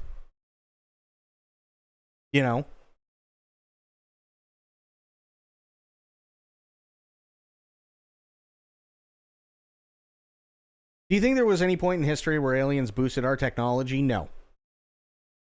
No.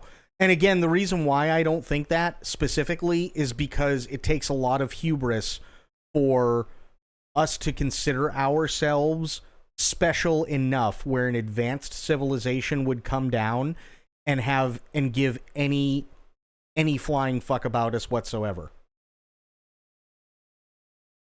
I think it takes a lot of hubris, and I think it takes a lot of it's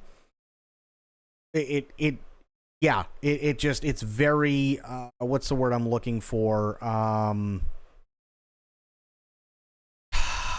Starts with an N. Trying to remember.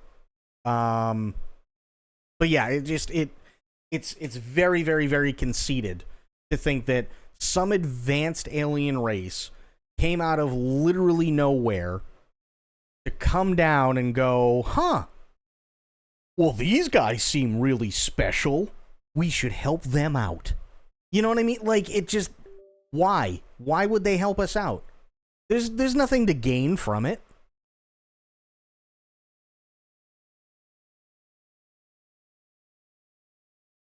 They don't gain anything from it, right?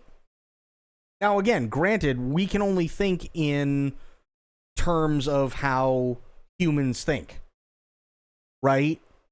So, is there a possibility? Sure, there's a possibility. Is it probable? Absolutely not, in my opinion. But, yeah, to sit there and think that aliens willingly gave us technology and willingly helped us out and everything? No, I don't think so. I think that's looking to some sort of higher power that that just gives an excuse, right? It's looking to some sort of higher power to give us an excuse to justify certain things, and I think I don't think that's right. Personally, I don't. Experimentation or sandbox for them, that would make it the same thing. They would still have to have some sort of interest in us to begin with. There would have to be some sort of, in order for them to go through everything, to do any sort of experimentation or to look at us under some sort of microscope or anything, they would absolutely have to be interested in us to begin with.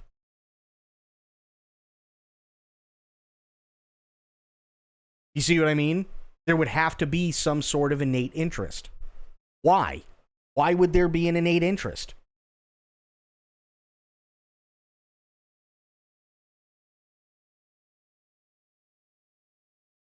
Wouldn't any life in the universe be interesting? It depends. Think about it this way. If we are, let's say 1,000 years from now, we are a spacefaring race, right? No, think about it this way. 1,000 years from now, we are a spacefaring race and we are traveling the stars, right? And we've reached the Star Trek utopia, okay? Where, you know, the acquisition of wealth and the acquisition of things and material goods and everything else is gone, okay? And we live in that Star Trek utopia. And we come across another civilization, but that civilization is in their Stone Age. What would be interesting about going down and fucking up their entire way of life and their entire natural progression to the point where we essentially could become gods to them?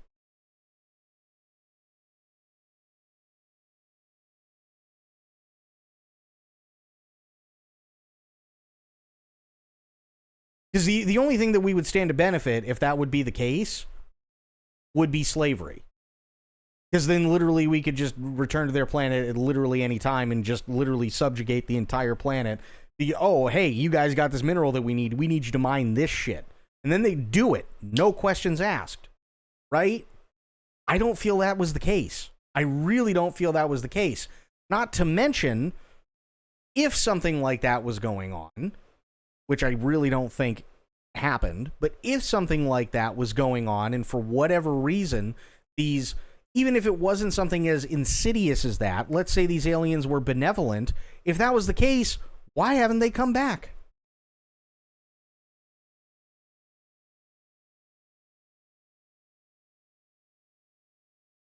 I think we're limiting our thought of them by thinking there has to be a benefit. There has to be some sort of benefit. Like there's always some sort of cost. There always has to be some sort of benefit or to cost analysis, right? Even if it's not being thought of in that term, there's always something. Think about it this way: some dude walks along and sees some ancient ruin he's never seen before, right? Is he going to go check it out? Yes. Why? Because the benefit is that he might actually end up knowing what's going on with that ruin and where it's from. Right? There's always a benefit to cost thing that's going on.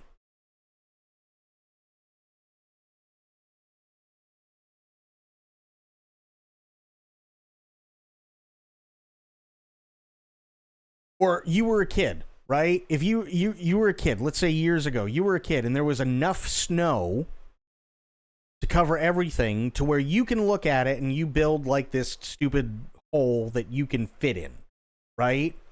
And you think to yourself, man, it'd be really cool if I built a tunnel of snow all the way to my friend's house. Now, you could do it, and the weather report's going to say it's going to be really shitty, like for the next couple of weeks.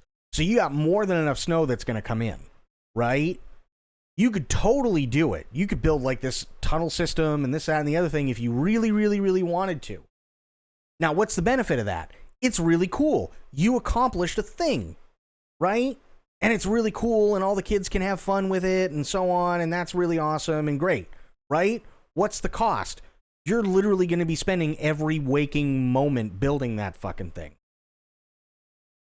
So again, we'll go back to the guy who discovered this ruin, right? Now, it may not necessarily be anything to anybody else because maybe they already know, but you don't know, or this guy doesn't know. So he goes and he's like, well, let's dig a little deeper. Let's see if we can find it. You know what I mean? Like, cool. So the benefit is he might actually find out. The cost is it's going to take him fucking forever.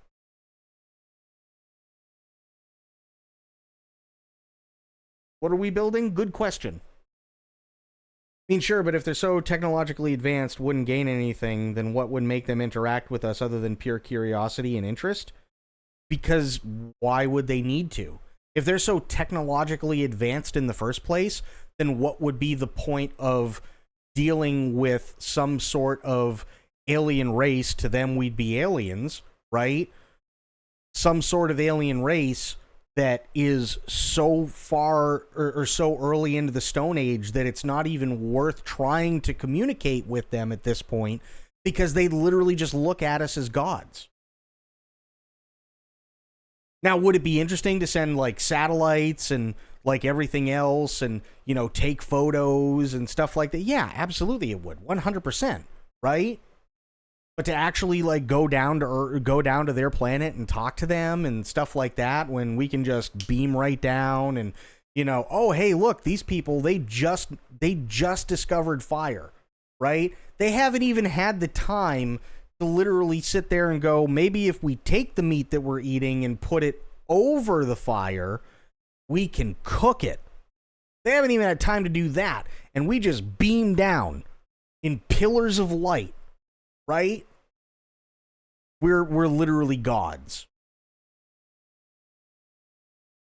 Like, that's kind of the problem, right? So what benefit would it be? It wouldn't, because we wouldn't be able to see how they naturally progress because now we're interfering, right?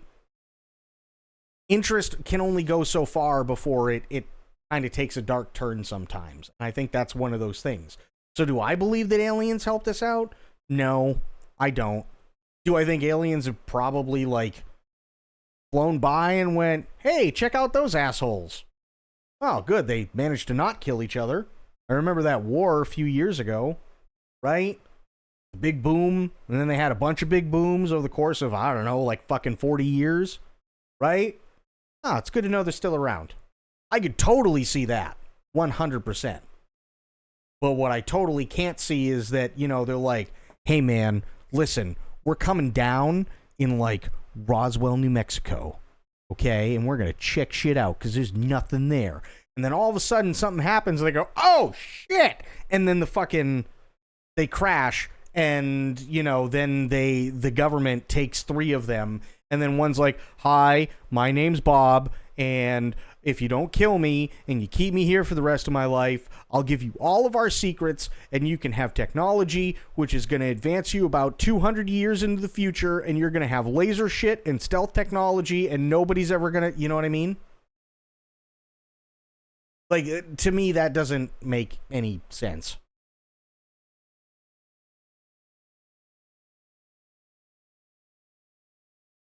To me, that just doesn't make any sense.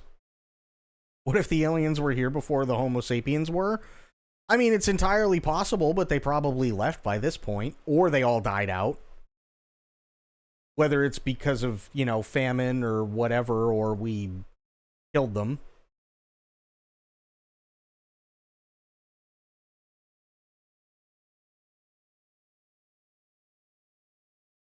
Hang on one second. Also, how you doing, Sophia?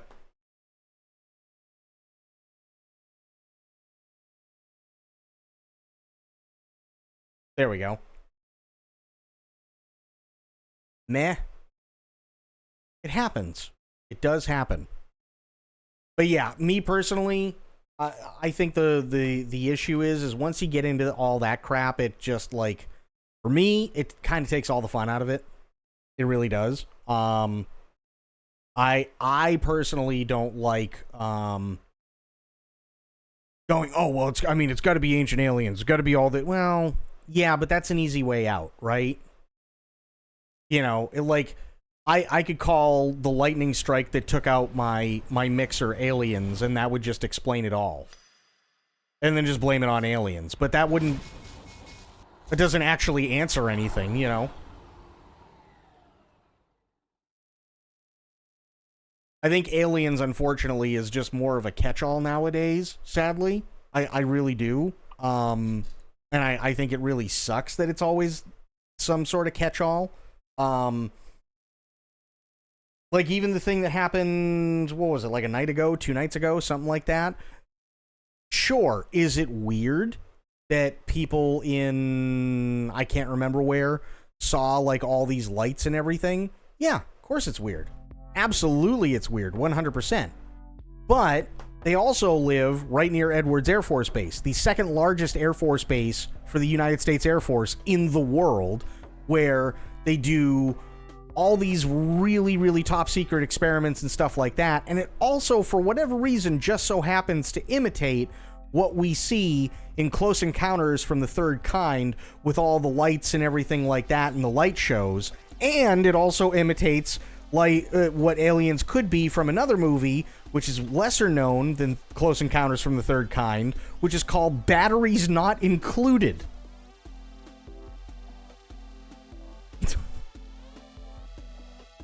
Which was literally a thing made in, what, the early 80s? Like,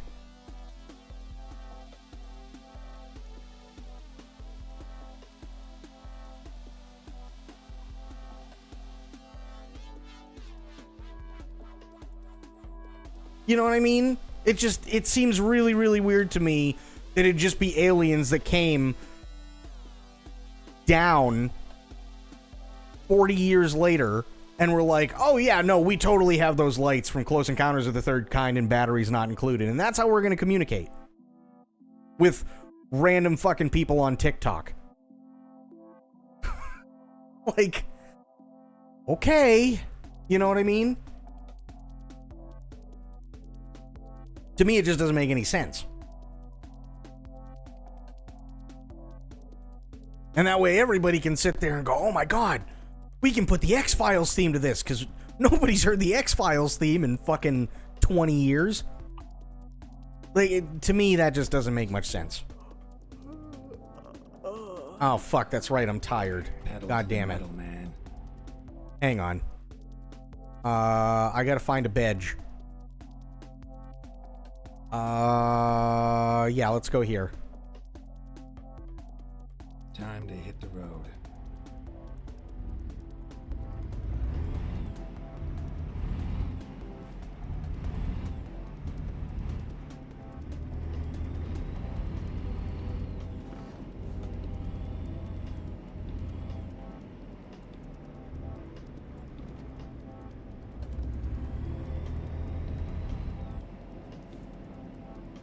Okay.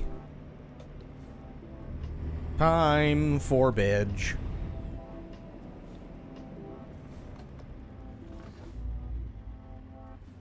Ooh, just. Okay, we're fine. Turn right.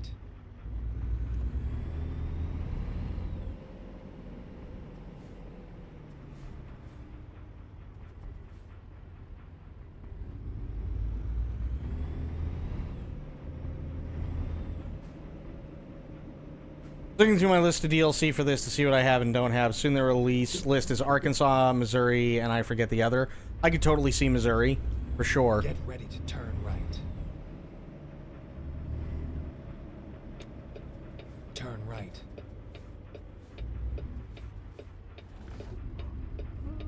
I know I'm getting tired. That's why I'm going to the motel. They didn't have motels in this the last time I played it, but this was like early access too, so not surprised.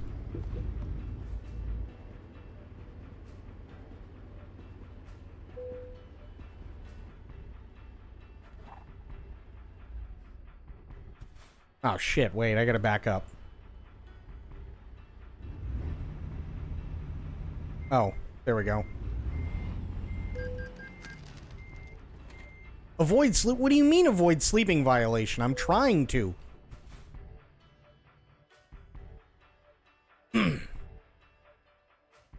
Dude, I'm not gonna lie. I really, really wish that I could get Black Myth Wukong. I really do. Like, Black Myth Wukong looks like a lot of fun.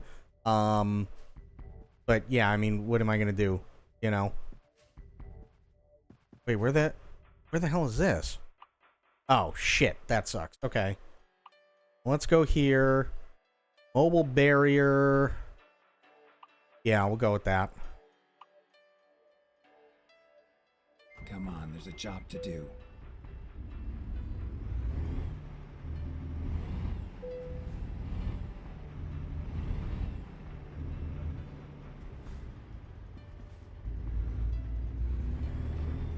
Like, from what I've seen, a lot of people are having a blast with Black Myth Wukong. And I don't blame them. It looks really good. Get ready to turn left. Is TTS on? It should be. It should be. I went through as much as possible tonight.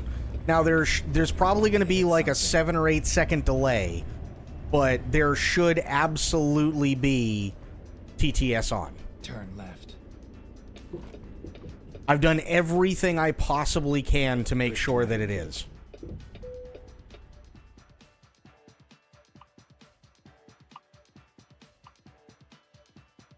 Let's go. Welcome back. You can play Wukong in League of Legends. Oh, God. I want Black Myth, but not the right time to get into a new game just yet. No, that's fair.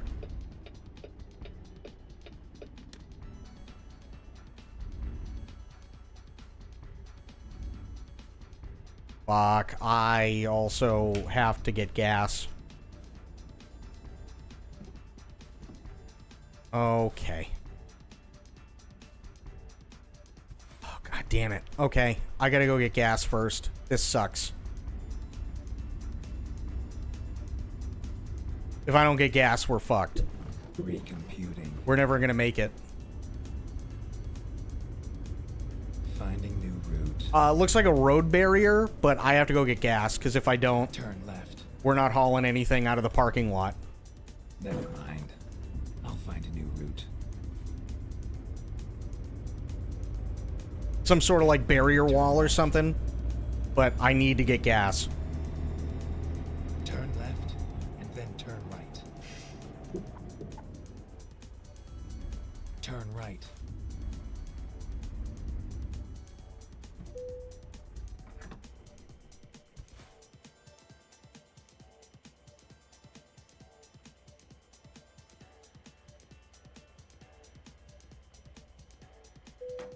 Much better. Okay, now we'll go get it.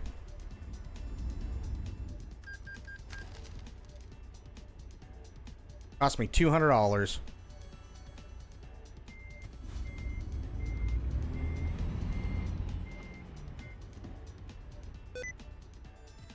God damn it, easy keys. Or sticky keys.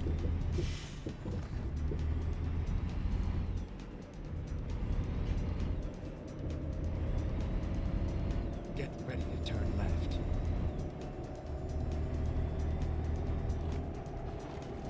Turn left.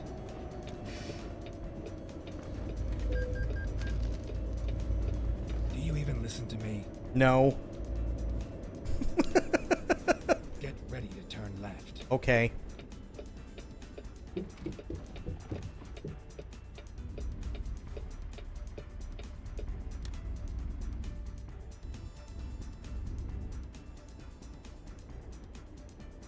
All right.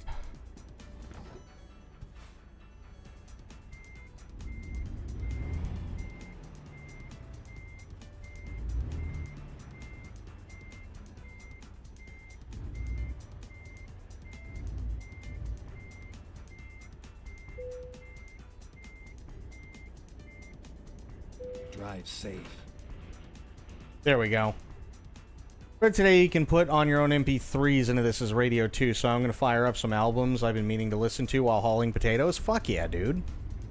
I wish I could, but, I mean, obviously, DMCA is a bitch.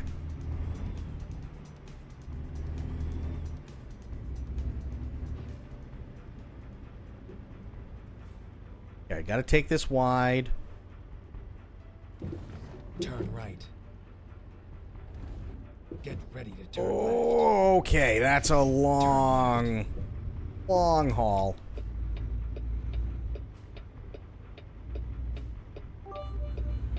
Okay, hopefully this works. Turn right, and then turn left.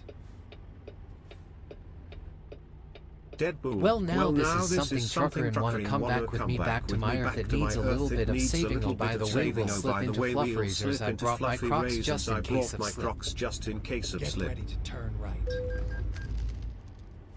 Turn right. Hang on.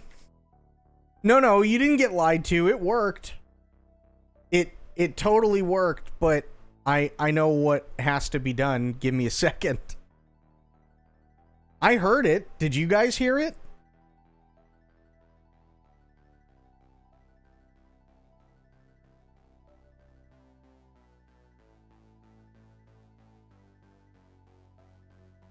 You guys heard both voices, right?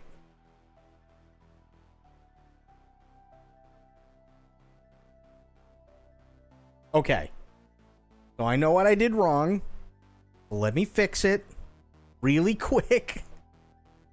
You were not lied to, okay? I just accidentally did a thing that I wasn't supposed to do. Oops. Hang on.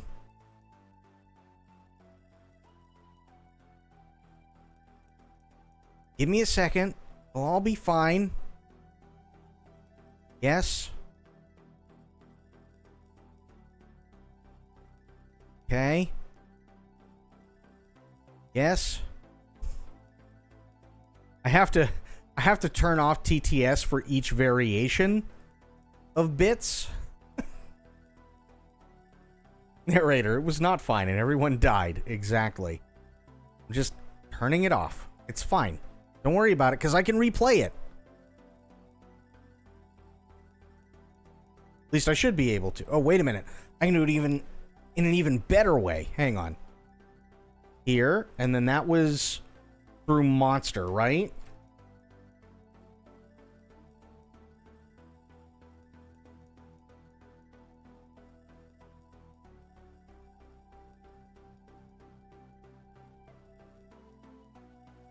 That was through Monster, right? Right? Hello?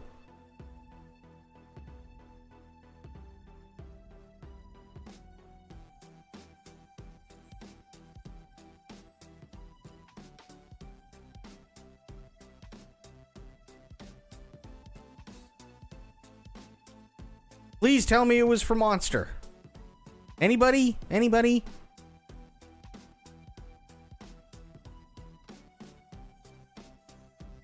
Or was it through Tangia? Which one did you do, Blue?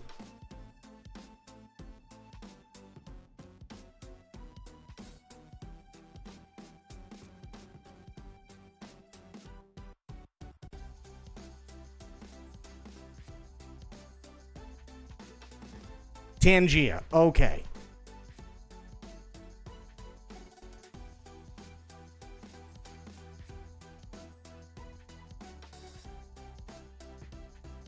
Oh, no. Wait, I need to know.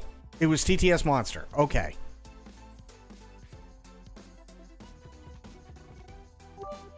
Let's try it again. Well, now this is something trucker and want to come back with me back to my earth. It needs a little bit of saving. Oh, by the way, we'll slip into fluff razors. I brought my Crocs just in case of slip. There we go. Got it. Oh no, I hit it twice. I think. No. Don't sleep. You don't need sleep.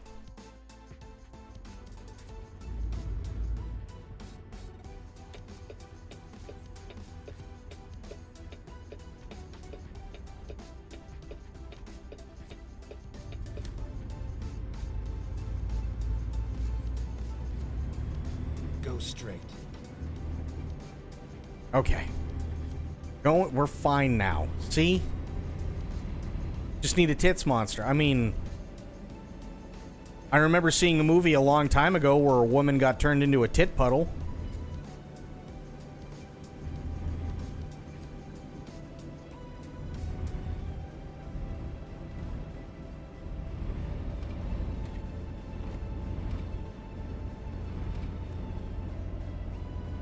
What film was that? It's called Faust.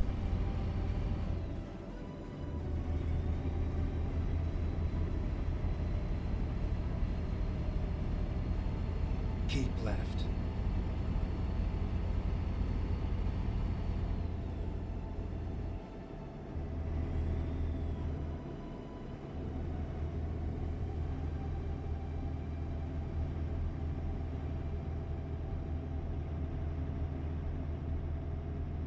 It's a really crap movie.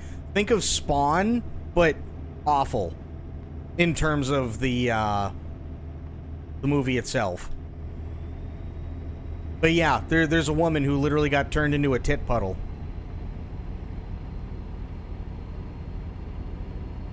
Going to let something heinous or an indie band out of... No. I'm pretty sure, like, with the exception of myself and the guys from Red Letter Media, most people don't know that Faust was a movie or that a tit puddle was a thing.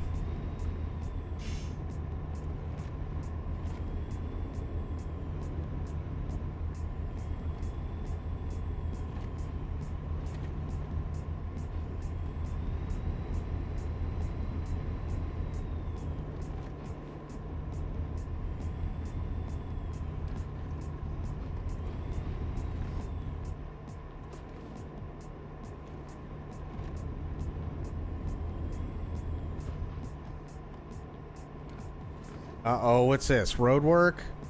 Road work. God damn it.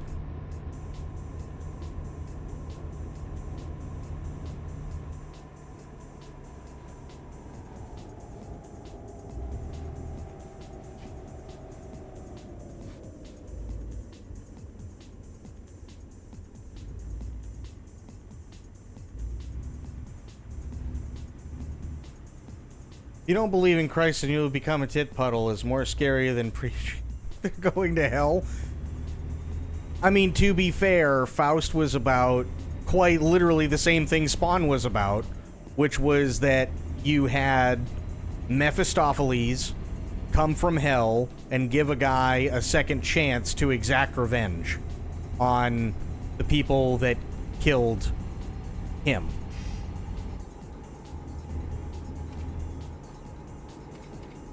It not only is a tit puddle, it looks uncomfortably like fresh sourdough. Mm-hmm.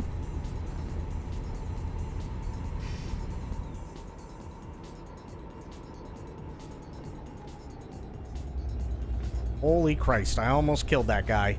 Because he's going slow as shit.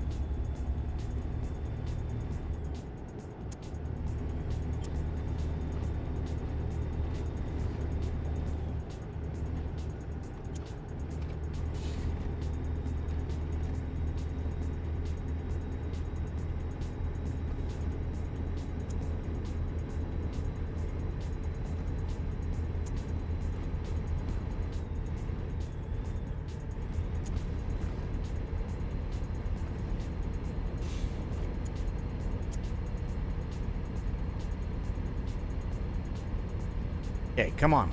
Go straight. I am going straight.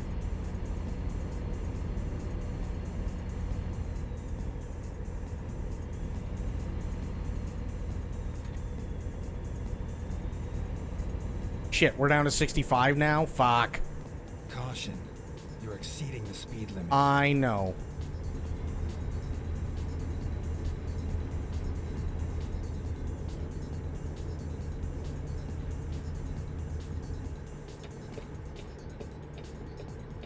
God damn it. Blocked by a car.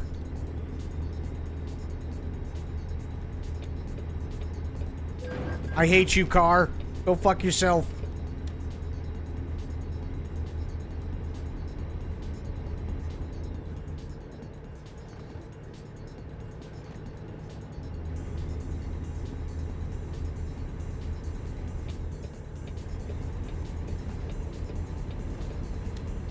He died. Good.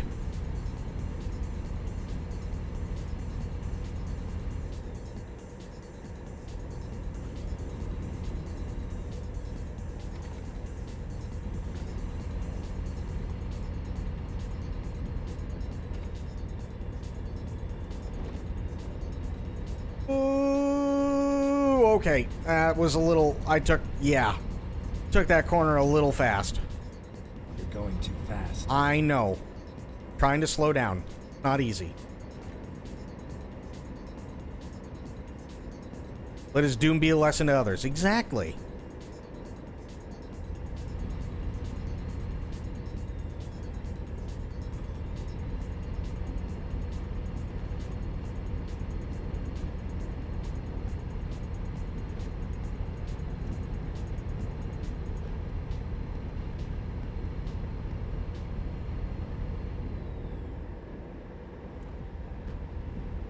More road work. Oh, God. Okay. Okay. We gotta slow down. Okay, that car's letting me in. That's good. Thank you, car. Don't let that asshole in, because he didn't do it fast enough. That's his problem.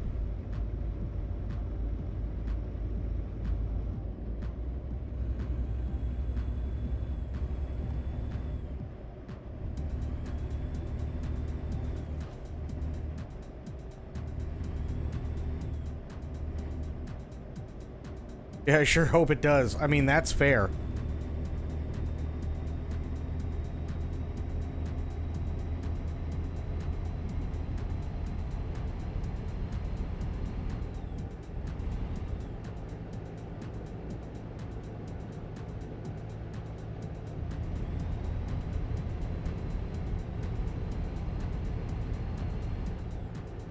Don't, I got another truck who's trying to get in. Damn it!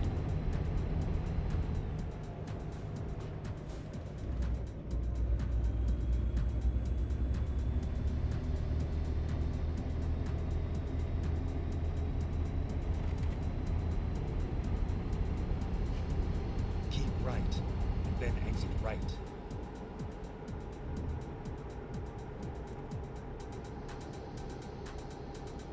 Exit right.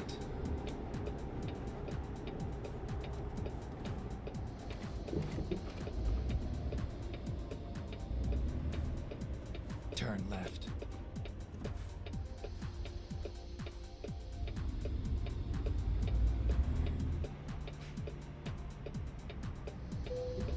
Oh, God damn it. This trailer's so fucking big. I am actually trying to be careful with this trailer, and it's... Get ready to turn left. It's not going well.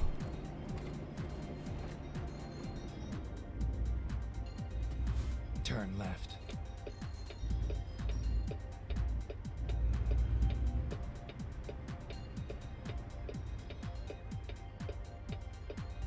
Okay.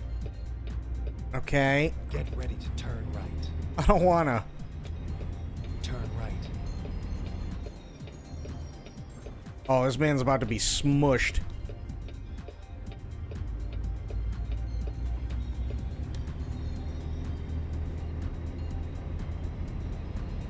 How many times do I have to tell you to slow down?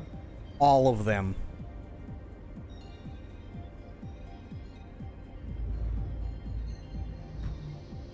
Get ready to turn left. Oh no. Turn left. Okay. Okay. Coming up to the approach. Down into a lower gear. This is where it ends. Okay.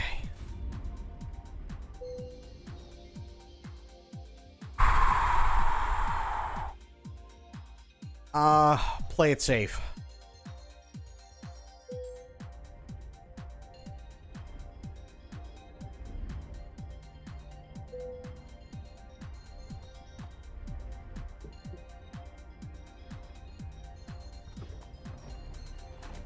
Come on, please. Please. Please. Fuck it. I tried.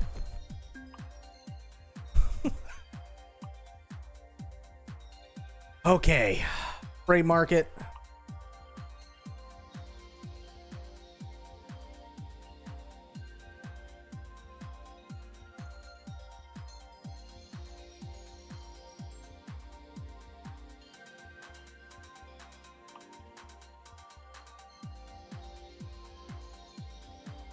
Oh, no. I want to go here.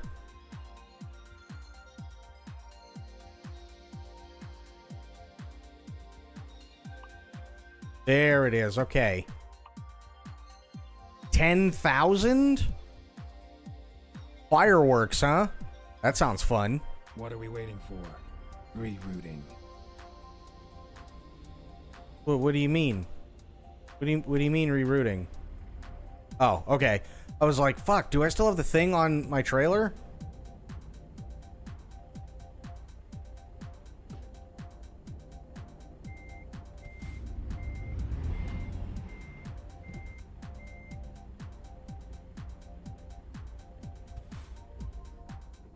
Oh, I shut the engine off. Oops.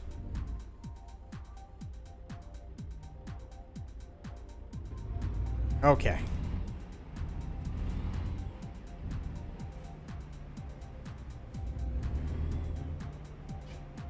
Turn right. There we go. All right. Slow down. So the Emperor's Shadows is already a chapter, huh? Because I really want to make my own Space Marine chapter. I really do. Turn right.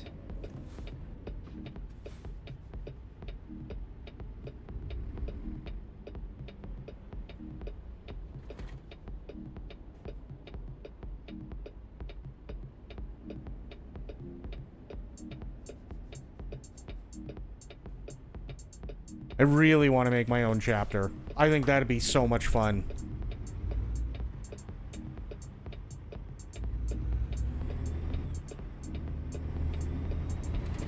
And you said you've already got, what, iron snakes for your chapter? Sober? Go straight.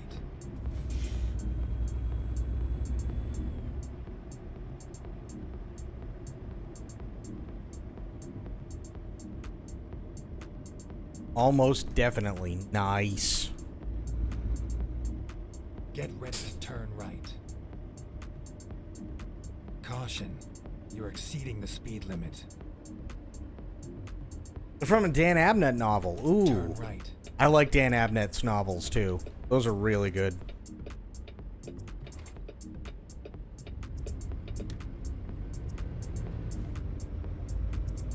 Get ready to turn right. Do you even listen to me?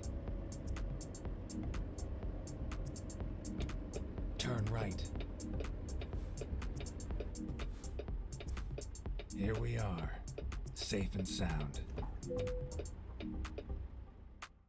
Okay. Freight market. Yes. That's the one.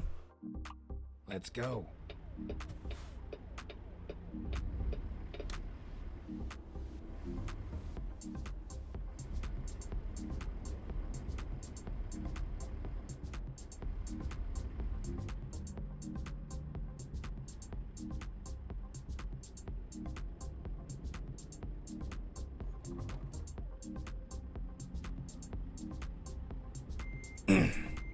Giant snakes come from an ocean world, and part of their initiation is slaying what is essentially a steel-skinned sea monster, hence the name. I like it. See, I want my chapter to be an offshoot of, the salamanders.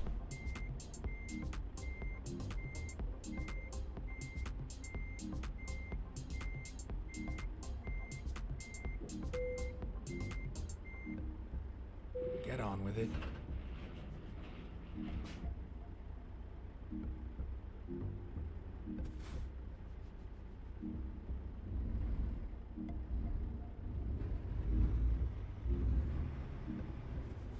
Oh, this is a biggin. Okay.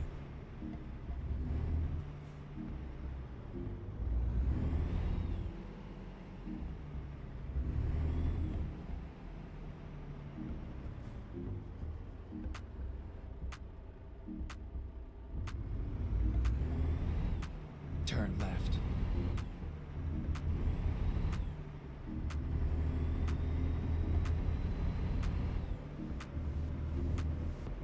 Okay, we're doing fine. Ready to turn left. Then my own chapter. I don't know what they'd be like. A Blood Angel successor, maybe. Real fuck ups. The Emperor's one mistake.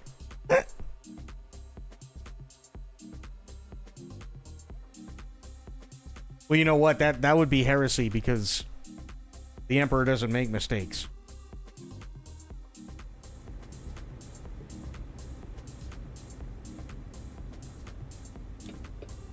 Turn left.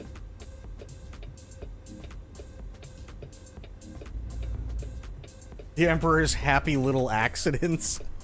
I don't know if they'd be considered happy, but sure.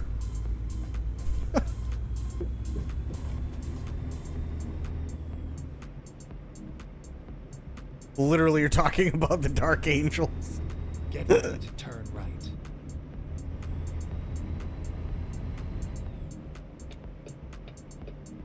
Turn right. I'm not gonna lie. I'm gonna quote the ever-living fuck out of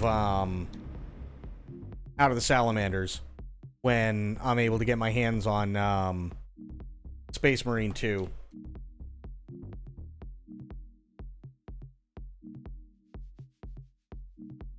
Speaking of angels, uh-oh. What the fuck happened with Chris Angel? I've not heard about. I think he's got a residency in Vegas, I believe. Made as a Dark Angel's army, he's always like, are they heretics or are they not? Ooh, nobody knows. Well, yeah, that's because... Ew. I mean, I think it's like 3 or 4 player co-op. True. I think it is. I think it is. But I love the Salamander's war cry. Like, listen, how cool is this? Into the fires of battle, unto the anvil of war. I love that. That is such a good war cry.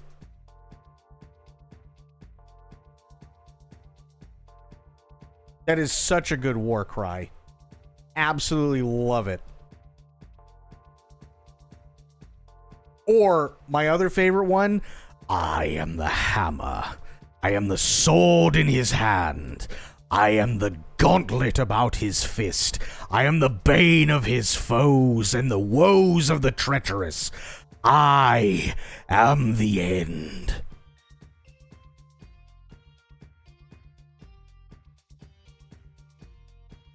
Better than the Emperor's Children, which I'm pretty sure is just ooh-woo.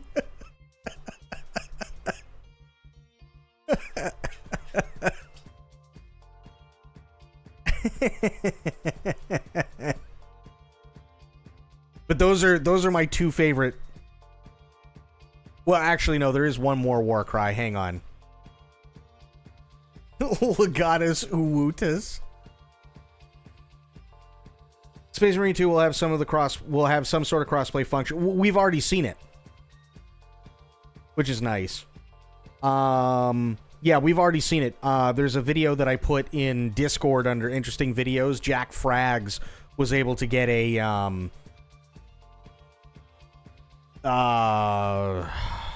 he was able to get a key through them previous to its release, and he wasn't able to show the single player stuff, but he was able to show the co-op. He was able to show like 2 co-op missions, which was really cool.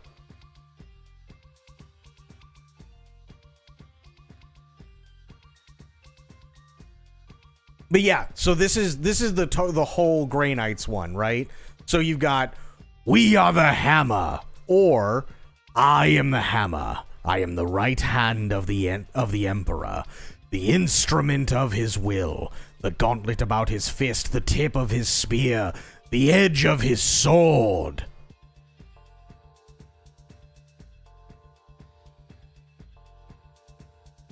I love the Grey Knights war cry too. Like, it's so good. I love 40k lore. I really do.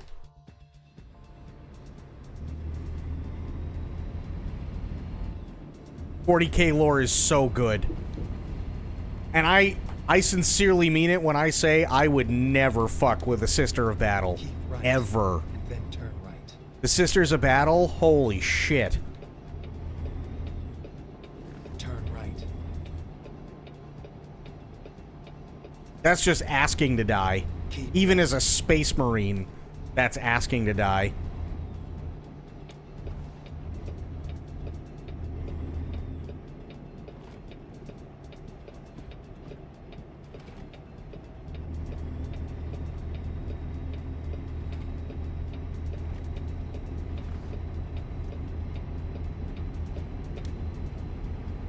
Shadow True, Sober Alpha, the OG kill team. Fuck yeah. That'd be awesome. That'd be badass.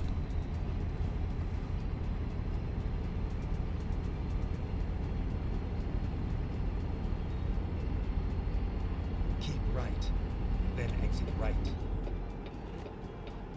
Oh, next exit. Exit right.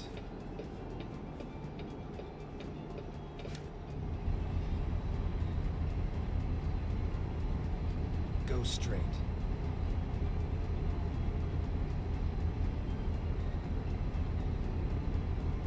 That'd be so much fun. Oh, wait, hang on. I don't know why. Why would it... Hang on. Oh. You're fine. It just... Yeah. So I may wear rhubarb and custard armor, so you have to stream my bell-end colored ass. Hey, listen. You know? Whatever works.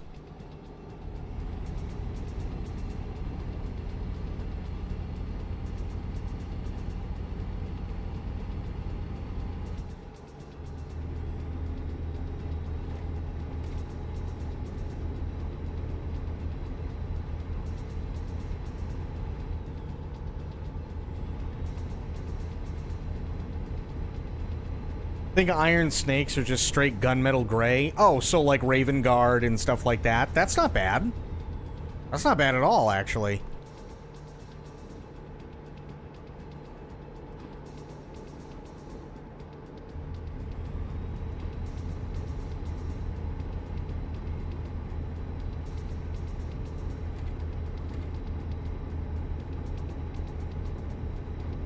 And I really do mean it. I really hope that Space Marine 2 becomes a massive, massive hit, because I want them to add the Sisters of Battle. I want them to add Death Watch, and I want them to add Grey Knights and, like, all this other shit. I think that'd be amazing. I think that'd be so much fun. I really, really do. For the Lamenters memes, oh boy. And I get to speak in, like, really shitty High Gothic, which would be amazing.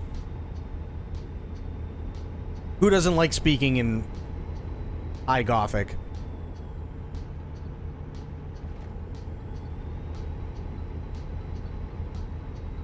Verily, brother, my dick is out. Exactly.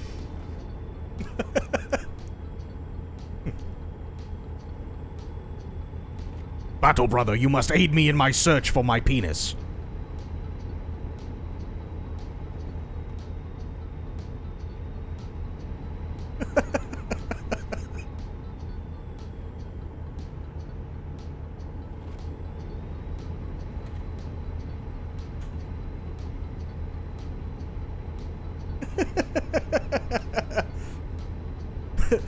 By the throne, brother, it doth reach thy knees.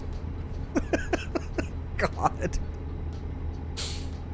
Oh, God, that'd be hilarious.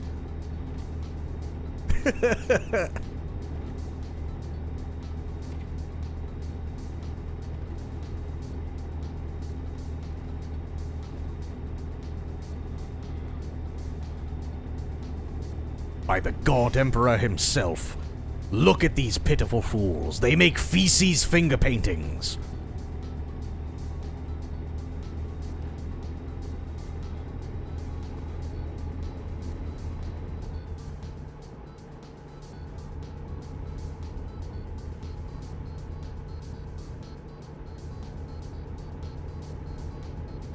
My holy terror, I cannot hear my auspex over the prodigious clapping of thy cheeks.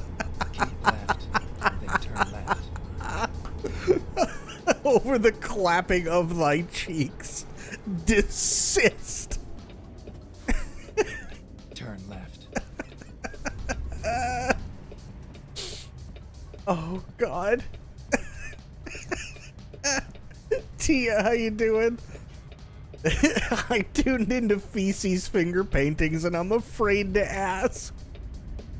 Okay, Tia, there's a story in Warhammer 40k where a lady went so crazy because she was tainted by chaos, and she was an artist and she was trying to make it perfect and she ran out of colors, so she mixed her own blood and other liquids as well as feces and basically made a painting out of it.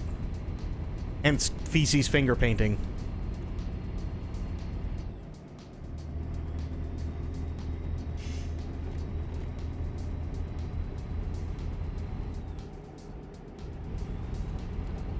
You're going too fast.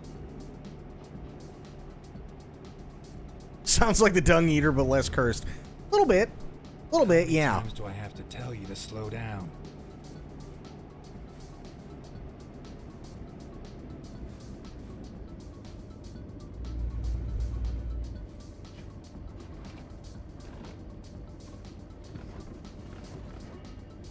Oh my God, Tesla.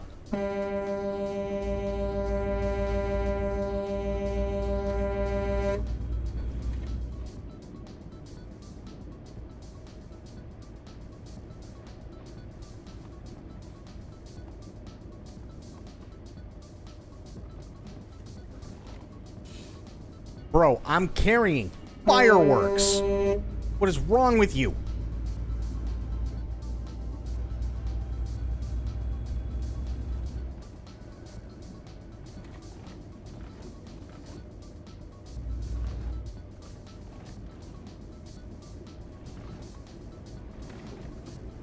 You're going to hit something. I'm gonna do it on purpose, too.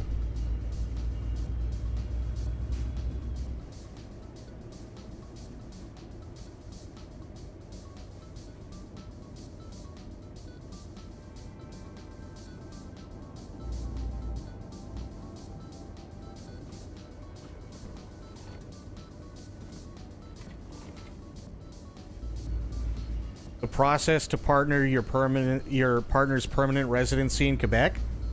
To run is it to run a Tesla off the road? Because that would be awesome.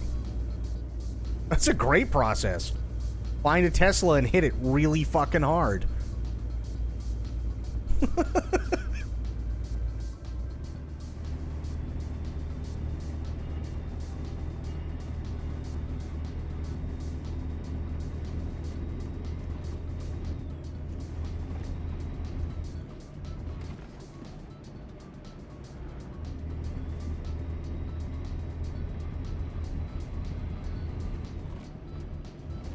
Oh, great. Now we gotta go up to 65.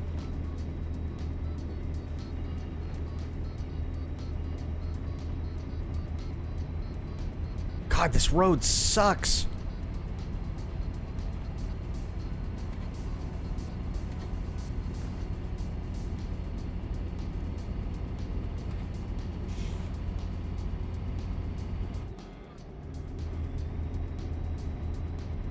Shit ton of papers to Canada. Well, I mean, that's fair. Wait for them to get back to you. Okay. Then another shit ton of papers to Quebec. Yep. Or wait. 2+ years. Then to get back to you. Soon will be 4+ years? Holy shit. 5 send more papers to Canada, 6 pray. Oh my god. Down. Whew. Yeah, that's, wow. That's insane. But, I mean, again, that's kind of like the States, too. The States take their sweet time as well.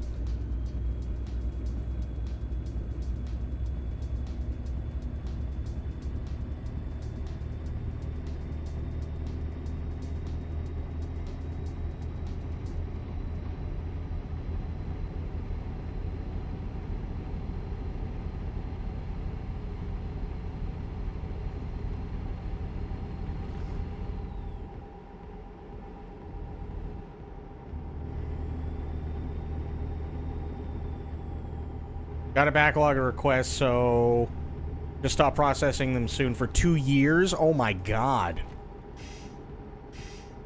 Block terms, there have been over 30 occurrences for each of them. Oh yeah, dude, it's crazy, isn't it? But you know what? It worked. It worked really well.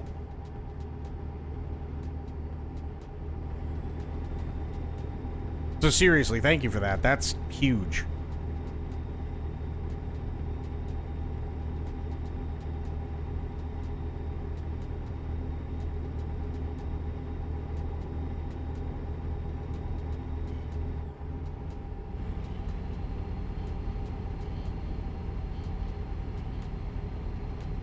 No, we can say dicks. He's talking about the stupid crap that the bots put on, like, find best viewers here. You know, like that stupid stuff.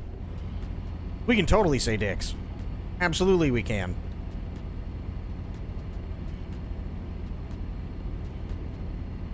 Yeah, it shows up in chat for mods and me, but nobody else has to deal with that crap. And that's the big thing, because I don't want anybody else to have to deal with it.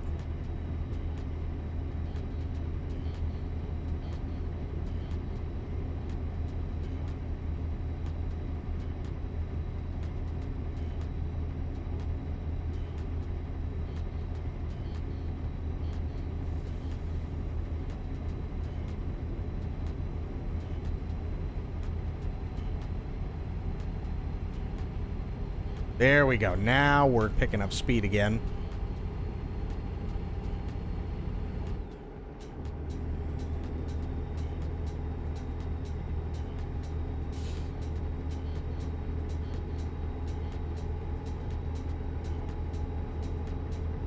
Come on.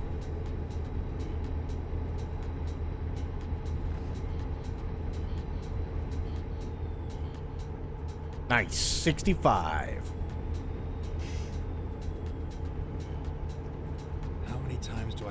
God slow down. Damn it! I just made it to 65 and now I have to slow down. This sucks all the dick. Keep right and then turn right.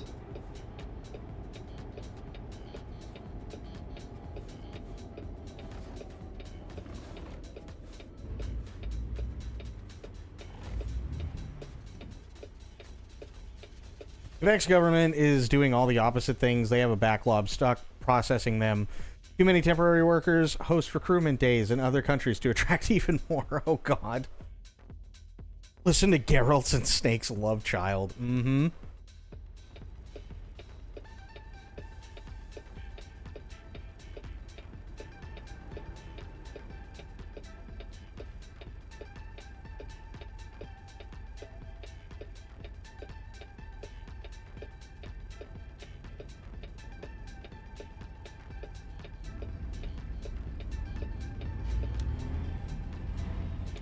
Turn right. I'm trying to turn right. Give me a minute.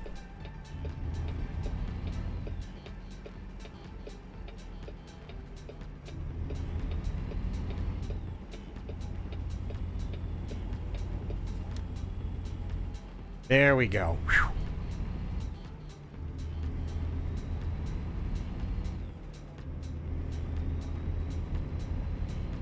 You're going too fast. I'm always going too fast. Smooth turn, yeah. I'm gonna see if they pay me to live the rest of my life like a hobbit. I mean, that'd be really cool, wouldn't it?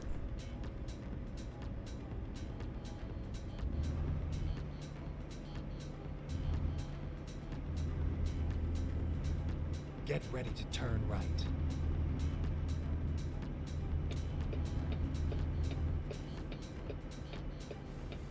Turn right.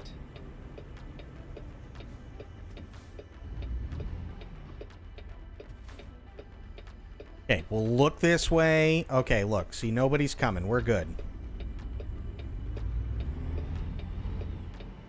I almost killed an undercover cop. Awesome.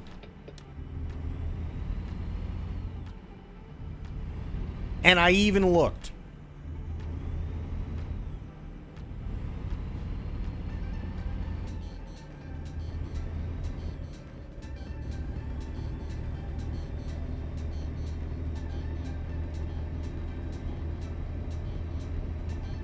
Do you even listen to me? I gotta go 25. God damn it.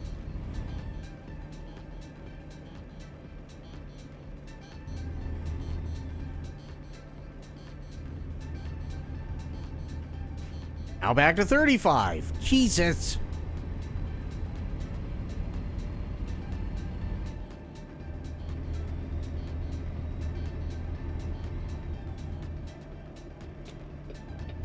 I'm gonna cut you off. I'm gonna cut you off. There we go. Dickhead. Keep left, and then turn left.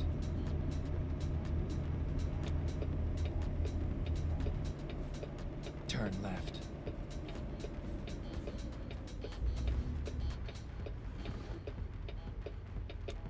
Turn right.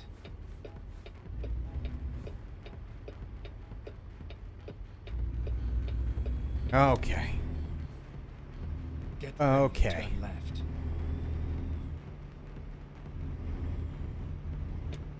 Turn left. Come on. Here we are. Kind of on time. I can do anything. No, I cannot do anything. That's not true. There. We'll just do this one. Survive smog by just not going. What will they do? Send more dwarves at me?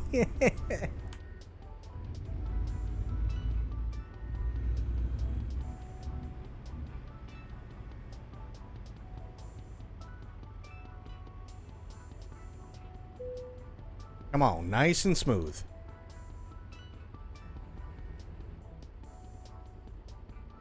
Okay, everything's lined up.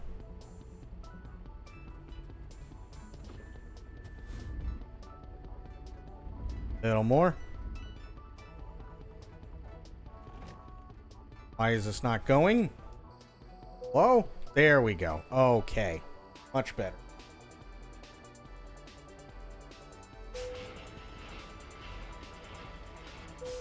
Nice.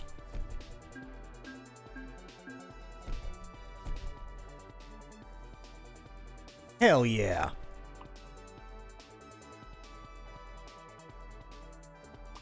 Freight market. What do we got? From where I currently am in Sholo.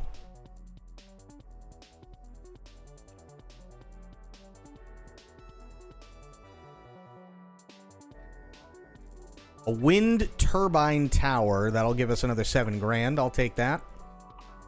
Okay, here we go.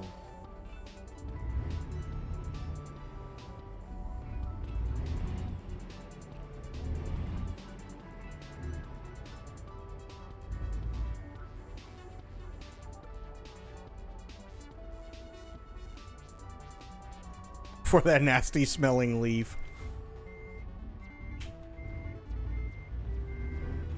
You know, funny thing, like, maybe it's just me, but I don't know. I don't mind weed, I don't mind alcohol, but I've never been like a big person for either of them. If I'm being honest. Like, hey, you know what? You want to get high? Be my guest, right? God knows I've done it, right? You know, every once in a while I'll take a hit from like, it's not that I'm not even like really into it. It's just like, I don't really care either way. Like I've had weed before, right? Every once in a while I'll get like a Delta 8 or a Delta 9 or something like that if like I have really, really bad back pain. Turn left and then turn right. But that shit'll last me like 6 months. But, I mean, other than that, it's like, whatever. But same thing with drinking. I'm not a huge drinker either. I've never been a huge drinker. I'm at a party and Bliff's going around, I'll take a puff, but not. Yeah. Yeah, that's like, it's okay, it's fine. It doesn't like, for me personally, it doesn't. Again, the only time I really use it is if, like, I have, like, a really, really, really bad day with back pain or something.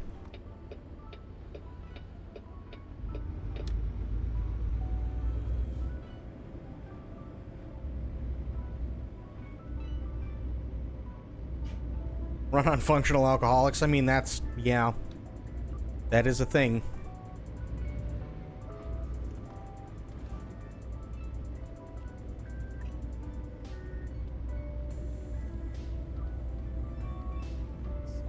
As a resident of BC, can confirm.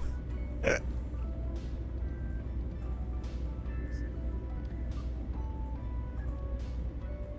ready to turn left.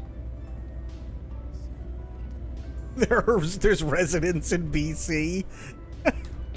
Turn left.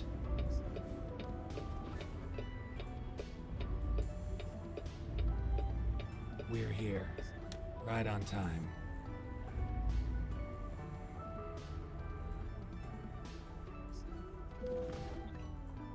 Okay, freight market.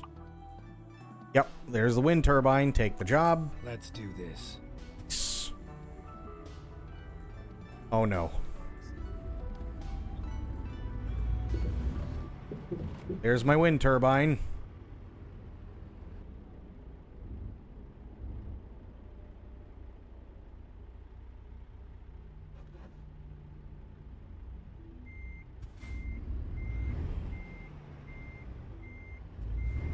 Come on, mirror. Don't fail me now.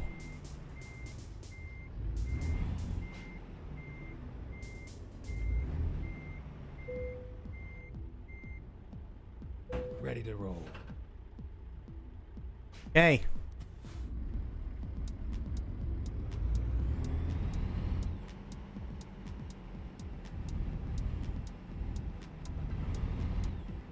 There we go.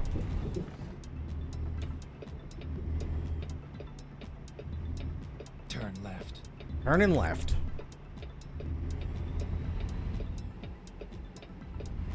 Turn left. Turning left.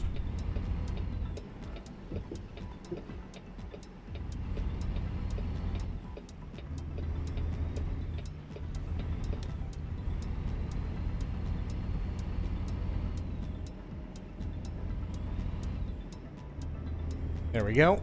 We are good. needs to make money off of something. We make money off Alberta. Get ready to turn left. We make money off Alberta. Oof. Turn left.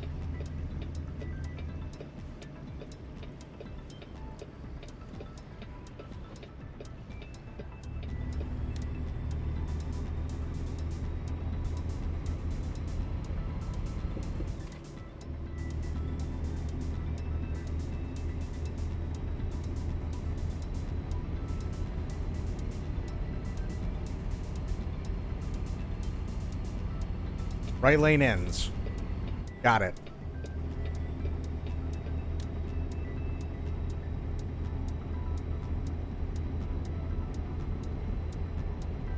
Oh, I gotta go down this crap hill again.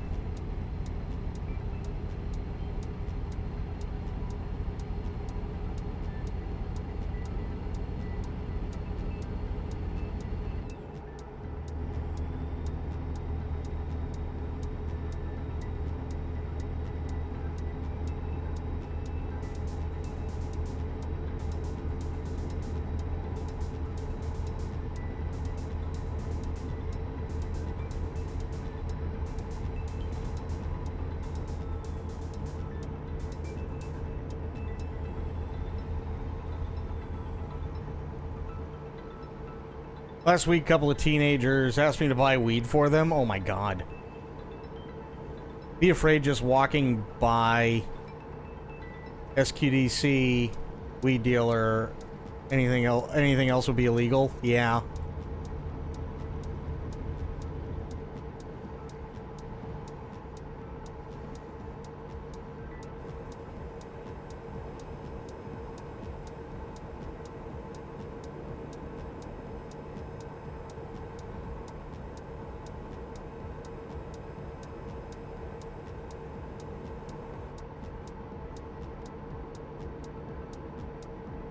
Okay, we're doing good.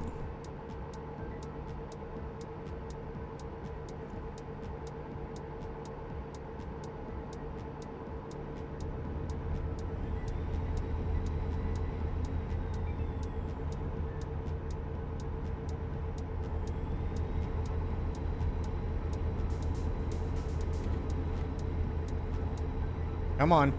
Nice.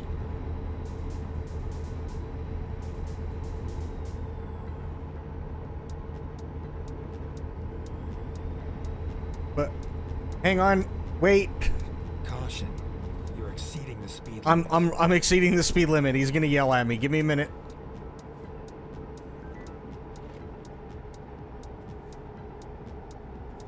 $35? Fuck me. How many times do I have to tell you to slow down? I'm trying.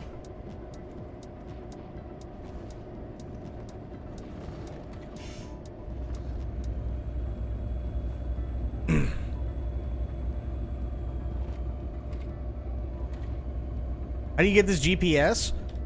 Here, I'll show you. So if you go to System Options, and then you go to Audio, you have voice navigation volume, but then once you're in game, right, voice navigation is underneath, and you can choose Doug Raspy, and then you can preview all the others as well. And you can turn on voice and all that other crap. I thought it was the player character speaking. Oh god, yeah, it's English Doug Raspy. That's the one you're looking for. Okay, read this. Société Québécoise du Cannabis? Maybe?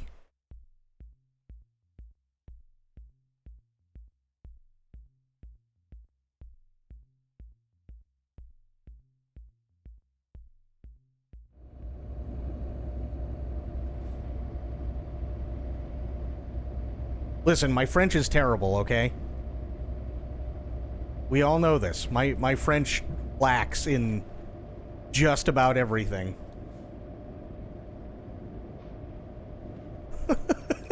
It's just that simple. My French is awful.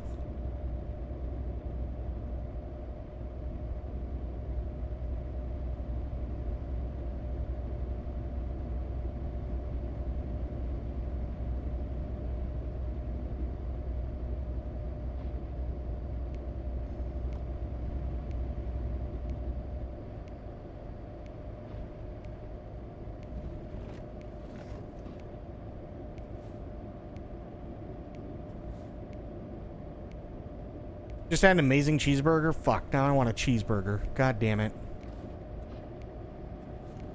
Oh, okay. I'm gonna stop here. Maybe. Maybe we're gonna stop here. I don't know yet.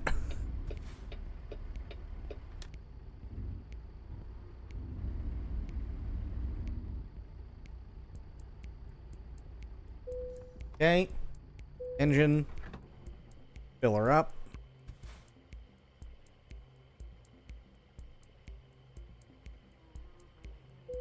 Nice. Okay. Nice and easy. Don't want to hit the pump. Oh, just barely made it past the pump.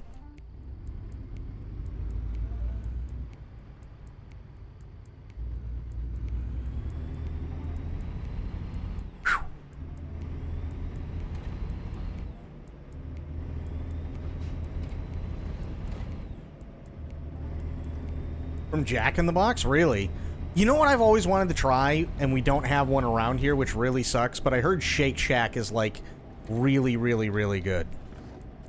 I heard Shake Shack burgers are amazing.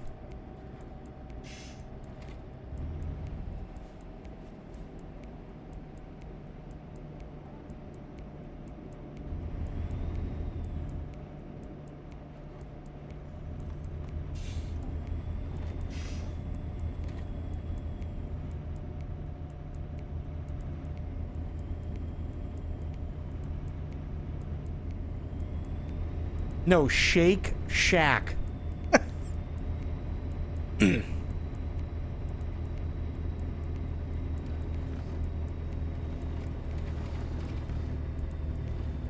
Shake Shack burgers.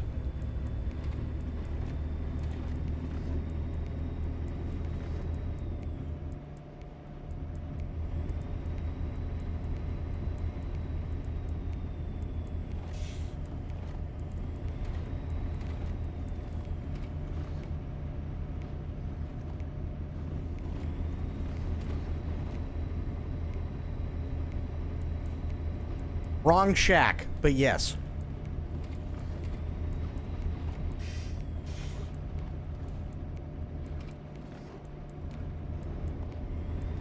Jesus, bus.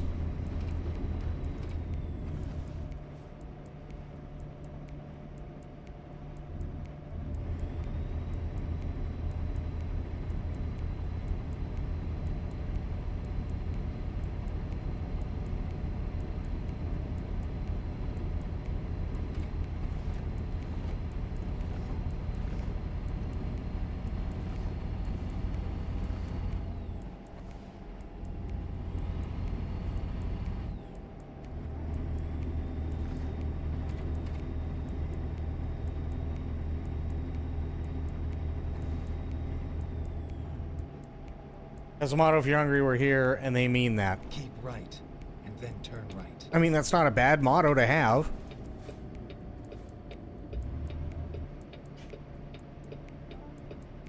Turn right. Ooh.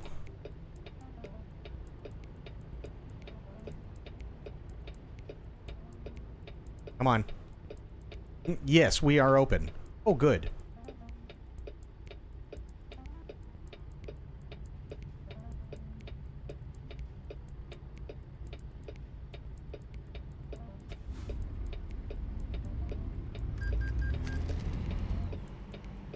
Okay, loan installment was paid. I like it.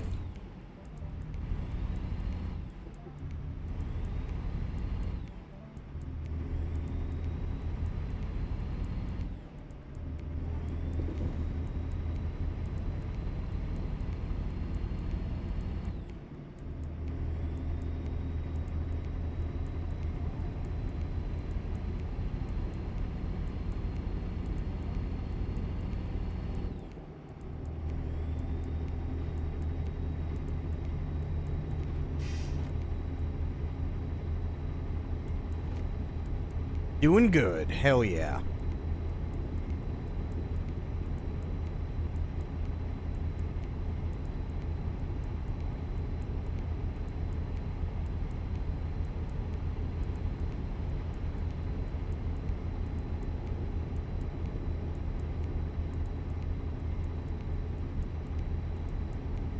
Come on. Give me a downhill. Please. Thank you.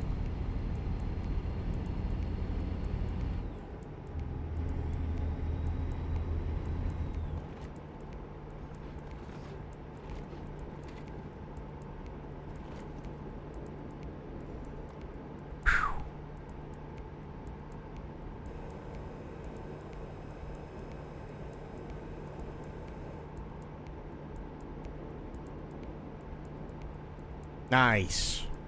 Hell yeah.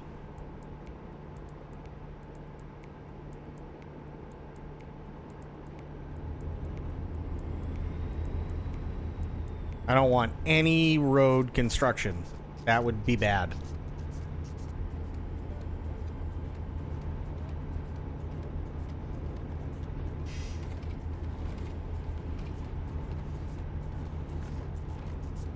Come on.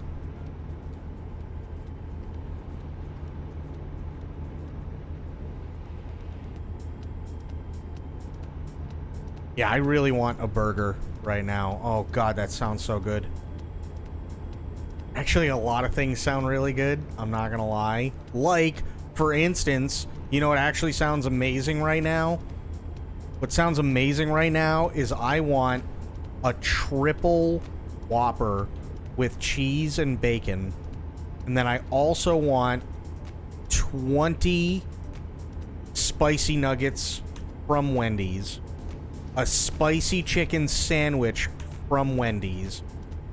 And I also really, really, really want a triple Whataburger with cheese, bacon, and avocado, a large side of onion rings, and a side of buffalo sauce, and a side of honey mustard, and a giant ass fucking chocolate milkshake. That's what I want. That all sounds fucking amazing, doesn't it?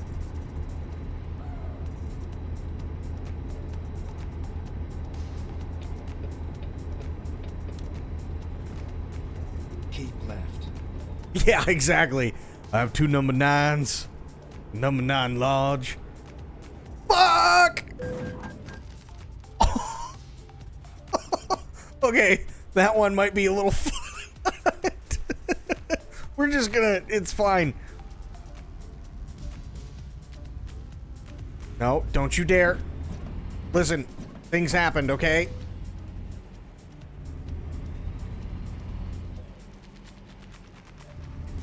Hey guys, just an FYI, some dumbass hit people. Okay. Number 6 with extra dip. Number 7, 2 number 45s, 1 with cheese, and a large soda. Go straight. Nobody saw that. Nobody saw shit, okay? You guys didn't see fucking anything.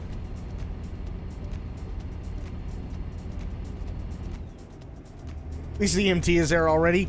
EMT for what? I don't know what you're talking about.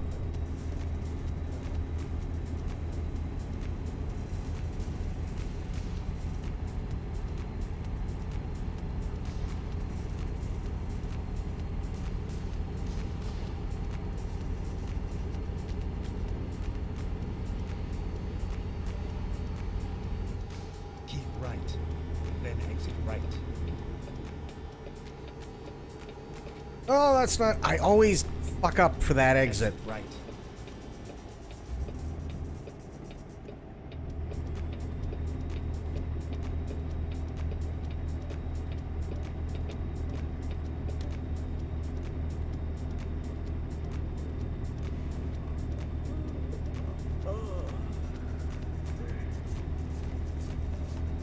When you're driving... Oh, God. Well, there's another short.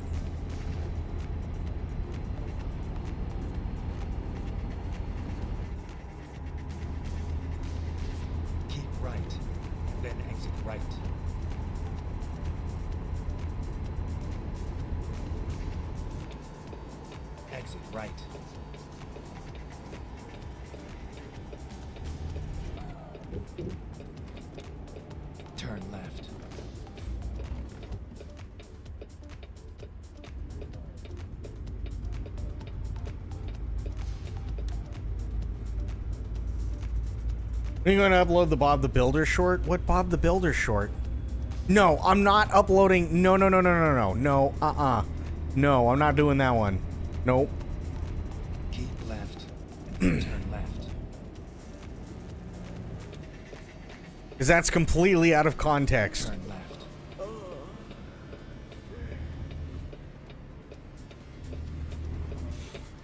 Turn right and then turn left.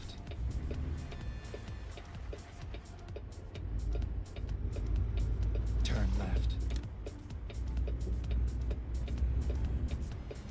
We're here. Now drop the load and go. Drop my load, huh? Wow.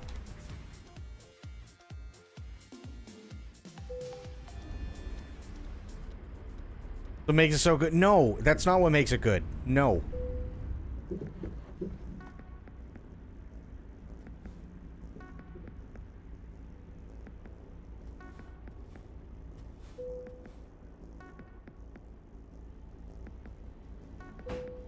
There we go. The reviews for Black Myth, I'm telling you, like, bro, if I could get Black Myth, we'd probably be playing that shit tomorrow.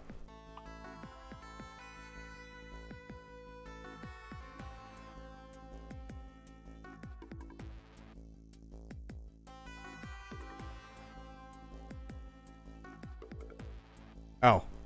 Duh. Go to drive. Go to the map.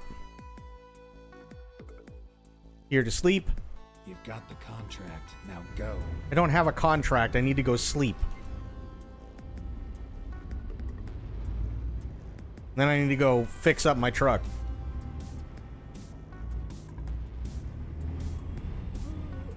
There are conspiracies about the numbers made because the same thing happened with Pal World.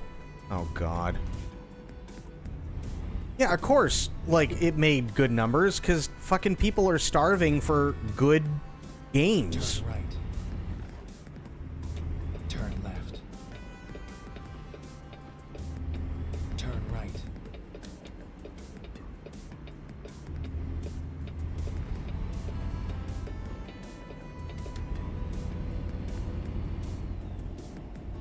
It's strictly because of China? No, I don't think so. I don't think that.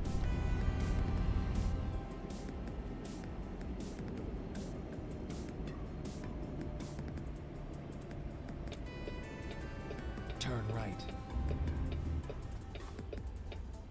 It's all over now.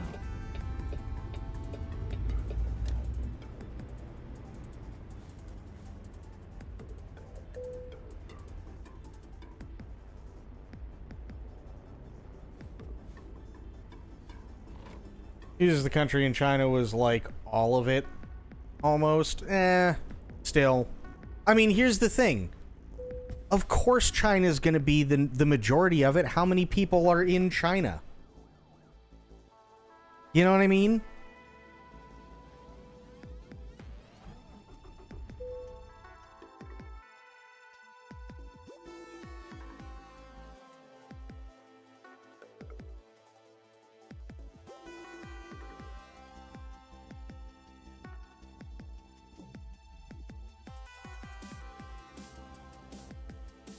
Whew.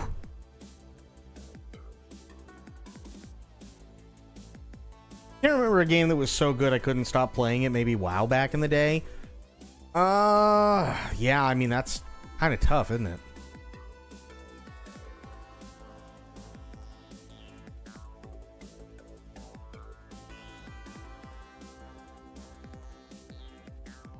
Yeah, let's go here.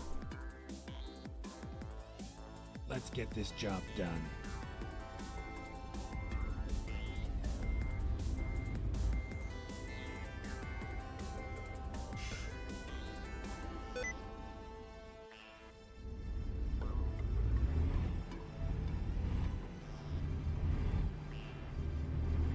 Ooh.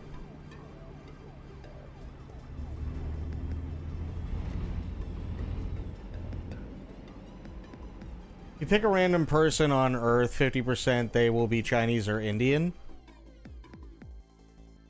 Yeah, I mean, I could see it. Statistically, yeah. I could see it. Yeah. I mean, you gotta think, like, what, China has roughly 1/3 the entire world's population? And then India would roughly make it about half. That would make sense. Hit something. Turn left.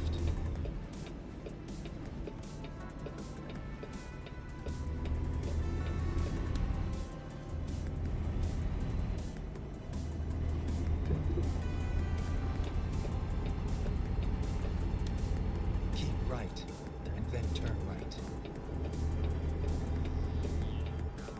Turn right.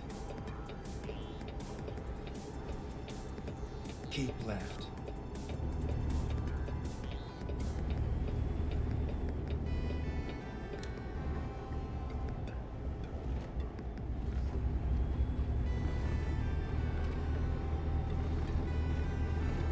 You're going too fast.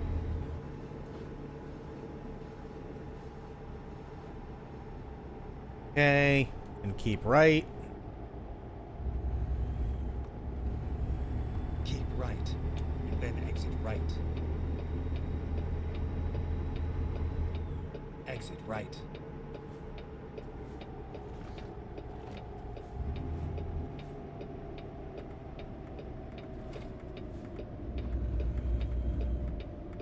Turn right. Jesus. Thing didn't want to stop.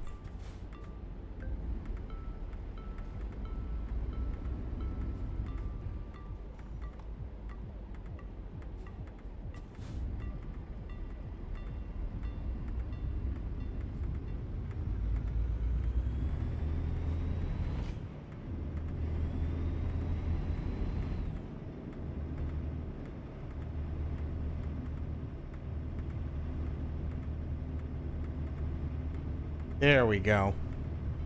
Well, Tia, I really hope that I really hope that the stuff with your partner goes through, because I know you've been working on that for a long while and it's a giant pain in the ass. So I really hope it works.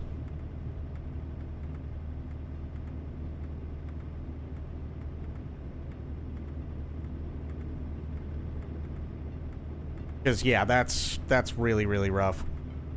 I hate it when shit like that happens too. It's so stupid. Keep right, and then turn right.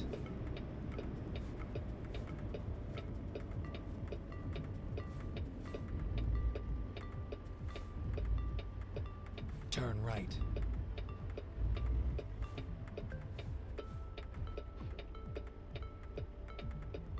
Yeah, even if 80% of the buyers are Chinese. Yeah. Like, I would expect Chinese people to buy something that actually, like, does a really good job of showing their heritage, right? And their history, like the history of their culture. Absolutely.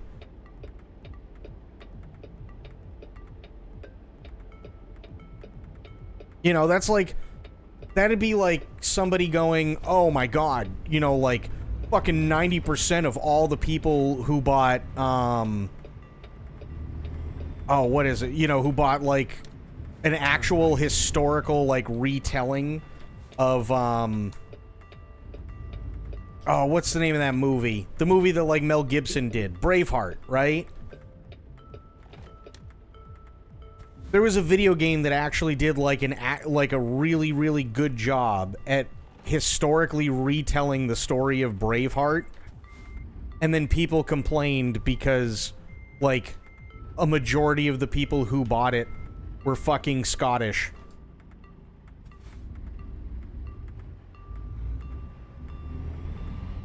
Like, duh.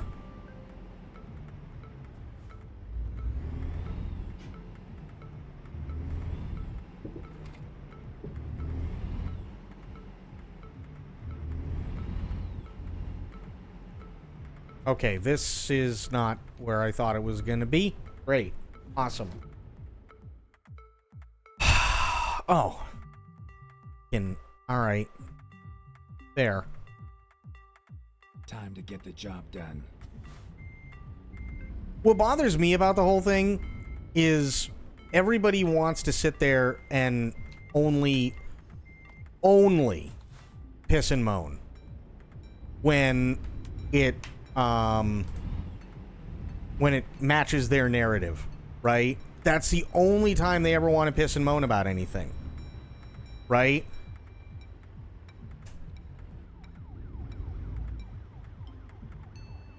And it doesn't matter what country it is. Like, they only want to piss and moan if it makes them look better.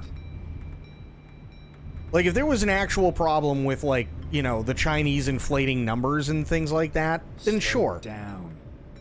But, like, come on.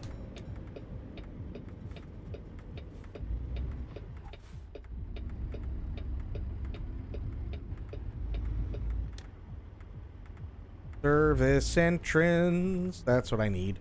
Perfect. Nice. Okay. Truck maintenance and repairs. Oops. What is this? Oh, replace. No. Fuck no. Confirm. Nice.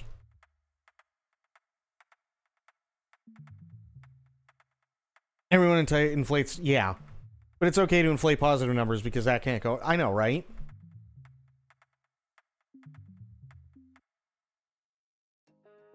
It was a huge huge wave of bans in gaming simply because players had Chinese spelling or words in their name, and people looked into it, and some of the accounts didn't even have playtime on some of the games. Probably not.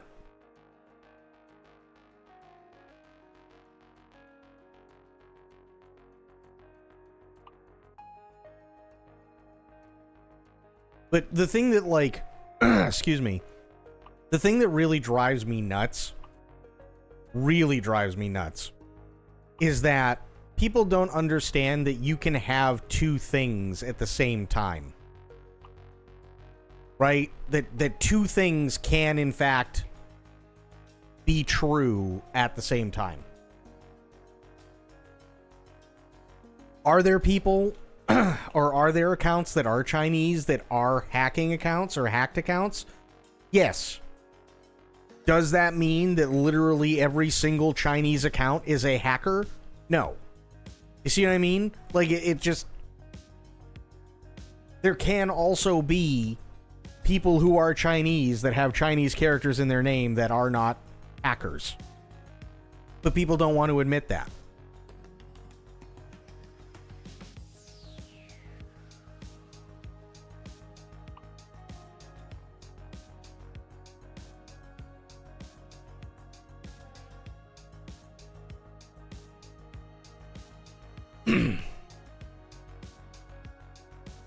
Wait, what level am I? Hang on.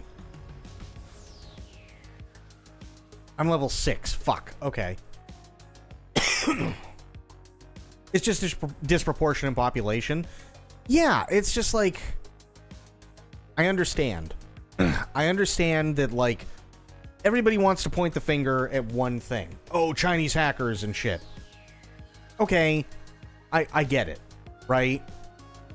There are a lot of Chinese hackers. There are a lot of people who want to fuck everything up. Yes. Does that make them all Chinese? No. Does it make somebody who has Chinese characters in their name a hacker by default? No. You see, like, that's the stuff that bugs me.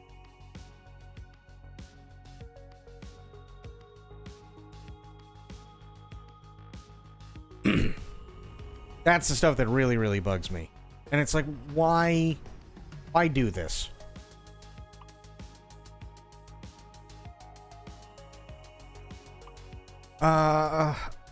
Excuse me.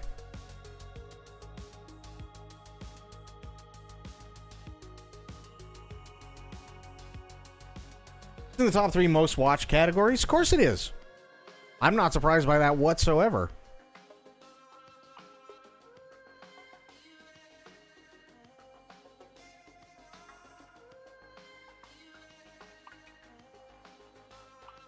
Time to hit the road. That does not surprise me in the slightest, actually.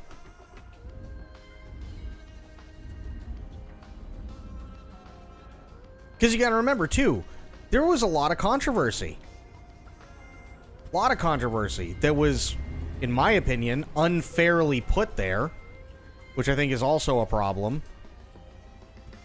So you got a lot of controversy surrounding it. You've got a lot of people wanting this to be a good game. You got a lot of people wanting this to be a game that they're actually going to be able to understand. You got something that's essentially like Sekiro that's not made by From Software. And everybody's going to want to gravitate towards those, generally speaking, to begin with anyway. But it's like, I get it. Turn right.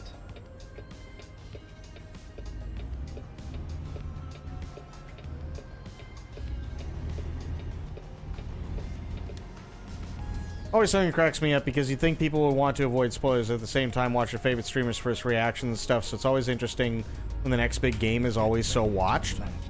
I don't think so. I don't think so. I mean, think about it this way, right? Like, one of the big reasons I started watching streamers was because at the time I didn't have a PC that could handle a lot of shit. Right? So as much as I'd like to play the game, I knew it was at least going to be a few years before I could actually, like, do anything. Pedal to the metal, man. And then it's like, okay, a couple years later happens and I go and play the game. Do I remember what that streamer did? No, probably not. Do I remember having fun watching said streamer? Yeah, absolutely. Or maybe some people just really like to see streamers' reactions to a thing, but they don't really have any interest in the game itself, right? They want to see the streamer fuck up or be funny or be entertaining. They don't want to actually play the game. Okay, here we go.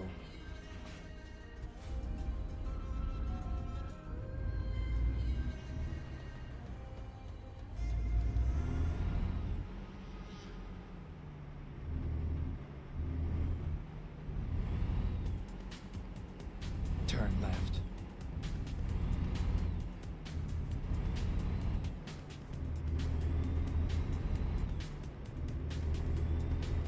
Get ready to turn left.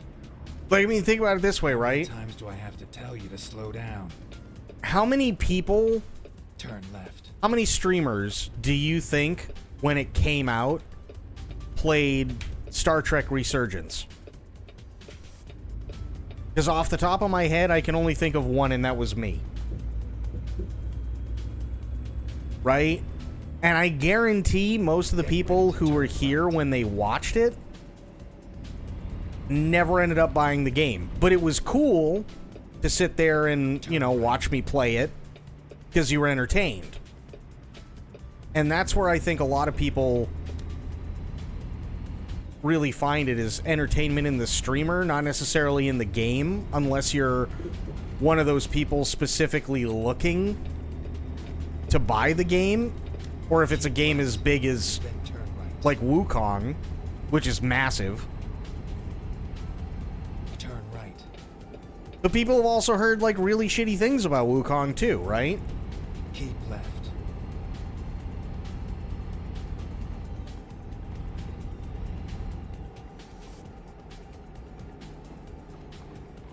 The second one? Second one what?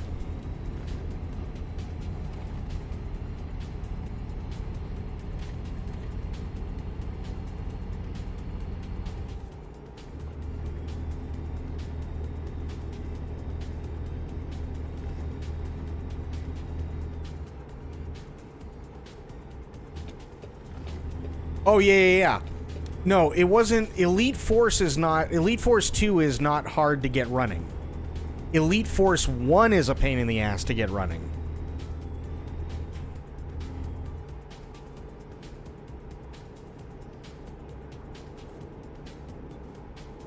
Because it's old. Elite Force 2 booted up no problem.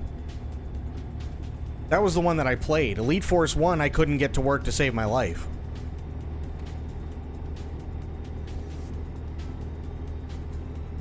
Yeah, that was the first one. That wasn't the second. Elite Force 2 was the one that I played.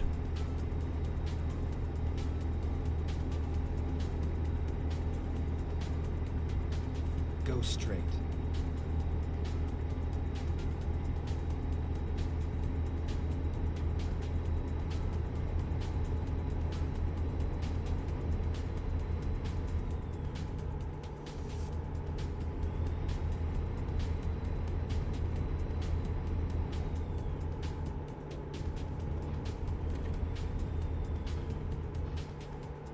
I'll have to read that comment in a second, Bloop, because I can't right now. In VPN, you learn a few things, so hacking in free games. Oops. Competition games is fun. But again, 42 million censored. Or have to pirate games. Just use trainers to up their skill. I don't know. I don't like, oh, well, we have to use trainers to up our skill. It's like, just up your skill. That's it. That's all you have to do. Like, I mean, I get what you're saying. I totally do. And to some extent, sure, but yeah.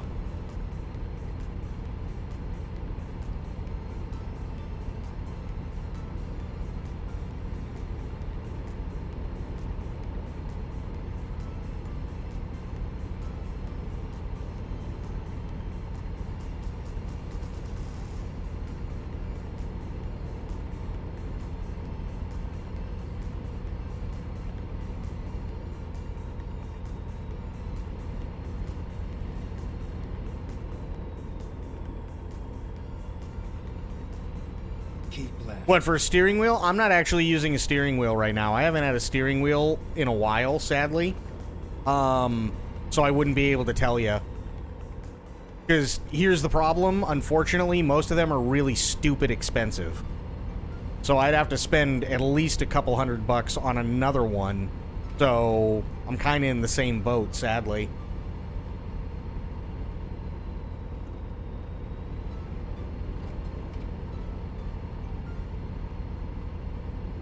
Why is he... I don't like the fact that he switched lanes. Why is he switching lanes? Why are you switching lanes?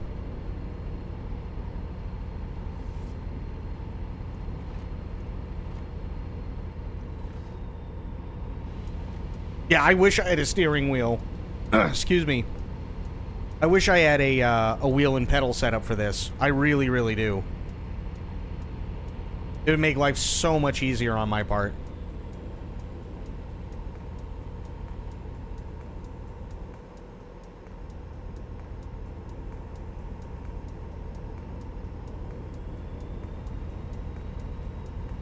Oh my god, you dick! Oh, I want to kill him. I want to kill him so bad.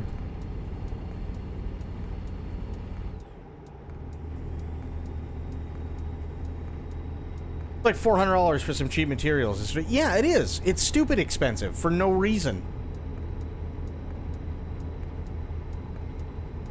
Also, hey, it's Mint. Welcome in. How you doing? Yeah, it's absolutely ridiculous. Like, okay, I get it. There's, you know, you got the software that somebody had to make, and, you know, you got all this other crap, and, but it's like, I remember back in the day, I think the Logitech one that I had was like just over 200, and that was discounted. And I was like, that's ridiculous. And I barely used it. I only used it for, oh god, what was it back in the day that I used it for? I'm trying to remember. You're going too fast. Of course I'm going too fast, because they lowered the fucking speed limit.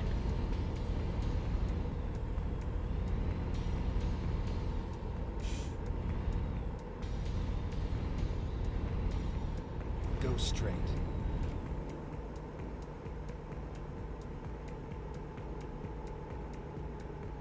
There. Waiting for Black Friday, hoping they'll go on sale. Yeah, that'd be really nice, actually. That'd be really nice. And then turn right.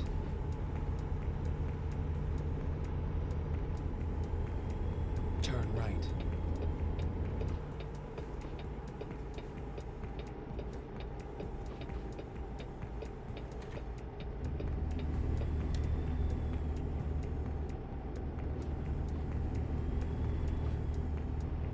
Yeah, here's the issue with those, like, those really crappy, like, $15 ones, though. The problem with those is that, like, they'll work maybe, like, 3 or 4 times, and then they'll fall apart. Like, those are awful. They really, really are. It sucks. Because it's like, what are you supposed to do? Right? There's... The barrier for entry is it's stupid high for that stuff. It's insanely stupid high. I was looking earlier today because there's a guy I watch on YouTube. His name is Air Force Proud 95. He's got a Turtle Beach HOTAS. I'm not crazy about Turtle Beach to begin with, right? But I was like, you know what? This thing's made for Windows 10 and 11. Maybe right now it's, you know, looking into Turtle Beach. They have a lot of really good things with this HOTAS. You want to know how much it is? $400. It's $400 for a HOTAS. Pushing 1 a.m., so I think I'll bid everyone a good night. Sophia, have yourself a great night. Always love and appreciate you being here. We will see you next time. $400 for a HOTAS that I'm literally going to use for 2 games. $400. That's insane. And the only reason why I would even consider buying another one is because mine is so old that I'd actually have to install drivers that have been modified specifically so that I can use mine with a USB extension. And that's not even guaranteeing that the damn thing would work in the first place because it's so old.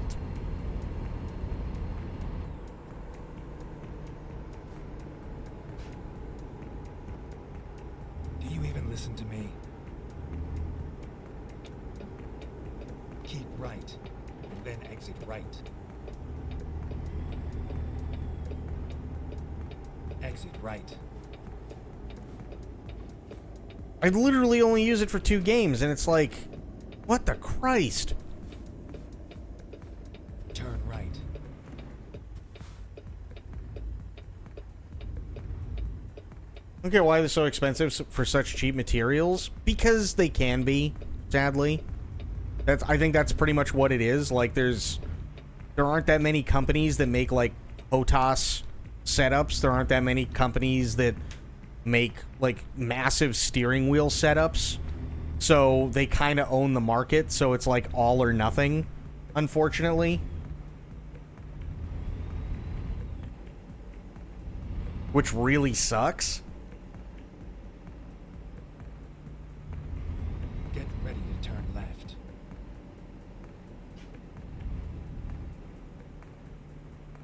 Turn left.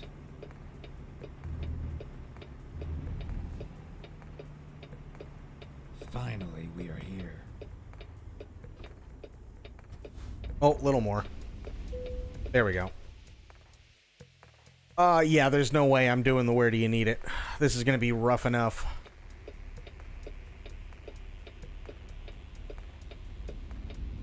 Sick of using your keyboard? I don't blame you. I haven't... I've tried, like, very, very, very little. But apparently you can get a controller to work with this. So maybe that's the way to do it. Apparently this does also allow you to use controllers. Damn it! Okay, screw that.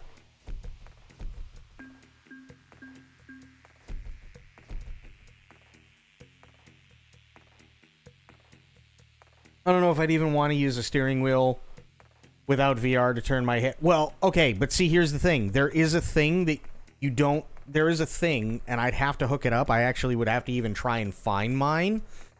But you don't actually need a VR headset. I actually have a head tracking thing that I could clip onto my headset. And there you go. It's like an IR head tracking thing. You can put it on the monitor and you can clip it onto your headset and you're good to go.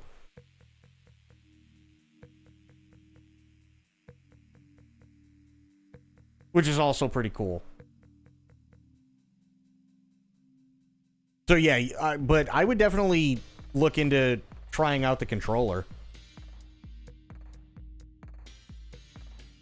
Going back to Wii Tech, I mean, that's been around for a while now.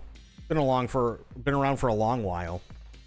But that's, from what I understand, like the next best thing to VR. Because I can sit here and I can look at this, and then I can turn and look at what you guys are saying, and that's fine. But if I need to actually, like, turn my head, I can just go like this, and I can see, like, literally the camera will move on the screen. Which is really cool. I used to use it for, oh, God, what was the game? IL-2.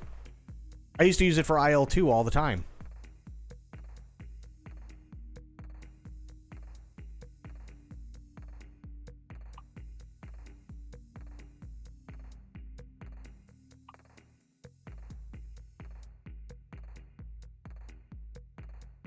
I'm looking into it, and it seems like the general player base prefers playing with just a controller. I mean, I have a controller. Let's see if I can get it to work. I have it right here. Let's see what happens. Okay, that's working. I like it. Go to drive.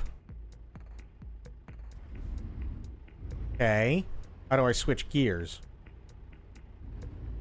Okay. So L1 and R1 are switching gear. Oh my god, this feels so good. That's wipers. That's switching. Okay.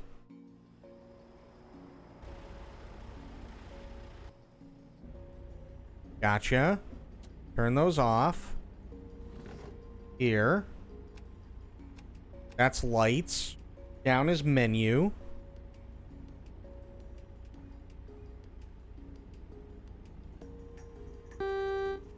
Okay, that's the horn. Oh, that's okay. That's how you can check that. That's nice. Now, let's go here. System. Options.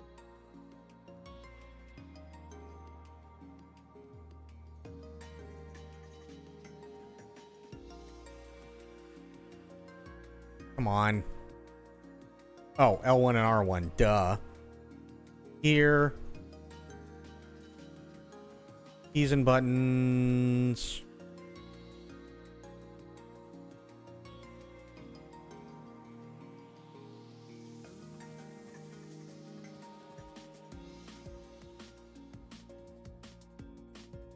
Percentage-based input instead of 100% all the time in keyboard. Yes. Yeah, that's true.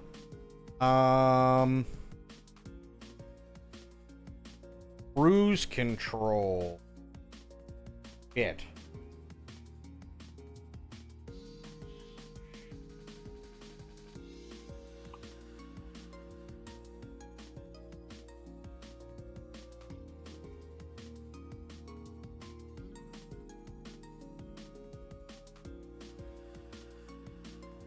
Uh-oh. That's not what I wanted.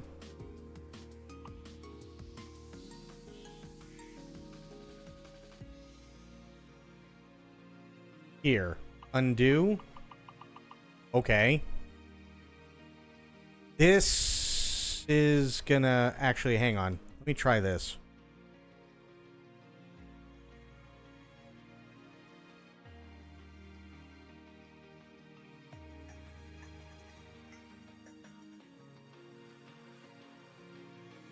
No.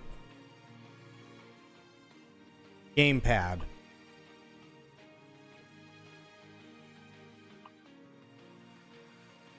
Sequential. Controller settings. That's fine.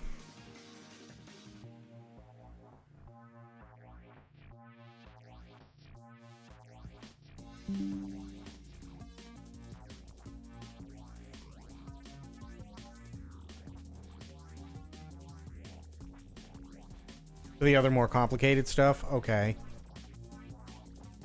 Finish wizard.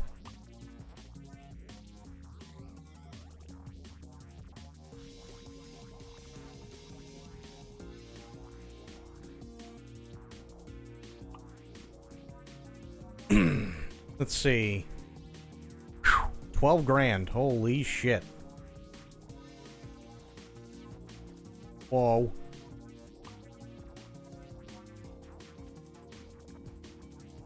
Forklifts. Sure, why not? Come on, there's a job to do. True. Oh, yeah, this is going to take some getting used to, for sure.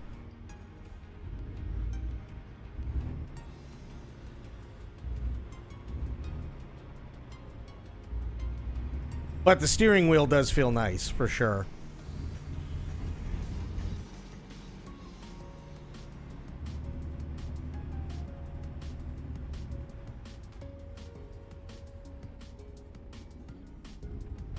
It must be right here. That's all I can think of.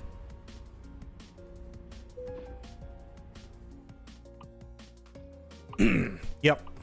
Nice. Let's go. I'm gonna go all the way around again.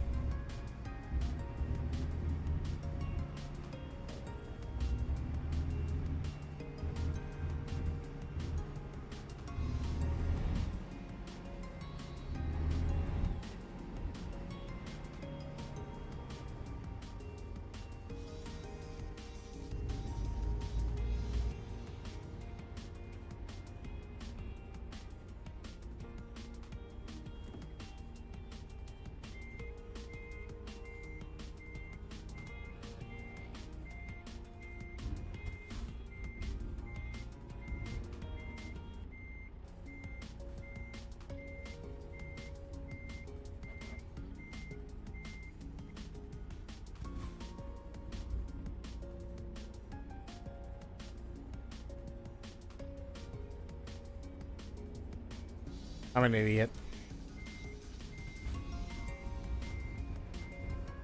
Do not go to fluffy razors after 3 a.m. Oh my god.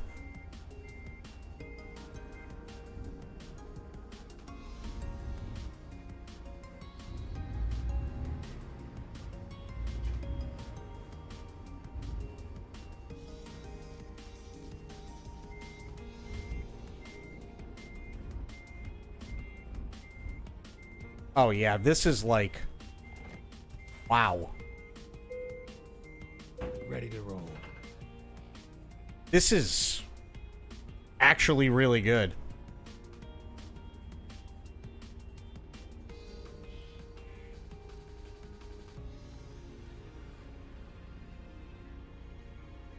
Yeah, I got the headlights there.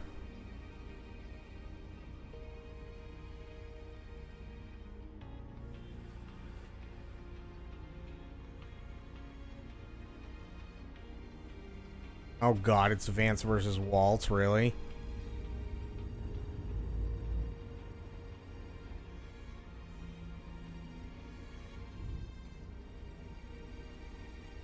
Oh, is it gonna make it? Oh, and somehow I didn't jackknife. I don't know how I didn't jackknife, but I didn't.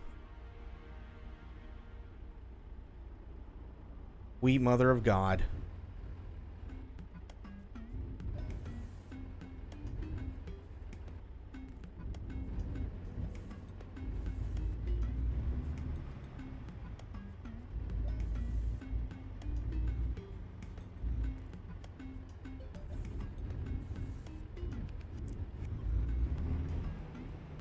There we go.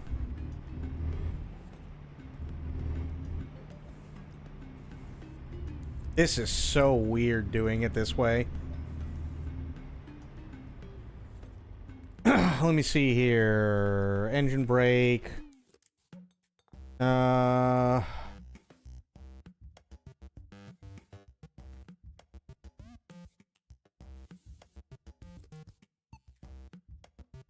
So wait, how do I change the controls then?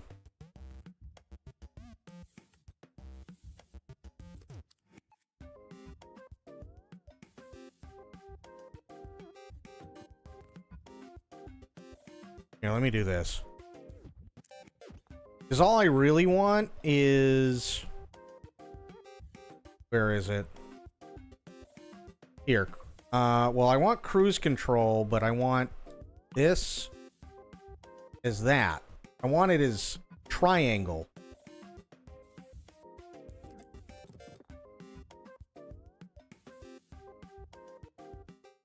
But it's not letting me.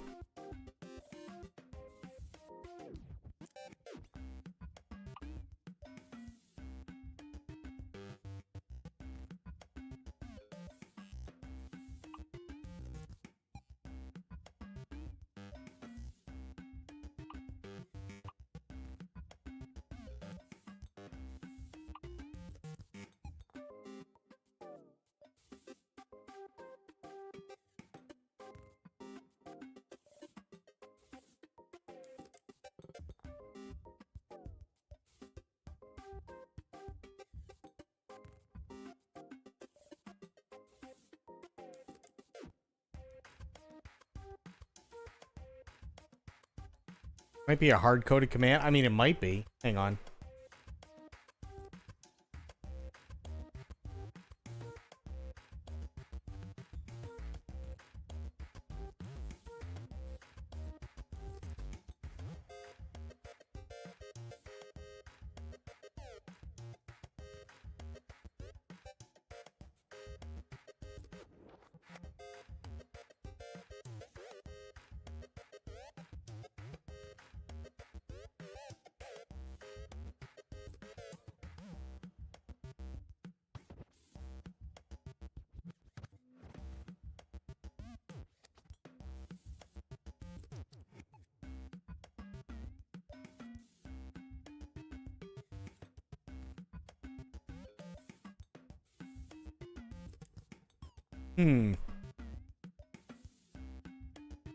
Also, just for the record, I have no fucking idea what we're listening to.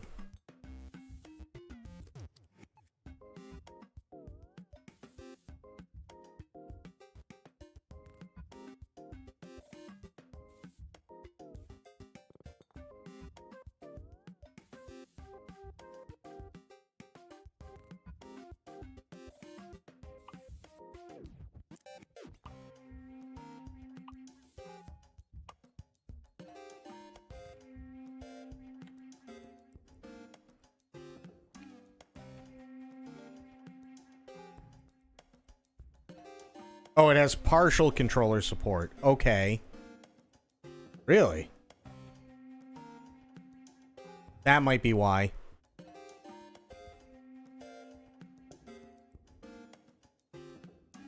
Go here.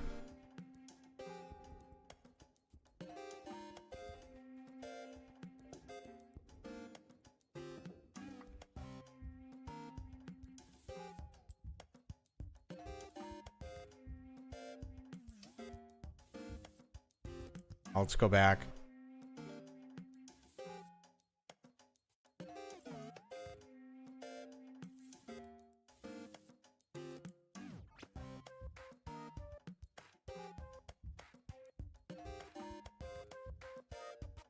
Ew, no.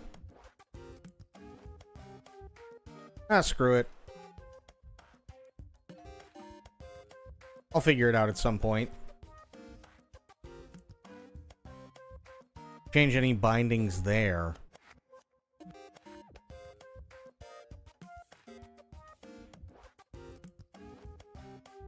Okay. Wait a minute.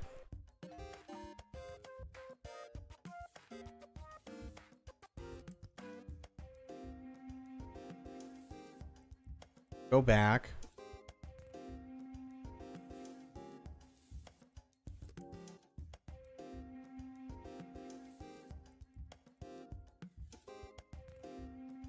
Okay, it's done by SCS.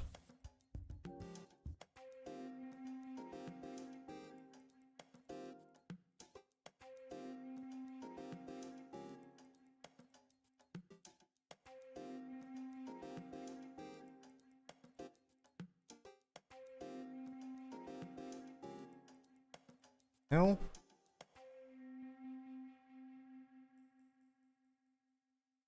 No. Edit layout, right? Action stats.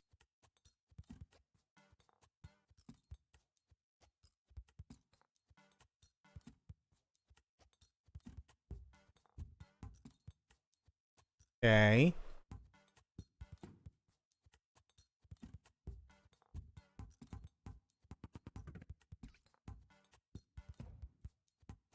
What in virtual menus? No.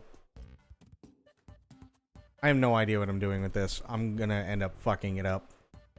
Okay, here we go. This is what I want. So, back skip, shortcut.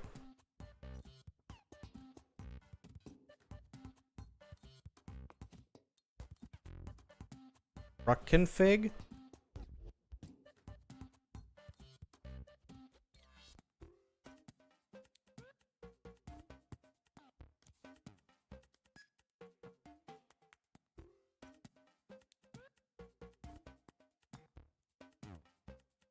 Yeah, I'm not gonna fuck with it tonight. Way too much. But, I'll tell you what I am gonna do. Game is now configured. Yeah. Tell you what I am gonna do. Finish wizard. I'm gonna have to try and figure this out tomorrow. Because my time is up. The controller config in Steam is a mess. Oh yeah, absolutely. I'm gonna try and figure this stuff out tomorrow. But, by the way, tomorrow we have more Gamescom stuff. Oops. We have more Gamescom stuff that's coming up. Which should be really, really cool. Hopefully. We'll see. So yeah, we'll see what's what tomorrow, with Gamescom stuff. And then after that, we are going to probably be doing more trucking. But, Bloop, thank you so much for the bits, buddy. Really, really appreciate that. I'm glad we finally got all that other crap worked out with TTS. Also, hey, it's Mint. Thank you so much for the follow and welcome in. Really, really appreciate that. And I hope that maybe, and actually here's an idea, maybe you'll be able to see if you might be able to find something used. Used might be the good way to go. Sometimes you find some good stuff. But we also had True, we had Medicine, we had Sophia, we had Bloop. Spoiled was here for a little bit. Sober was here as well. We had Alpa. Yeah, we had a really good crew tonight. So, I appreciate everybody being here. Whether you be lurking, chatting, donating, subscribing, resubscribing, sending bits, whatever. I really, really appreciate it. We had Tia here as well. Can't forget Tia. But yeah. Yeah, we always have a really good crew. But thank you guys for being here, and thank you for all the love and support. This is my dream job. So, yeah, without you guys, I wouldn't be here. So thank you from the bottom of my heart. Can you receive a Logitech's sub? Can you receive Logitech sub? What do you mean?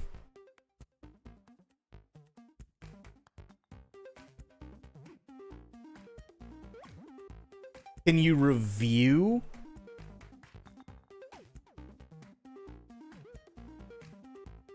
What do you mean by can you review it?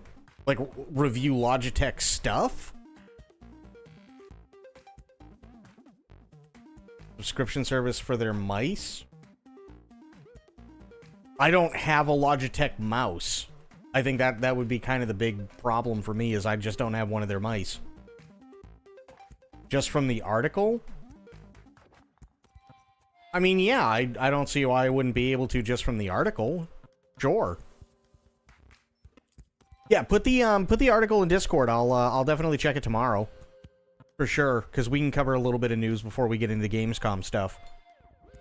Absolutely. But, until I see you guys later on today, have yourselves a great day, great night, wherever you are. Be good to yourselves, be good to one another. Stay safe, stay frosty, and of course, the #1 golden rule around here: try to remember some of the basics of CQC. I will be seeing you guys later on. Thank you so much, everybody, for all the love and support. Again, if it wasn't for you guys, I wouldn't still be here. So thank you very, very much. All right, guys. Have yourselves a good night. And I'm out for now. Bye, guys.